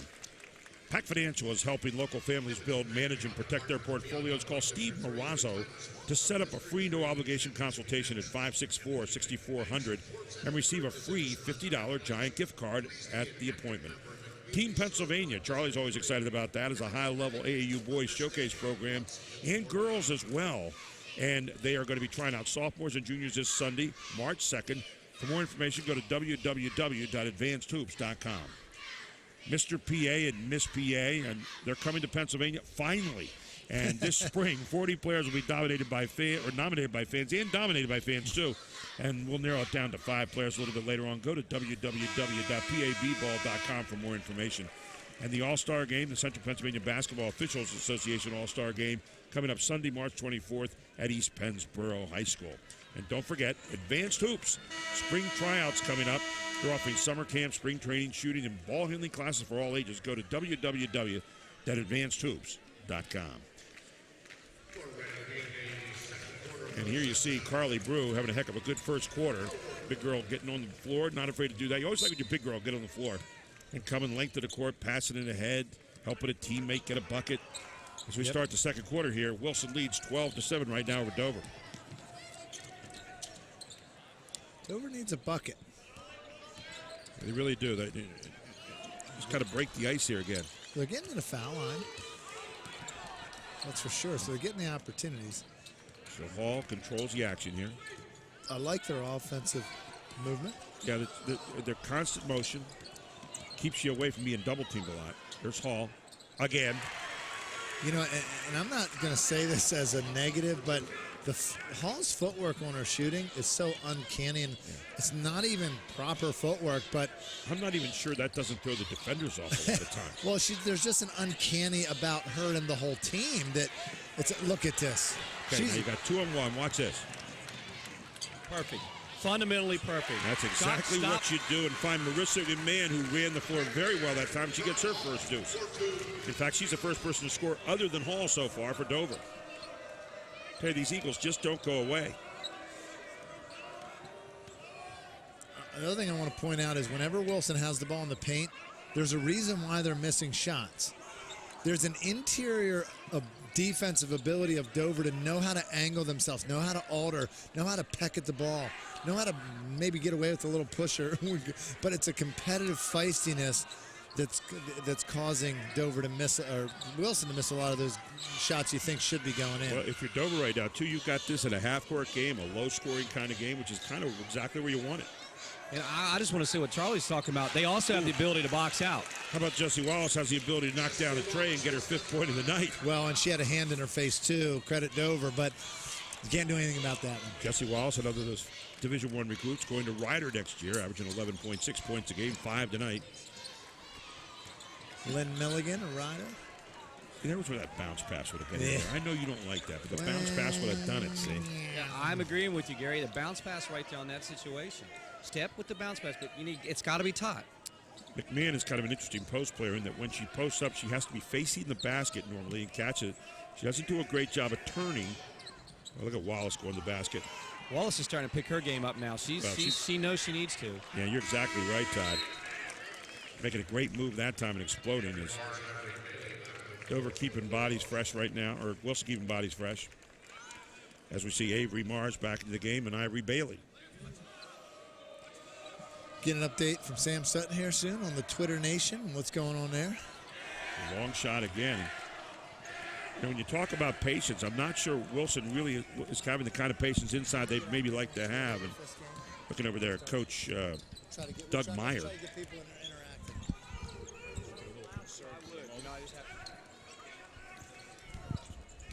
Okay. We good? Looking good? So Hall with the ball. 15-11.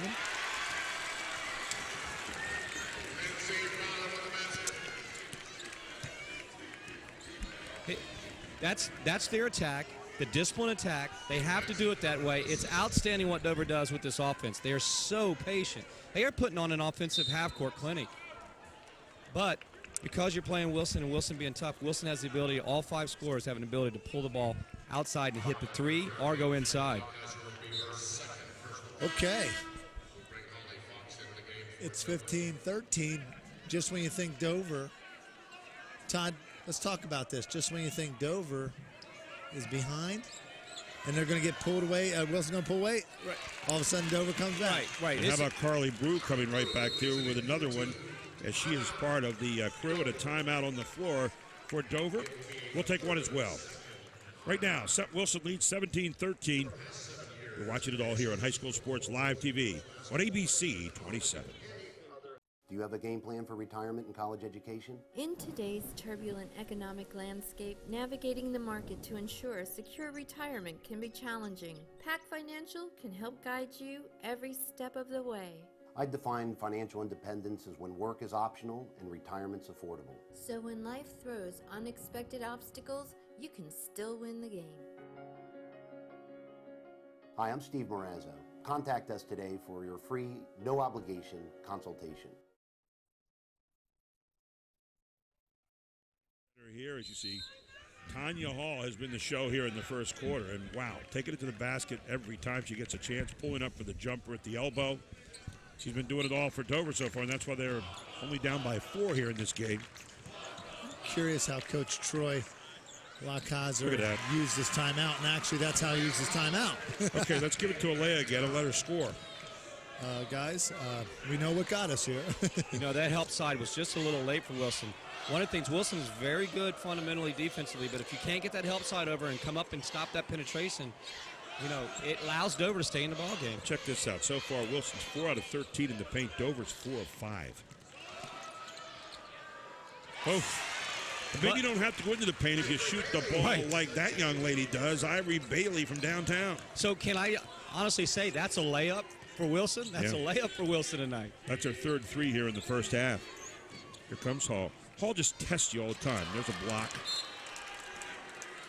She has a very deceptive crossover. First step.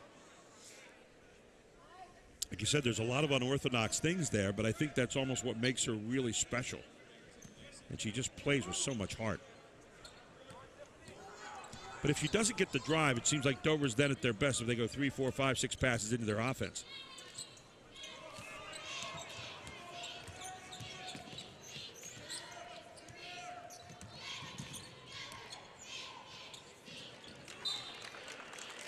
You know, it's interesting tonight.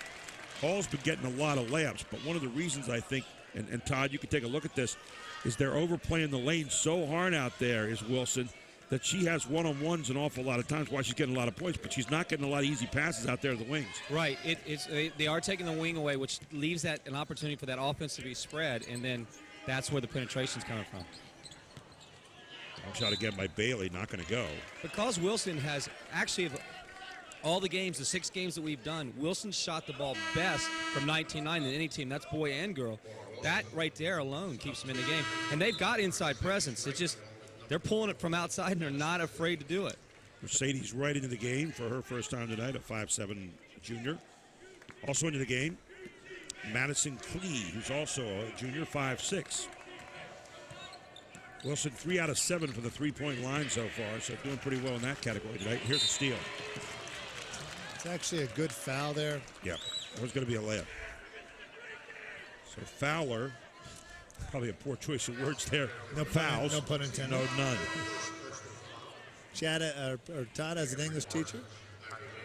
No pun intended? Well, I'm an American history. English. So you don't know anything about that. I have a tough time even learning the language that we're speaking. So. Dover with 6 turnovers here in the first half. We're getting all these tweets from your students at Susquehanna saying, absolutely, amen. Well, I want to give them all a shout-out. I told them anyone that tweeted, I'd give them a shout-out if Sam will let me. Hey, we got a nice student section over there for Dover. That front row's dressed like Goldilocks and the 3 Bears.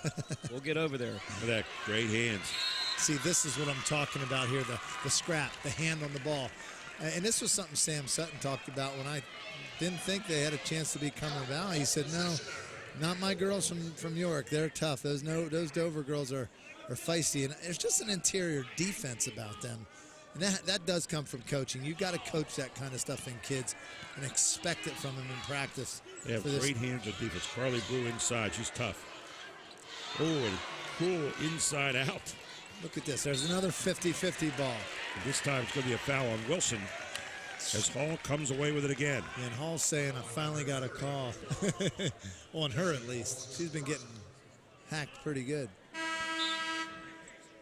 You know, think about the Dover kids. You never see them very high or very low. They just kind of are going to work. And same with the Wilson kids, really, when you look at them. I mean, everybody's out of it. They got their briefcase. Okay, open them up. Let's go to work. And we're having fun, but this is pretty serious stuff for us. Oh, they're very serious. Nobody gets too worked up. Long look. Probably not the one you wanted, although Holly Fox lined it up. You see the difference in the 2 ball games, the 2 ball clubs here. Outside-wise, Dover struggles. Patience on the offense is where their money ball. Here's what Dover will do to you now, and then they'll do that little trap. But when you trap, you're going to let the far side open. You're going to get a bucket here as a result. That is not a good. No, that's not a good bucket. That foul happened before the shot. Jesse Wallace on the far side. When you trap, the far side's going to be open if you get the ball there. And beautiful touch pass there by Brew. Good call. The ref I thought they said good basket, but they were saying no, it was on the floor. So I overreacted. I apologize to the refs. I was all for the good defense there.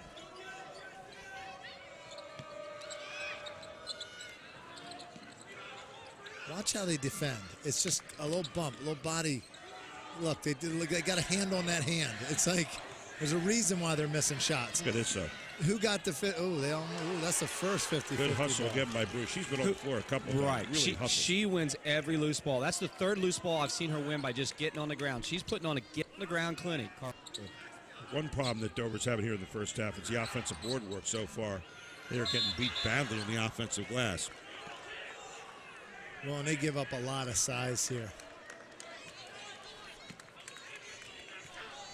Dover had a 40-game win streak in York area play, stopped this year by their only two losses were the Red Lion, who's going on to states, and then the Susquehannock, who's playing tomorrow for district championship.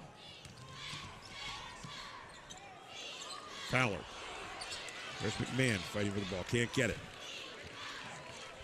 Blue again. It's amazing that Dover is only down 5. They haven't made foul shots. They can't get some of these shots to fall. They're only down 5. And they're getting out rebounded on the glass, on the offensive glass. They duke it out. They just duke it out. It's a very interesting game. And this is kind of where they were the other night a little bit with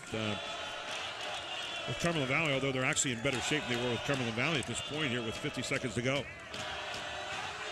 I hear the student sections calling McCall. Don't forget our Highmark halftime report will be coming up in just a few moments. Interesting game so far here. Dover's really got it, the kind of numbers they'd like to have. Dover has Wilson playing a non-transition game. This is what I think they have, like, they hypnotize you. Yeah, Dover's hypnotized them into their game, their tempo. Same thing happened to Cumberland Valley the other night, and we saw this. Okay, we tick down. Let's see if they go into 11 seconds. I always like to see you go to 11. And Hall is the reason for that because nobody wants to go out on her because she'll just blow by you. The point guard sets the tempo on every team. Looking, can you get inside the Brew? Stolen away by That's Dover. Interior They collapse, defense. and it's Dover ball. That's interior defense. Well, you get the stop you wanted there if you're Dover, so it just looked like you just umbrellaed on everybody. The ball went inside, and everybody just collapsed, Todd. Yeah, it just shows the intensity of every ball. And, you know, the girls they're getting after it. Watch the umbrella collapse here. Ball goes into the lane. Oh, look at this. Wham. So that'll end the first half. Wilson leads 20-15 here in the girls 4A District 3 championship game. And we'll be back on ABC 27. Charlie, you played Division I basketball, and I noticed you picked a warmer climates to play your college basketball career. That's where the Carolina Blue comes That's right. So you're playing Division I basketball. You go on to be a coach, but you also played in the NBA Developmental League. And I remember many times here in the area, in the Harrisburg Hammerheads that you played for. But more importantly, Charlie, you're a family man. Family comes first. When did you sit down with your family and envision that this Advanced Hoops going on to be 13 years, 1,000 players, 36 AAU teams, and the development of players, both character and, I would say, offensively, defensively? Actually, it wasn't until about 2005, 2006 that I actually realized, you know, I can do this full time. I was actually 4 or 5 years into developing the program, Advanced Hoops. I was still working toward coaching at a high school. I assisted at Central Dauphin and I was assistant coach at Penn State Harrisburg under Kurt Ream. So I stayed involved in the game. But basically, you know, the game is all about mentorship. Not just coaches to players, but other coaches to other coaches. And a coach who's currently coaching this area that I have a lot of respect for is talking to him about coaching in a local high school, applying for a local job. And he said, I don't know why you would do that. He said, because you're in a great position right now in influencing kids from all schools all over the region. And he says, guys like me envy that. You know, we would like to have that influence. And that seems to fit more your gift areas, Charlie. And the day that coach, who I look up to a lot, made that statement, he has over 500 plus wins, it hit me that he's right. I don't have to be another coach that needs to win a conference or win a league. But I'm winning by using my gifts. I'm teaching a kid how to shoot a ball. The triple threat, which is a staple of my teaching and my game and players I've coached. Just to have a program like this for the area, there's some significance in that. And that day, I think I fell into some peace. It fit my family dynamic. We have 6 kids. I want to spend time with them. A lot of people don't know that. I got a starting 5 and a sub off the bench. But Advanced Hoops fit all those needs. For the full interview, go to advancedhoops.com. Are you coming down for lunch? There's a place where kids really connect to learning. You getting hungry? Commonwealth Connections Academy. It's a tuition-free, fully accredited online public school where students find devoted, enthusiastic teachers and a program that gives them everything they need to succeed. Lunch is getting cold. All of which means that Connections Academy students get wrapped up in school like never before. Commonwealth Connections Academy, the online public school. Good day at school? Great day at school. This new diet half and half's awesome. Best part's lemonade. Best part's of tea. Lemonade! Tea! Lemonade! Tea! Lemonade! Tea! Lemonade! Tea! Lemonade! So which half is your favorite? And they're blended so perfectly, who cares? Tasty tea, tangy lemonade, 10 calories. Snapple diet half and half. Made from the best stuff on earth.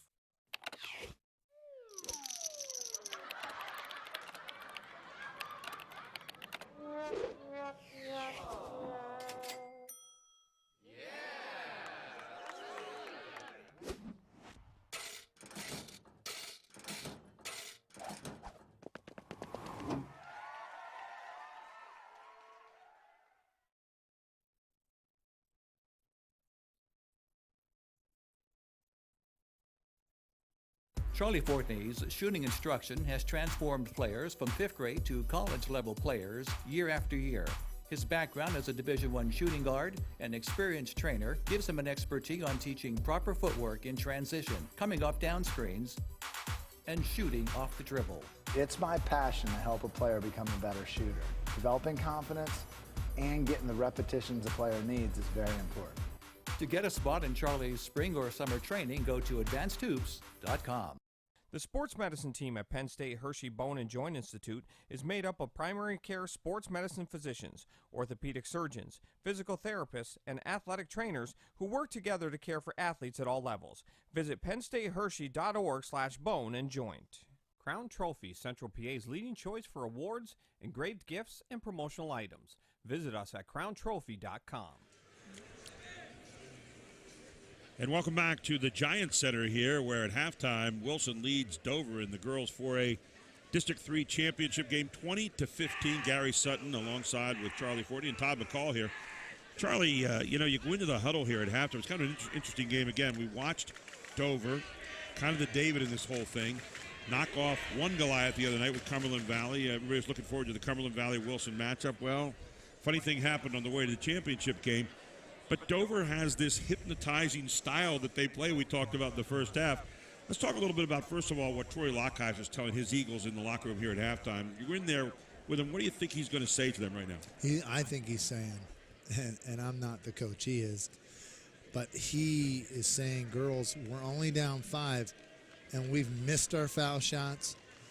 We've missed some golden opportunities to knock down a few J's. Look, if we can relax, make a few shots, keep limiting them on offense and playing feisty defense, keep winning the 50-50 balls, we have a chance in this one. You can do it. We beat Cumberland Valley. We can beat Wilson. I think that's kind of his idea. Now, if you're Doug Meyer on the other side, you've got a lot of ways you can win a basketball game. You can go outside.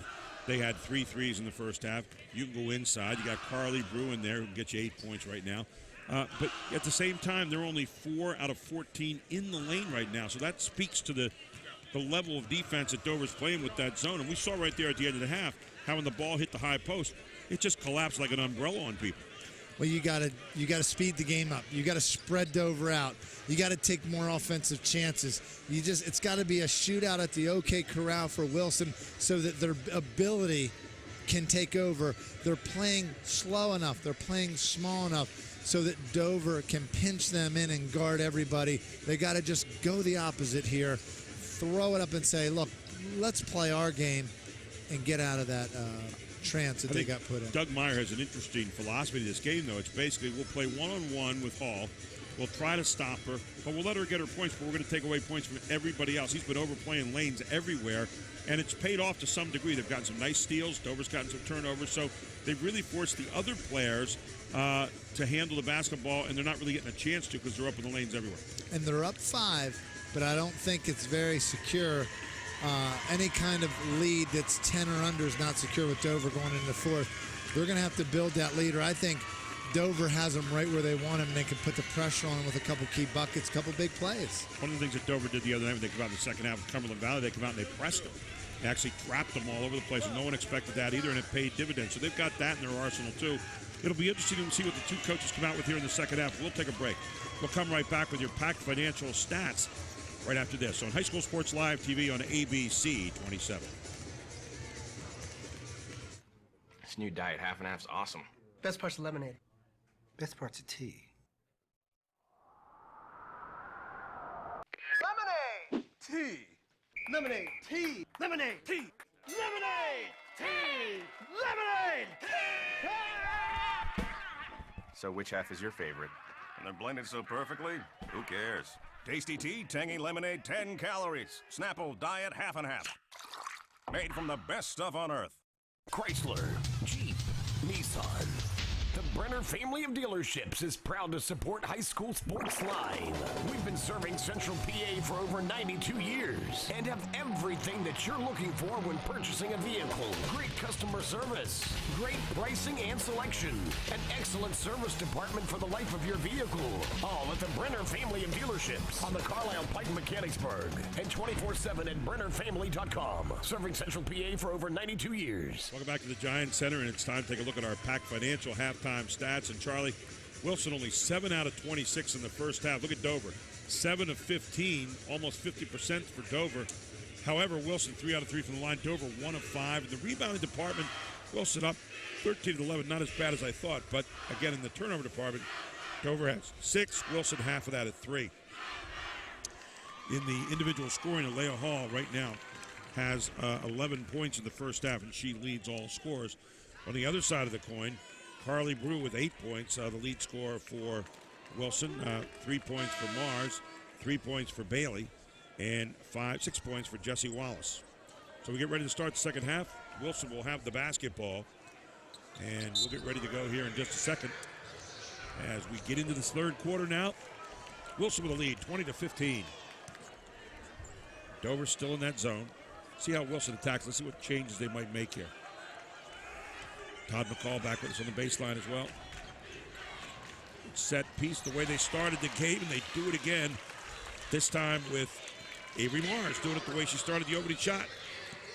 And that's getting more opportunities is going to be the key for Wilson. Oh, man. Tell you what, you had a perfect play set up. Just didn't hook up. It's like Dover's just rushing a few of their passes just a little bit more than they normally would. Dover's coming out full court press. I don't know if this is the right thing to do this early. This is where Wilson's at their best. And you don't want to encourage them like that. Yeah. All of a sudden, Avery Mars says, thank you very much. Avery Mars is a really, really outstanding point guard who gets to show off her wares in the full court. You know, Coach Sutton, you called it very well, and I got to call you Coach on that. That full court pressure when Mars is back in there, she just breaks him down. She's got such good body control. But, you know, she said a lot early in that second quarter, and I'm not really sure why, and it really hurt Wilson when she was off the floor. Lockheiser making the drive. There it is again. A little slip by McMahon. Tell you what, you talk about dissecting a defense. So you look at the pass that Dover's making. They're getting it right to where you want to get it. They're just not finalizing. Yeah, it's panic button here for Dover. And pressing. Now that capitalized there, but I'm just nervous that this is changing the tempo. And it is in Wilson's favor. Let's see what happens. From 5 to 10 in a moment. So we had a tweet that corrected me on, I believe, a coach pronunciation. Goes Hall, and she's going to draw the foul. Yeah, She is so good, Todd, at making you play her. It's incredible. Yeah, she has the ball. It draws so much attention, and she makes so many of her teammates better. Watch her here. All she just do is see a sliver. You know, you think about it from a coaching perspective, how do you tackle that? The only thing that I think you could do is totally deny her the ball. Like, honestly, literally let her not even have the touch and forcing Dover to bring the ball up. Now, if you're on Wilson's side, I think Wilson still has the advantage to try to go inside of some of their bigs. Brew with her first foul, team first of the second half, and you said we have a tweet over here. Yeah, we have a couple. We were talking about Coach Troy Lockheiser. That's right. I think I pronounced that wrong. Dennis Grace let us know that. And we also have a couple other tweets here. Okay, the student section for Dover is the best in District 3. I think the Falcon Nation would have something to say about that, but I definitely think they're a good student section. They look good over there.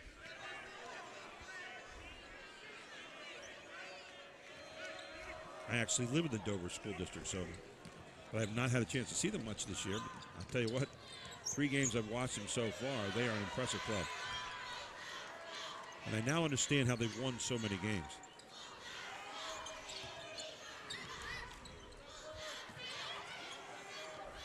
You know, this defense, Todd, really makes you take a lot of time to break it down. Although now they're starting to pick it apart, and what they're doing is they're sliding their big people down to kind of the mid-post area. They're actually finally getting sneak spot movement, that pot down low on that little below that box. They're also getting penetration from Mars. Someone for Dover is going to have to make some shots here. And the problem for Dover a little bit is when they do get down, they're not built to really come back in a hurry. They're built to get the lead and stay there. And their offense is a relatively slow offense in the sense that they use a lot of motion to get exactly the shot they want. You can tweet us at Advanced Hoops 1. Give us your opinion. We may talk about it on air. Here goes Hall. You can help broadcast this game for us. That was a set piece that time for Lockheiser. And then, again, the errant throw underneath. The turnover is really the name of the game here so far for Dover. See Doug Meyer over there calling out the signals for Wilson, the Bulldogs, the defending champions here in District 3. Well, I'll tell you what, the high-low game has already all of a sudden turned into a killer against Dover here. That was the adjustment. You know you had to go high-low to attack that 2-3 zone. And as soon as they started doing that, now it's really putting pressure on Dover. Take a look at this. They go to what we call the dead spot, in behind the zone, right there. That girl can see the floor on everybody and then has an easy pass to the other forward sliding down the lane. And you attack about 5 feet outside either of the baselines there. You're going to get an easy pass all the time if you have 2 good forwards like they have. And Jesse Wallace was smart enough to see once Carly Brew caught, it was just that quick flash because you draw that defense down to you when you're in that sneak spot. Just saw it. Look over at the Wilson bench. They look like they were bored. Like what's on TV at 10 tonight, you know? Hey, they're really loose. They came in loose, singing and dancing. Hey, they were dancing at halftime. They're up 5 coming out, and Cotton Eye Joe's playing, and they're out there doing like a little bob dance. I don't know. Maybe this is the way to do it. Be loose. Great give and go that time for Lindsay Fowler, who gets in the book for 4 points. She wasn't happy. She thought she got fouled on that one. Dover cuts it back to 10 points.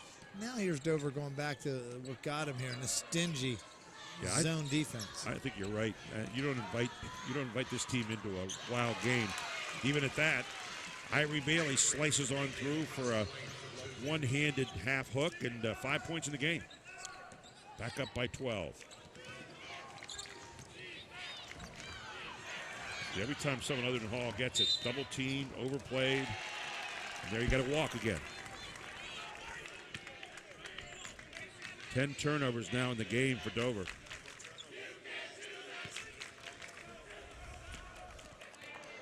Todd, I still think every time it leaves Hall's hands, you're just seeing the pressure pick up with the double teams. Yeah, right now, that was also an adjustment.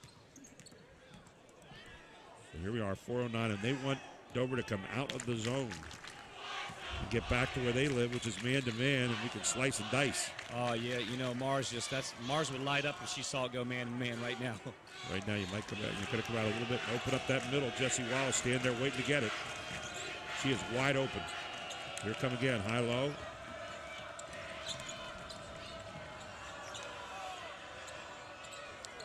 Look at Wallace really starting to exert herself here in the second half. I mean, I can imagine that locker room. First of all, they draw up on the marker race board. They draw up to get to the sneak spot, and then get inside. Right now, Dover's at decision-making time. They're down by 14, 32-18. Wilson leads. We'll take a break. We'll come right back on ABC. Tired of your old beat-up car? Make the switch. Look how easy it is to make the switch to Hoffman Ford. Right now, you can get $10,000 off the MSRP of the rugged new 2013 F-150 with Chrome package. Or make the switch to the 2014 Escape S starting at just $19,995. Or switch to the fuel-efficient 2014 Fusion S starting at just $18,695. Make the switch to Hoffman Ford or visit us online at HoffmanFord.com. Welcome back to the Giants Center, and I know Todd McCall is over there with the student section right now. Let's get over to him. Hey, now Wilson's very happy. They're 6 man in the stands in the Giant food section. It's really crazy. Now, they told me coming in that they are the best student section. Are you the best students? I think we lost Todd there for a moment. How about the Giant student section in the Giant Center? How much better does it get?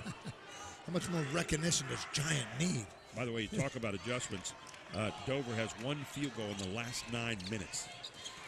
Yep. And it is tough right now. You've got to figure out a way to do this. Like, how about hit a 3? Well, that's not happening. The goal would be to just cut it, get under 10 going into the 4th. That would be a goal. There's Brew getting that high-low work. The problem for Dover is they're covering the inside people so much that now you're seeing people slicing from the other side of the zone. Making shots, too, now.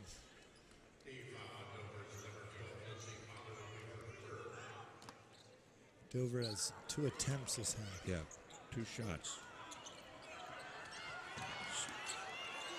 Wilson has so many players that are good.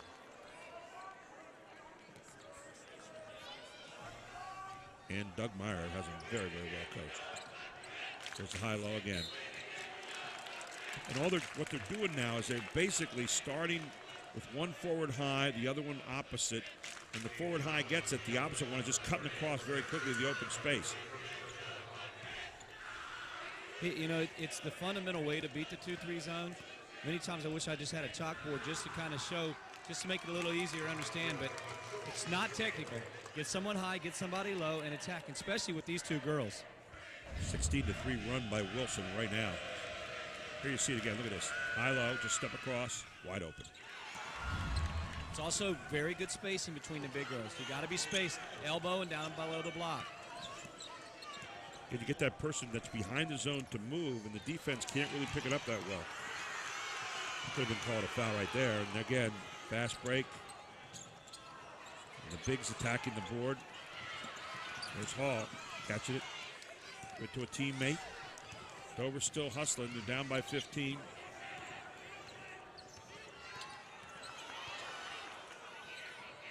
Fowler off the iron. McMahon trying to get it, can't do so. Picked up there by Avery Mars, and Mars double dribbles. Kind of one of those momentary lapses there. I'd like to. I don't know if we have a replay on that, but I haven't seen that in a long time. Yeah, double dribble, and you're not even guarded. Wow. Mental things that happens every now and then. Oh, and we got a technical foul here.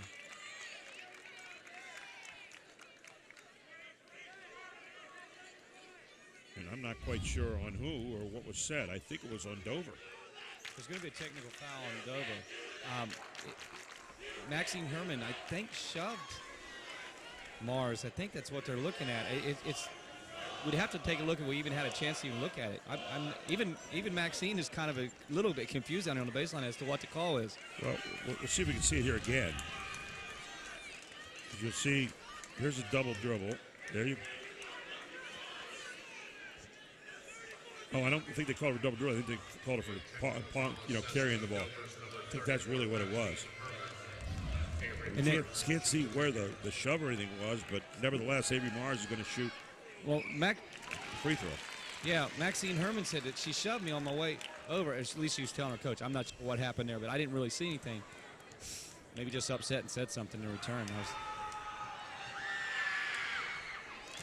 So Easy 2 at the line there, and they'll get the ball as well. 10 points in the game now for Avery Mars. Avery Mars was our player of the game last year in the championship. You know, right now, if I think I had a vote, it'd be her, because you take her off the floor and she's the engine. She's the caboose that gets the thing pushing. And that's a great point, Todd. You know, with her in there, I mean, everything good for Wilson goes through her hands. She just controls tempo, as she's doing right now. And now with Dover having to pick up man-to-man, I mean, Mars just kind of lights up. Avery just lights up. She knows she can do what she needs to do. And now you're in a situation where you're going to get a lot of backdoors here. They got Dover running around, playing man-to-man, and that's not where they live. So Wilson just has got it right where they want it at the moment. You can see a little frustration there for Hall.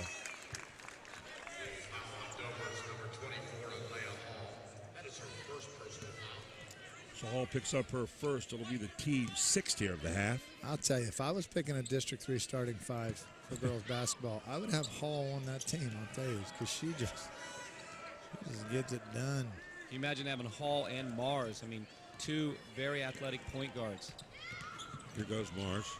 Mars, you know, much like Hall, tests you. Mars a little bit more, can go with both hands a little bit better, I think. There's Fowler again, jumping out there trying to get the steal.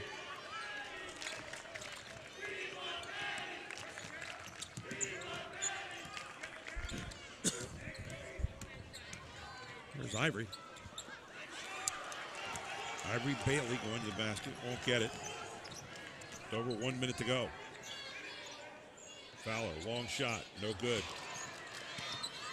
Hall has not gotten the shot off this half, if I'm not mistaken. Good. So she has gone without the shot this quarter so far. Foul on number 23, Ivory Bailey. That is her 3rd personal foul. She has 11 points in the game. She had 11 points at halftime. So Dover really struggling just to get a decent shot right now.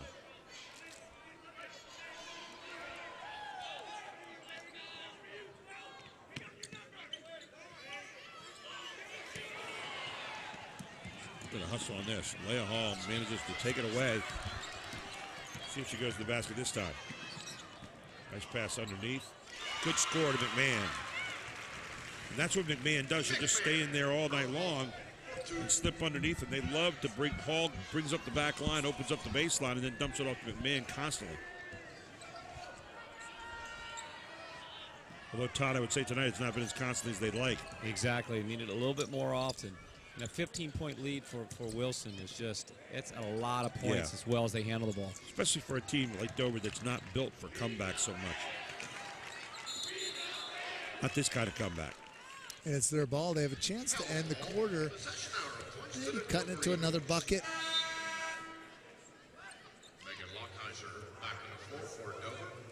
Dover will get the ball back. 13.9 seconds to go here in the quarter. And, you know, you get it back somewhere in the neighborhood of 12, 13. You're still around. I think Hall might take this one to the basket herself. Take it down 5 seconds. Here we go. Underneath again, Fowler. Put it back up. They stick it away. And score by Maxine Herman to end the quarter. So Dover fights it back. It's the last 4 points, and they're down by 13 as we head to the fourth. Wilson leads 35-22 going to the fourth quarter. And you know, Pac Financial is helping local families build, manage, and protect their portfolios. Call Steve Marazzo to set up a free, no-obligation consultation at 564-6400 and receive a free $50 Giant gift card at the appointment. Team Pennsylvania has a high-level AAU boys and girls showcase program that is trying out sophomores and juniors this Sunday, March 2nd. For more information, go to www.advancedhoops.com or pick up information right here at the Giant Center. Mr. PA and Miss PA is coming to the state of Pennsylvania finally. This spring, 40 players will be nominated by fans, and it'll be narrowed down to 5. Go to www.pabball.com. And Matthew Haynes is a young man who was shot in Afghanistan, and the YAIA Seniors All-Star Basketball Games will be in the New York area Sunday, March 23rd, 2014. And all proceeds will benefit Matthew Haynes. You see his dog there in front, Jackson, his new service dog, who has still got an awful lot of pup in him, I might add, because I know Matt pretty well and had a chance to see Jackson at work. And, of course, Advanced Hoops. The founder of the feast here, and Charlie, sitting next to me tonight, Charlie Fortney, who runs Advanced Hoops. With spring tryouts coming up. Check it out at www.advancedhoops.com. Third quarter numbers, Wilson 5 of 9, Dover 3 of 7. Those last 2 field goals, part of that 3 of 7. Dover still in man-to-man right now. Boy, I'll tell you what, the mismatch inside between Brew and Fowler, and Brew are just punching each other around right now. And timeout, Doug Meyer says, I don't like the way this one's looking for the moment. We'll keep it right here. Let's go to Todd McCall right now, who's on the baseline. Todd, your thoughts? Well, you know, right now there's still a lot of fight in Dover. Wilson needed the timeout, and what Dover needs to do is I don't think they need to rush in this quarter. It's not that bad. Go inside, to sleep with that man-to-man offense. That's what they've been doing all night. See if Dover can get back in this game. I think you need to cut it to about 5 with about 4 to go. Charlie, the game's being played probably at the Dover pace right now. The problem is they haven't converted the opportunities. We saw some passes where they got them inside, haven't been able to score them away right away.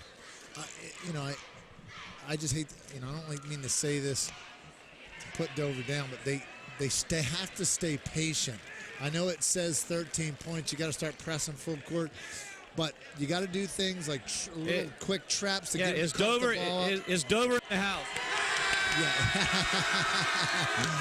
Okay. There you see him. Oh, that's what they were talking about on Twitter. The Dover Nation, baby. I'm sorry, Mr. Fortin. They've been after me. That's okay. Listen, they told me, they said, now we by far are the best student section. Now look at that hair. I could use some of that, especially that I'm getting a little thin. Especially these guys. We got 4 very hairy guys in the front row. Something in the water there in Dover. I drink that. It's, what I was saying earlier is Dover just has to take one basket at a time, an inch back in this to hopefully creep up on. Look at them overplay everywhere. Oh, a little French pastry there. And then Dover fights and comes away with a 50-50 ball game. I'm telling you, this is going up. See, that's what she does. She forces you to foul her. But in this case, Todd, he's going to get called, Alea, for the charge. This is not a good call. It's not a good call. She's a bit frustrated on it, Take a look. Is it a charge? No, it's not a charge. Yep. The girl was moving, twisting. That could change Watch it the again. game. Let's see if Brew has her feet set. No, not at all. Not quite. Not at all. She Yeah, was turning, twisting, and she was under the basket. That's enough. You don't call those. Did not quite have her feet set, but the call went her way. That's a good makeup. So now you're going to get the moving screen call on Wallace. Yeah, and it could be legit, but sometimes when other referees recognize an injustice, they go ahead and just say, look, I'm going to rewrite the ship here. And they did that right there. Shannon O'Brien with the job of guarding Hall here. Here goes Hall, and this time it's going to be a definite foul. Bruce says, what do I do? How do I stop her? You don't. Hall did something right there that it's tough to teach. She drew the foul. She got her body in there and did a little bump, hoping to get that. She is a really smart player. She's got to get foul shots to fall for her right now. She's got to get foul shots to fall. And the other night in the fourth quarter, she didn't miss a foul shot at all. I mean, look at this. Look at her throw her body out. There's what Todd was talking about. She initiated the contact there, Todd, which you're exactly right on. It's what we used to call pro play. It's a varsity play. A player to be smart enough to draw that foul.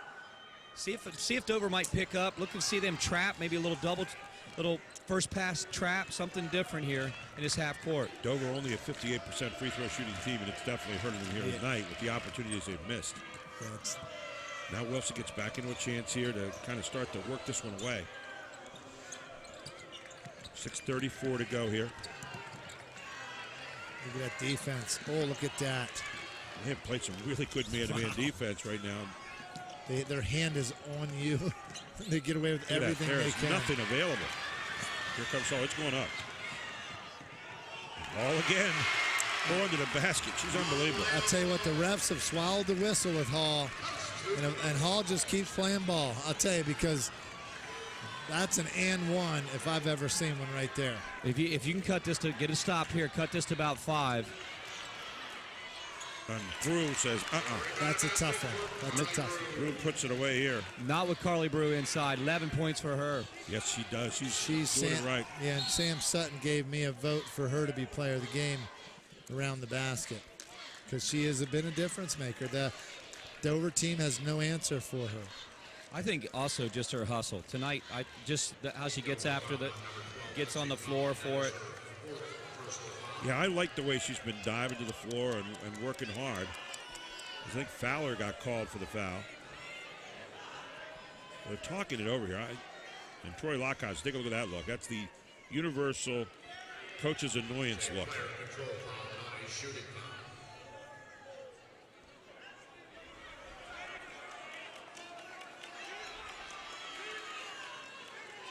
And the officials having none of the discussion. I don't think she's going to be on Troy's Christmas list this year. So now Wilson in position here with 5:40 to go, and they lead by 12.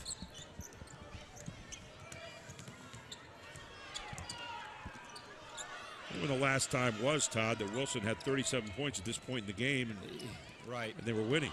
They were lulled to sleep a little bit early on, but now they picked up their second half intensity, but there for a while, just all the tempo, everything was going Dover's way the early first half.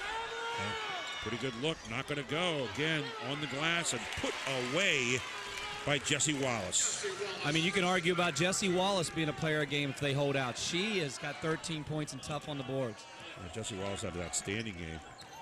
Here comes Hall. She's going to drive and try to penetrate. Long look by Lockheiser. She's not had many looks tonight. Lockheiser, a pretty good three-point shooter, the coach's daughter. You see Fowler. Fowler's got that look on her face. She's a warrior, huh? She wants to kick. See if we can look for the baseline in her face, man. I'll tell you what, she's kind of like. She's ready to kick some tail here, guys. Got that Charlie Fortney look, doesn't she? You know, and again, not a stab against Dover, but you know the fundamentals on the shots.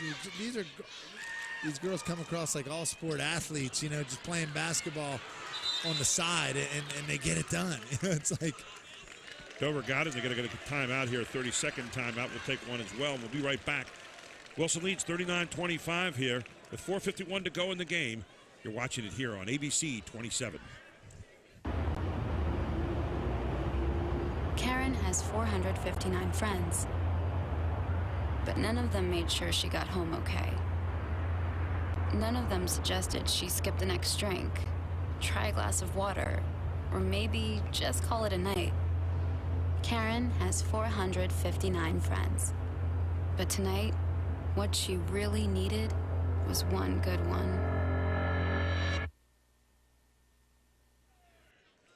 And Carly Brew has been all over the floor and all over the arena here tonight so far. The gal has done a great job, the 5'11" James Madison recruit for next year. And there you see her again, diving on the floor, keeping it alive for her teammates. She is not afraid to hit the deck. Here she is sticking it back, and 2 plays ago to keep her team ahead. Here comes Alea Hall, an unbelievable twisting and turning through there. Alea Hall with point number 16 and 17 has her team back to within 12. I'm going to make a statement. She's the best I've seen at getting in the lane and finishing and drawing fouls. The best. You know, and she doesn't look like she's that player. Tell you what, Dover is overplaying every single place. Now, finally, there's Brew. She can't finish it. Rare miss from Brew. Guys, I'm down here with Sam Sutton, and I just wanted to talk a little bit about Sam's perspective on the game. First of all, what he's seen from Dover, what he's seen from Wilson. Sam? First of all, I am just like thoroughly impressed with the fight in the Dover team and Alea Hall. But Wilson is just pounding the ball on the inside. And it's nice. I believe number 42, I'm not sure of her name, but she looks really good inside. That's Carly Brew, and that was one of the early nominations if they hold on player of the game. It's just, I think second half they made the adjustments against the zone, and she came out playing.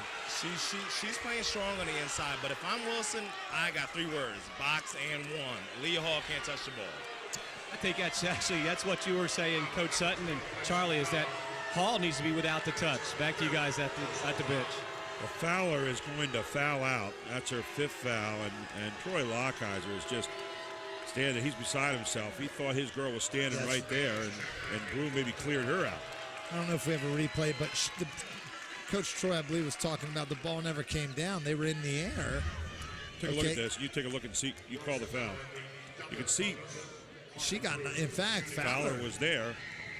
Fowler was guilty of just standing there and getting run over. Here is Brew, who has been outstanding tonight. Carly Brew headed off next year to James Madison University, has 12 points in this one. Looking for number 13 on this shot. Wilson's had to earn every bit of this tonight. Oh, they have. They've worked hard. They're an outstanding team. I'll tell you, they got a lot of weapons. But I think the full court game is where they live. You could see just a few moments where Dover pressed it man to man. It was like raw meat to a lion and just took off. Better yet, raw meat to a bulldog in this case because it's the Wilson Bulldogs. That's right. So 41-27, 14-point lead, 4:09 to go in this one. Dover's still trying to play the game at their pace. Kicks it to the corner, long three. Finally goes from downtown for Brianna Clausen. You know, and nowadays with the three-pointer, it's a 3-4 basket game. They can get a little hot here. They got to get a steal. They got to create a turnover. They are playing really, really hard man-to-man right now. Wilson wisely going into a motion game, trying to keep the ball going. You're going to get a timeout over there again by Doug Meyer. And I think right now, let's go to Todd McCall on the baseline. I think Doug Meyer is going to start to just go into a total freeze game or take the layup where you get a free layup. No doubt about it. And I think that we've said this, we've seen this in these type of games. They're going to go, and they're actually going to go inside, layups only. And more importantly, right now, if they could just keep Hall without the touch, I think they go on and cruise on and win this. But right now, 11-point game, Dover's refusing to go away. Charlie?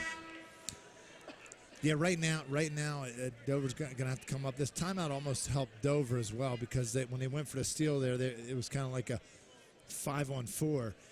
But if Dover can regroup here and try to create a couple of quick traps, get a couple of them to go, get a couple easy layups, all of a sudden you could have a 5-6-point game if you get 2 baskets here with under 2. Well, it's going to be incumbent on Dover to really change the way they're playing defense here. They're going to have to get some steals or some quick fouls. Yeah. Problem is you're in the bonus right now for fouls at 10.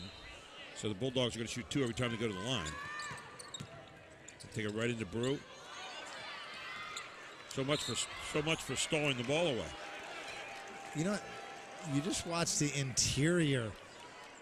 There was a block on the ball. 34. To me, that was a clean block and got a call, but Dover gets her hands everywhere. This is not by mistake that Wilson's not getting easy baskets here. So back at the line now is Jesse Wallace and knocks it down. Wallace with the 14th point of the game as Ivory Bailey gets back in there now for the Bulldogs. To replace Mercedes Wright. There's Brew again, this time coming over the back, though. Carly Brew over the back. She'll pick up her 3rd foul. We'll stroll back to the other end where McMahon will shoot a 1-and-1. You're going to see one of the kind of different foul shots you've ever seen right here, guys. McMahon, one of only 2 underclassmen on this team, Marissa Coley being the other one, 10th grader. So here's McMahon.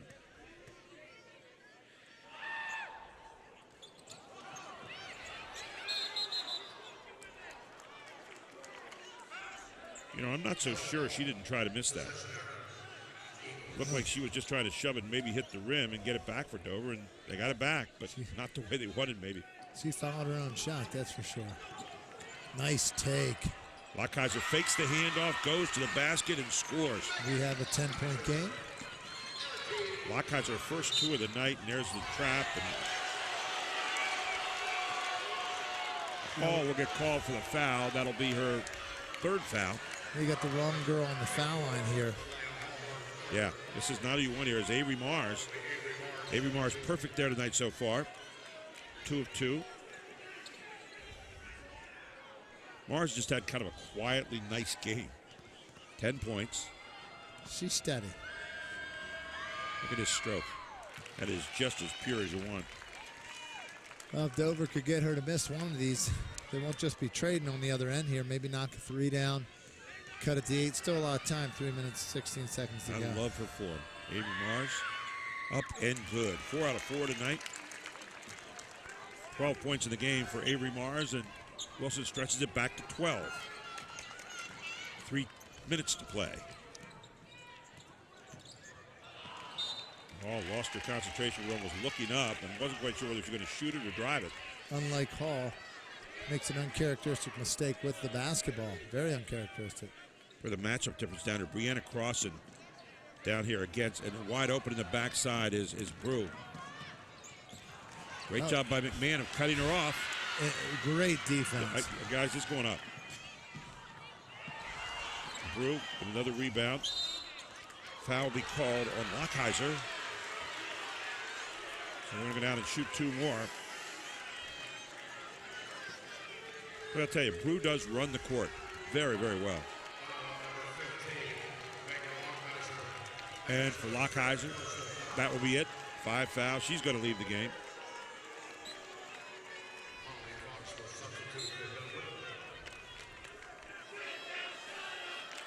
So into the game now for Dover is Holly Fox. It's not a team that can stretch its bench very far, Dover. I like that stroke there. I tell you, there's some great shooters on the Wilson side here for sure. But they're smooth under pressure. They take care of all the little things to win games. You close on the foul line. That's why they may go on to win the 2nd year in a row. And their 6th championship. They look like they're on their way right now. 46-32, 2:43 to go. Dover's got a lot of catching up to do. And first thing you got to do is handle the basketball. You know, if you take Dover's defensive ability and you mix it with Wilson's offensive ability, you got a heck of a basketball team. If you could turn those two into one team. But Dover's showing you a lot tonight, I think, defensively in this game with both zone and man-to-man. They've been willing to come out here and play hard man-to-man here in the 4th quarter, the 3rd and 4th quarter they've had to, and they've done a pretty good job with it. But Wilson's also done a great job offensively in being patient and getting what they wanted and going to their power inside. You know, Todd, Gary, I've never done this, but I've never voted for a player of the game for a person on the team that lost. You know, my vote for player of the game is Hall. Yeah. Because she was the player of the game. I mean, she gave her team a fighting chance on a night when there was a lid on the rim. And I hate to be outside the box here, but that lady just came to play tonight. Yeah, she did. I mean, you can't take anything away from her. So much heart, so much guts, so much glory. But, you know, on the other end, Wilson is so balanced and does so many nice things. You know, I'm over on the Dover side, and the frustration right now is just they're very frustrated with some of the foul calls down the end. They didn't think that just the coaching staff, they didn't have that chance to even get back and crawl back in this game. But you know, it's like anything. It comes down to this. You're at the will of officials, and that's what they're here to do. They call a game. We'll have our Capital Region Insurance post-game show coming up in just a few minutes with the Brenner family of dealerships player of the game. And we'll wait and see who that's going to be. We'll keep that a mystery. Let's have a little mystery out there, right? Well, there was a tweet that came through. I think I misunderstood the tweet earlier about coaches clarifying the coach. And apparently the documentary running with Todd and I's interview at half court, I mentioned that a coach influenced me as a player. Or it influenced me as to move into the training realm instead of the formal coaching realm, and that's the $1 million question that they ask, and I guess I'm going to still keep that to myself for now. I'm not even sure what you said. Well, I just kind of explained that I was influenced by a coach in the area who's really well known to stay with what I was doing rather than to go with formal coaching at a school. Right. And I just don't want to put the coach on the spot until we probably have a good conversation. Steal by about Holly it. Fox. Nice job by Hall of getting it over to Maxine Herman for 2 more for Dover as they close to within 13. 2:12 to go. Dover with 2 starters out due to 5 fouls each. And now, really, you go into almost a total freeze here if you're Wilson.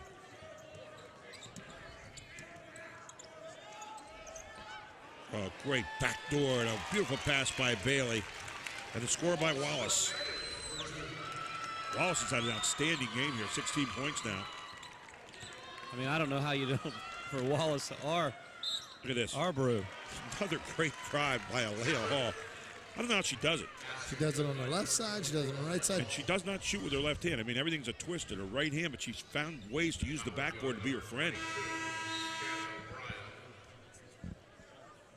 17 points now for Hall in the game. I think they had 17 up there before. Seems like it should be 19. Yeah, 19 points, guys, possibly 20. How many steals? How many 20 points? You know, it's getting down to the wire. My vote for player of the game is Hall for Dover. I don't care who won the game. Dover down by 12. We'll go back to the other end again, and her counterpart, Avery Mars, has played just an outstanding game. Avery Mars heading off to St. Joe's next year, 12.5 points a game average this year. 15 of 20 from the free throw line so far for the Bulldogs here. They have been, as advertised, solid. And Mars with 2 more. Tell you, Wilson has worked tonight hard to get to the 49-point mark right here. Todd, your vote for player of the game. Well, I've now decided that I think I'm going to go with 2, and it just the inside presence of Carly Brew and Jesse Wallace. I think it's a two-headed attack here, 42-34. I think we go with 2 more a game. I understand what you're saying, Charlie. The Hart Award goes to Hall. Yeah, I agree.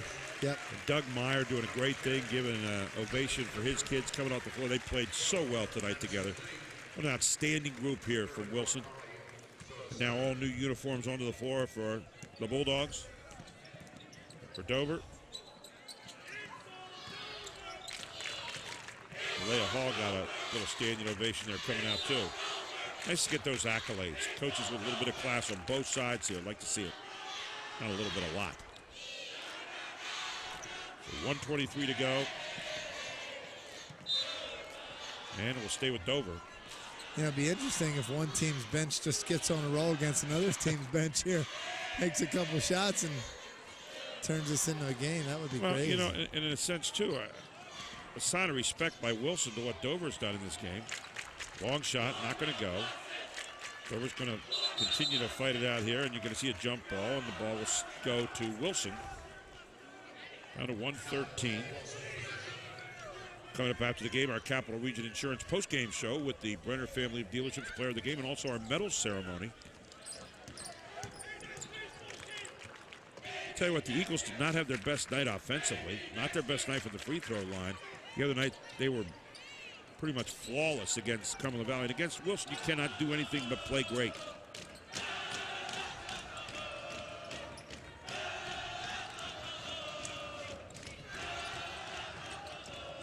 Nice job.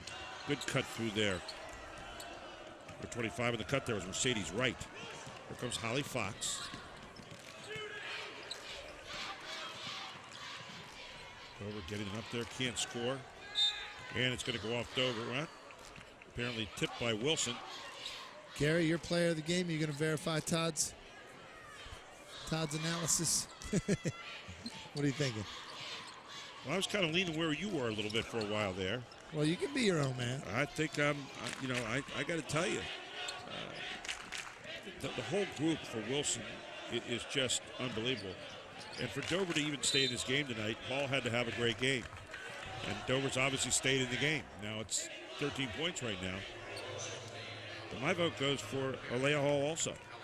And I think that's the silver lining for Dover tonight, that if we could demonstrate that it is possible for a team that loses to have a kid that's player of the game. Yeah. And Todd, I agree with you, though, on your analysis because with Wilson, that is the difference maker. But I don't think Dover lost tonight. I think they outplayed, out-hustled Wilson. I think Wilson just was the beneficiary of having a lot more talent. And when you look at the game from that perspective, I think our selection is justified. They were very well coached too. You don't take away anything from Coach Doug Meyer. His team is extremely well coached. They made some wonderful adjustments. Look at Holly Fox here on the floor. Good job though by Molly Reinhardt to get it away for Wilson. You know what I'd like to see is Coach Doug Meyer interviewed and to talk about how hard he had to plan to handle the Leah Hall factor. Well, and there you have it. Repeat the championship. That's exactly what Wilson does, 50-38. Wilson walks out of here with another gold medal. We're going to be back in just a moment with your Capital Region Insurance post-game show, along with the Brenner family of dealerships, player of the game, and, of course, the medal ceremonies. The gold going again, back to West Lawn with Wilson. We'll be back right after this on High School Sports Live TV on ABC 27. I walk into the gym here at Advanced Hoops, and one of the first things I see is a board with fundamental principles. Square up to the basket, dribbling baseline, causes turnovers. Can you talk a little bit about how that has advanced players? It's helped coaches in the capital area with these specific directions that you give here at Advanced Hoops. Yeah, the 5-on-5 instructional piece in our program is one of those programs that came as the program built. And it was, again, it was just based on feedback from parents and our coaches that we wanted to get some time with the kids after teaching them how to shoot, after working on their ball handling confidence, their point guard skills. We wanted to see them in the 5-on-5 setting. So it came up with 9 rules that focus on fundamental aspects of the game. We even have spacing boxes for the kids on the court. You know, as coach, you want the kids spacing is a big thing, moving without the ball, catching and facing in the triple threat position. So that part of the program evolved out of necessity to try to teach kids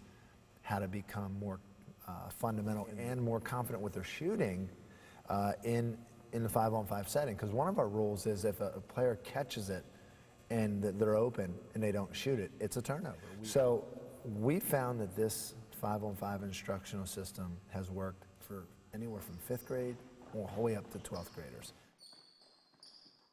For the full interview, go to advancedhoops.com. Back here live at the Giant Center, you're seeing the medals ceremony. Troy Lockheiser handing out the runner-up awards. And, man, this team has worked hard during the course of the season. Only their 3rd loss of the season for the Eagles of Dover. Now 24-3. And got to be proud of those girls. They have played so well. And on the other side, Wilson 22-7, going to win their 2nd straight gold medal. Welcome to the Capital Region Insurance post-game show here on High School Sports Live TV. Let's listen in as the medal ceremony continues. Assistant coaches, Bill Fox, Bill Harrison, Jay Rexroth,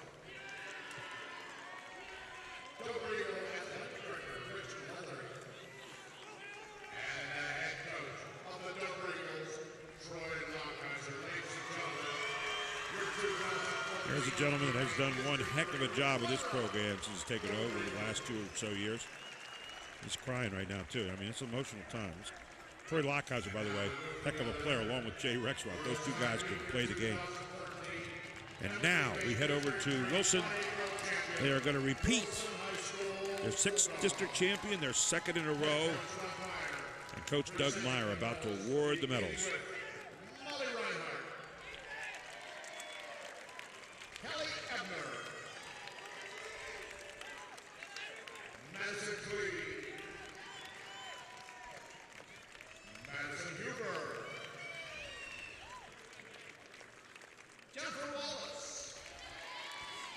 Wilson beat a very good Manheim Central team to get here undefeated. Really did. Manheim Township. Manheim Township, that's right. Well, what an outstanding defensive job she did tonight. Shannon O'Brien. Reed Bailey with some wonderful slicing shots. Mercedes Wright saw some significant time in there.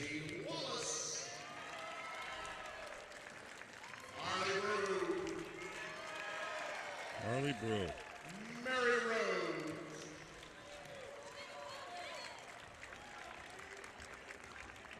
Their athletic director, Steve Palonis. Athletic trainer, Karen Malagrana. Assistant coach, Jen Legat. Assistant coach, Tom Freeze. And the head coach of the Wilson High Bulldogs, Doug Meyer. Great coaching job by Doug Meyer here tonight. This was a game where a lot of chess playing was going on, Charlie. Yes. Now you see the awarding of the district trophy. 2nd year in a row to go back to West Lawn, to Wilson High School. Who will now present See those 4 seniors out there, and they're all going to be heading off to Division I schools next year, so there you go. Great job tonight by the Wilson Bulldogs on winning gold for a second straight year. An outstanding team, a great effort tonight. They grounded out. These are the kind of games that sometimes you get involved in. And hats off to Wilson to being able to play the game a different way other than just full court, although they showed you a little glimpse of that when they were pressed full court and how good they really are running the court. We're going to take a break. We're going to come right back here. You're watching High School Sports Live TV, the Capital Region Insurance postgame show. And we're going to come back with our Brenner family of dealerships player of the game, and we're also going to talk to the winning coach here in just a few moments. We'll be right back on High School Sports Live TV on ABC 27. Andy, you had a choice to make. Holiday lights, the snowman, or that thing, which is scary. But you threw Muller out and said, I want and. Because you don't go for choices. You go for greatness. So you go with Pizza Hut's Big Dinner Box. Get 2 medium one-topping pizzas, breadsticks, and pick from wings, rollers, pasta, or now a third pizza for just $19.99. And get any other delicious pizza for $10. All hail Andy, the king of the cul-de-sac. Go for greatness, people. Pizza Hut. Make it great. This new diet half and half's awesome. Best part's the lemonade. Best part's the tea. Lemonade! Tea! Lemonade! Tea! Lemonade! Tea! Lemonade! Tea! Lemonade! So which half is your favorite? And they're blended so perfectly, who cares? Tasty tea, tangy lemonade, 10 calories. Snapple diet half and half. Made from the best stuff on earth. Chrysler, Jeep, Nissan. The Brenner family of dealerships is proud to support High School Sports Live. We've been serving Central PA for over 92 years and have everything that you're looking for when purchasing a vehicle. Great customer service, great pricing and selection, an excellent service department for the life of your vehicle. All at the Brenner family of dealerships on the Carlisle Pike Mechanicsburg and 24/7 at BrennerFamily.com. Serving Central PA for over 92 years. Center, where Wilson has closed out this night's games, championship games, with a 50-38 win. Second straight season they have won the District 3 4A Girls Championship. This is the Capital Region Insurance post-game show. And let's get over right now to Todd McCall at center court with our Brenner family of dealerships player of the game. Todd? I'm here with Alea Hall. Alea, you know, you guys come up short tonight, but you had 20 points, and you and your teammates, you especially, you almost willed this victory for your team. You come up short, but you're awarded the player of the game for your heart. Can you talk a little bit about your determination and what you guys will do from here into the state playoffs? We'll just practice harder and do what we've been doing and just be ready for states. What was your preparation like coming into the game, and what did you guys think you had to do? You guys played a little 2-3 zone. You got after it. What was your preparation against Wilson coming into this game? Well, basically just getting ready for the 2-3 zone and how they'd react to our 2-3 zone. You know, one of the things, your penetration tonight really caused some trouble. I mean, talk about now how, you get over this, you get into practice, and talk about what you guys want to accomplish when you get into that state playoffs. Just to work harder and I guess look for more open shots and get more or shoot more than we did tonight. And well, why this one hurts? Do you guys have more in the tank? Do you have more in that heart tonight? We always do. We never give up. That's what type of team we are. All right. Leah Hall, our player of the game. We're going to go back to you, Gary. And Todd McCall, who has done yeoman duty out there tonight, really appreciate all he's done. We're going to talk right now also to Doug Meyer, the winning head coach for Wilson, as he comes over, and he's with Todd McCall right now. Let's get to Todd. Thank you, guys. I'm here with Doug Meyer. This is 2 years in a row. Really, second half looked like a different team. It looked like at one point that Dover had kind of lulled your team into their style of basketball game. You guys made some adjustments, went high-low into the zone. Your big girls started playing. More importantly, you kind of got the job done. We did. You know, we played a little bit conservative towards the end of the first half because we got in a little bit of foul trouble, just to get to halftime. And then we came out with a lot of defensive energy there in the third quarter. Offensively, we did a much better job of getting the ball inside to our big girls. Even when we collapsed the defense and we missed, we were there for offensive rebounds. And then, that's when we really started to separate. You know, you played a team tonight with a lot of heart. Can you talk about your preparation with Hall and what you guys had to do and what your adjustment was? I mean, she had 20. She's a great player, but when it needed to, what did you tell your girls and how did you prepare to stop her? You know, the toughest thing to prepare for with Dover is just how mentally tough they are. I mean, I thought we were going to put them away there, you know, end of the third, beginning of the fourth, and they just hung around and kept scrapping and just, you know, frustrated us at times. But our kids hung in there. But, you know, as far as Hall goes, you know, she's built like a tailback, and she's tough as nails. I mean, she just competes and wills her team to stay in the basketball game. You know, I know she had the first 7 points of the game for them, and I think she had all but 4 of their points at halftime. And, you know, it stayed that way in the second half. She's just a great competitor, you know, tough athlete physically and mentally. And last but not least, just talk about the inside presence of Wallace and Brew, and then Mars doing all the jobs they needed to do. I think your big girls came up when they needed to finish this. They have 18 and 16 points collectively. They did. You know, having one big girl is nice. We're fortunate enough to have 2. You know, they run the floor well, and, you know, they work well together, too. You know, when they get the ball in the high post, they look for each other down low. You know, and we try and drill that, but, you know, they really do work together. They're very unselfish in that way. Well, it's a happy bus on the ride home, Coach. It sure is, yeah. The game felt like it took about 5 hours, but it'll be a happy ride home.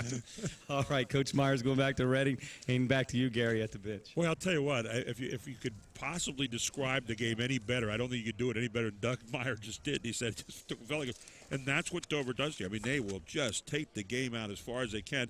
A lot of heart there, but let's give credit to Wilson Westlong, too. I mean, they've got great players. They've got a great coach there, and a guy who made some wonderful adjustments here tonight. And I think they earned this medal, though. I mean, this was not a medal that a lot of people sitting in here tonight probably didn't say it loudly, but they said, this might be a 60, 70 points. And no, Dover proves once again that their great defense can hang you around. And of course, tomorrow we've got some other games coming up.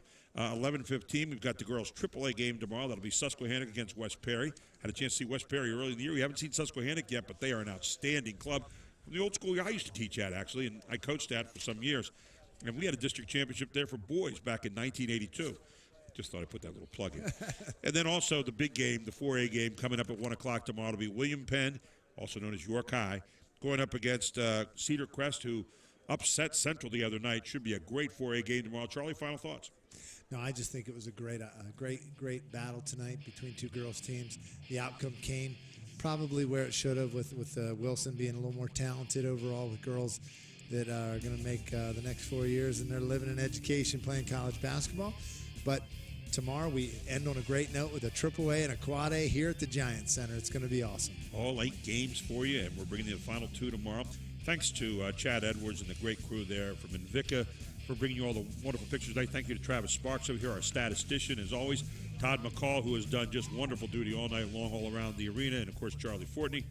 I'm Gary Sutton, and we're looking forward to seeing you again tomorrow morning at 11:15. We'll be at it again with the Girls AAA Championship, and you'll watch it all here on High School Sports Live TV on ABC 27. And don't forget, we got a one-on-one coming up here in a moment with Charlie Fortney and Todd McCall going at it yet one more time before we put it all to bed tonight. Have a great evening, everyone.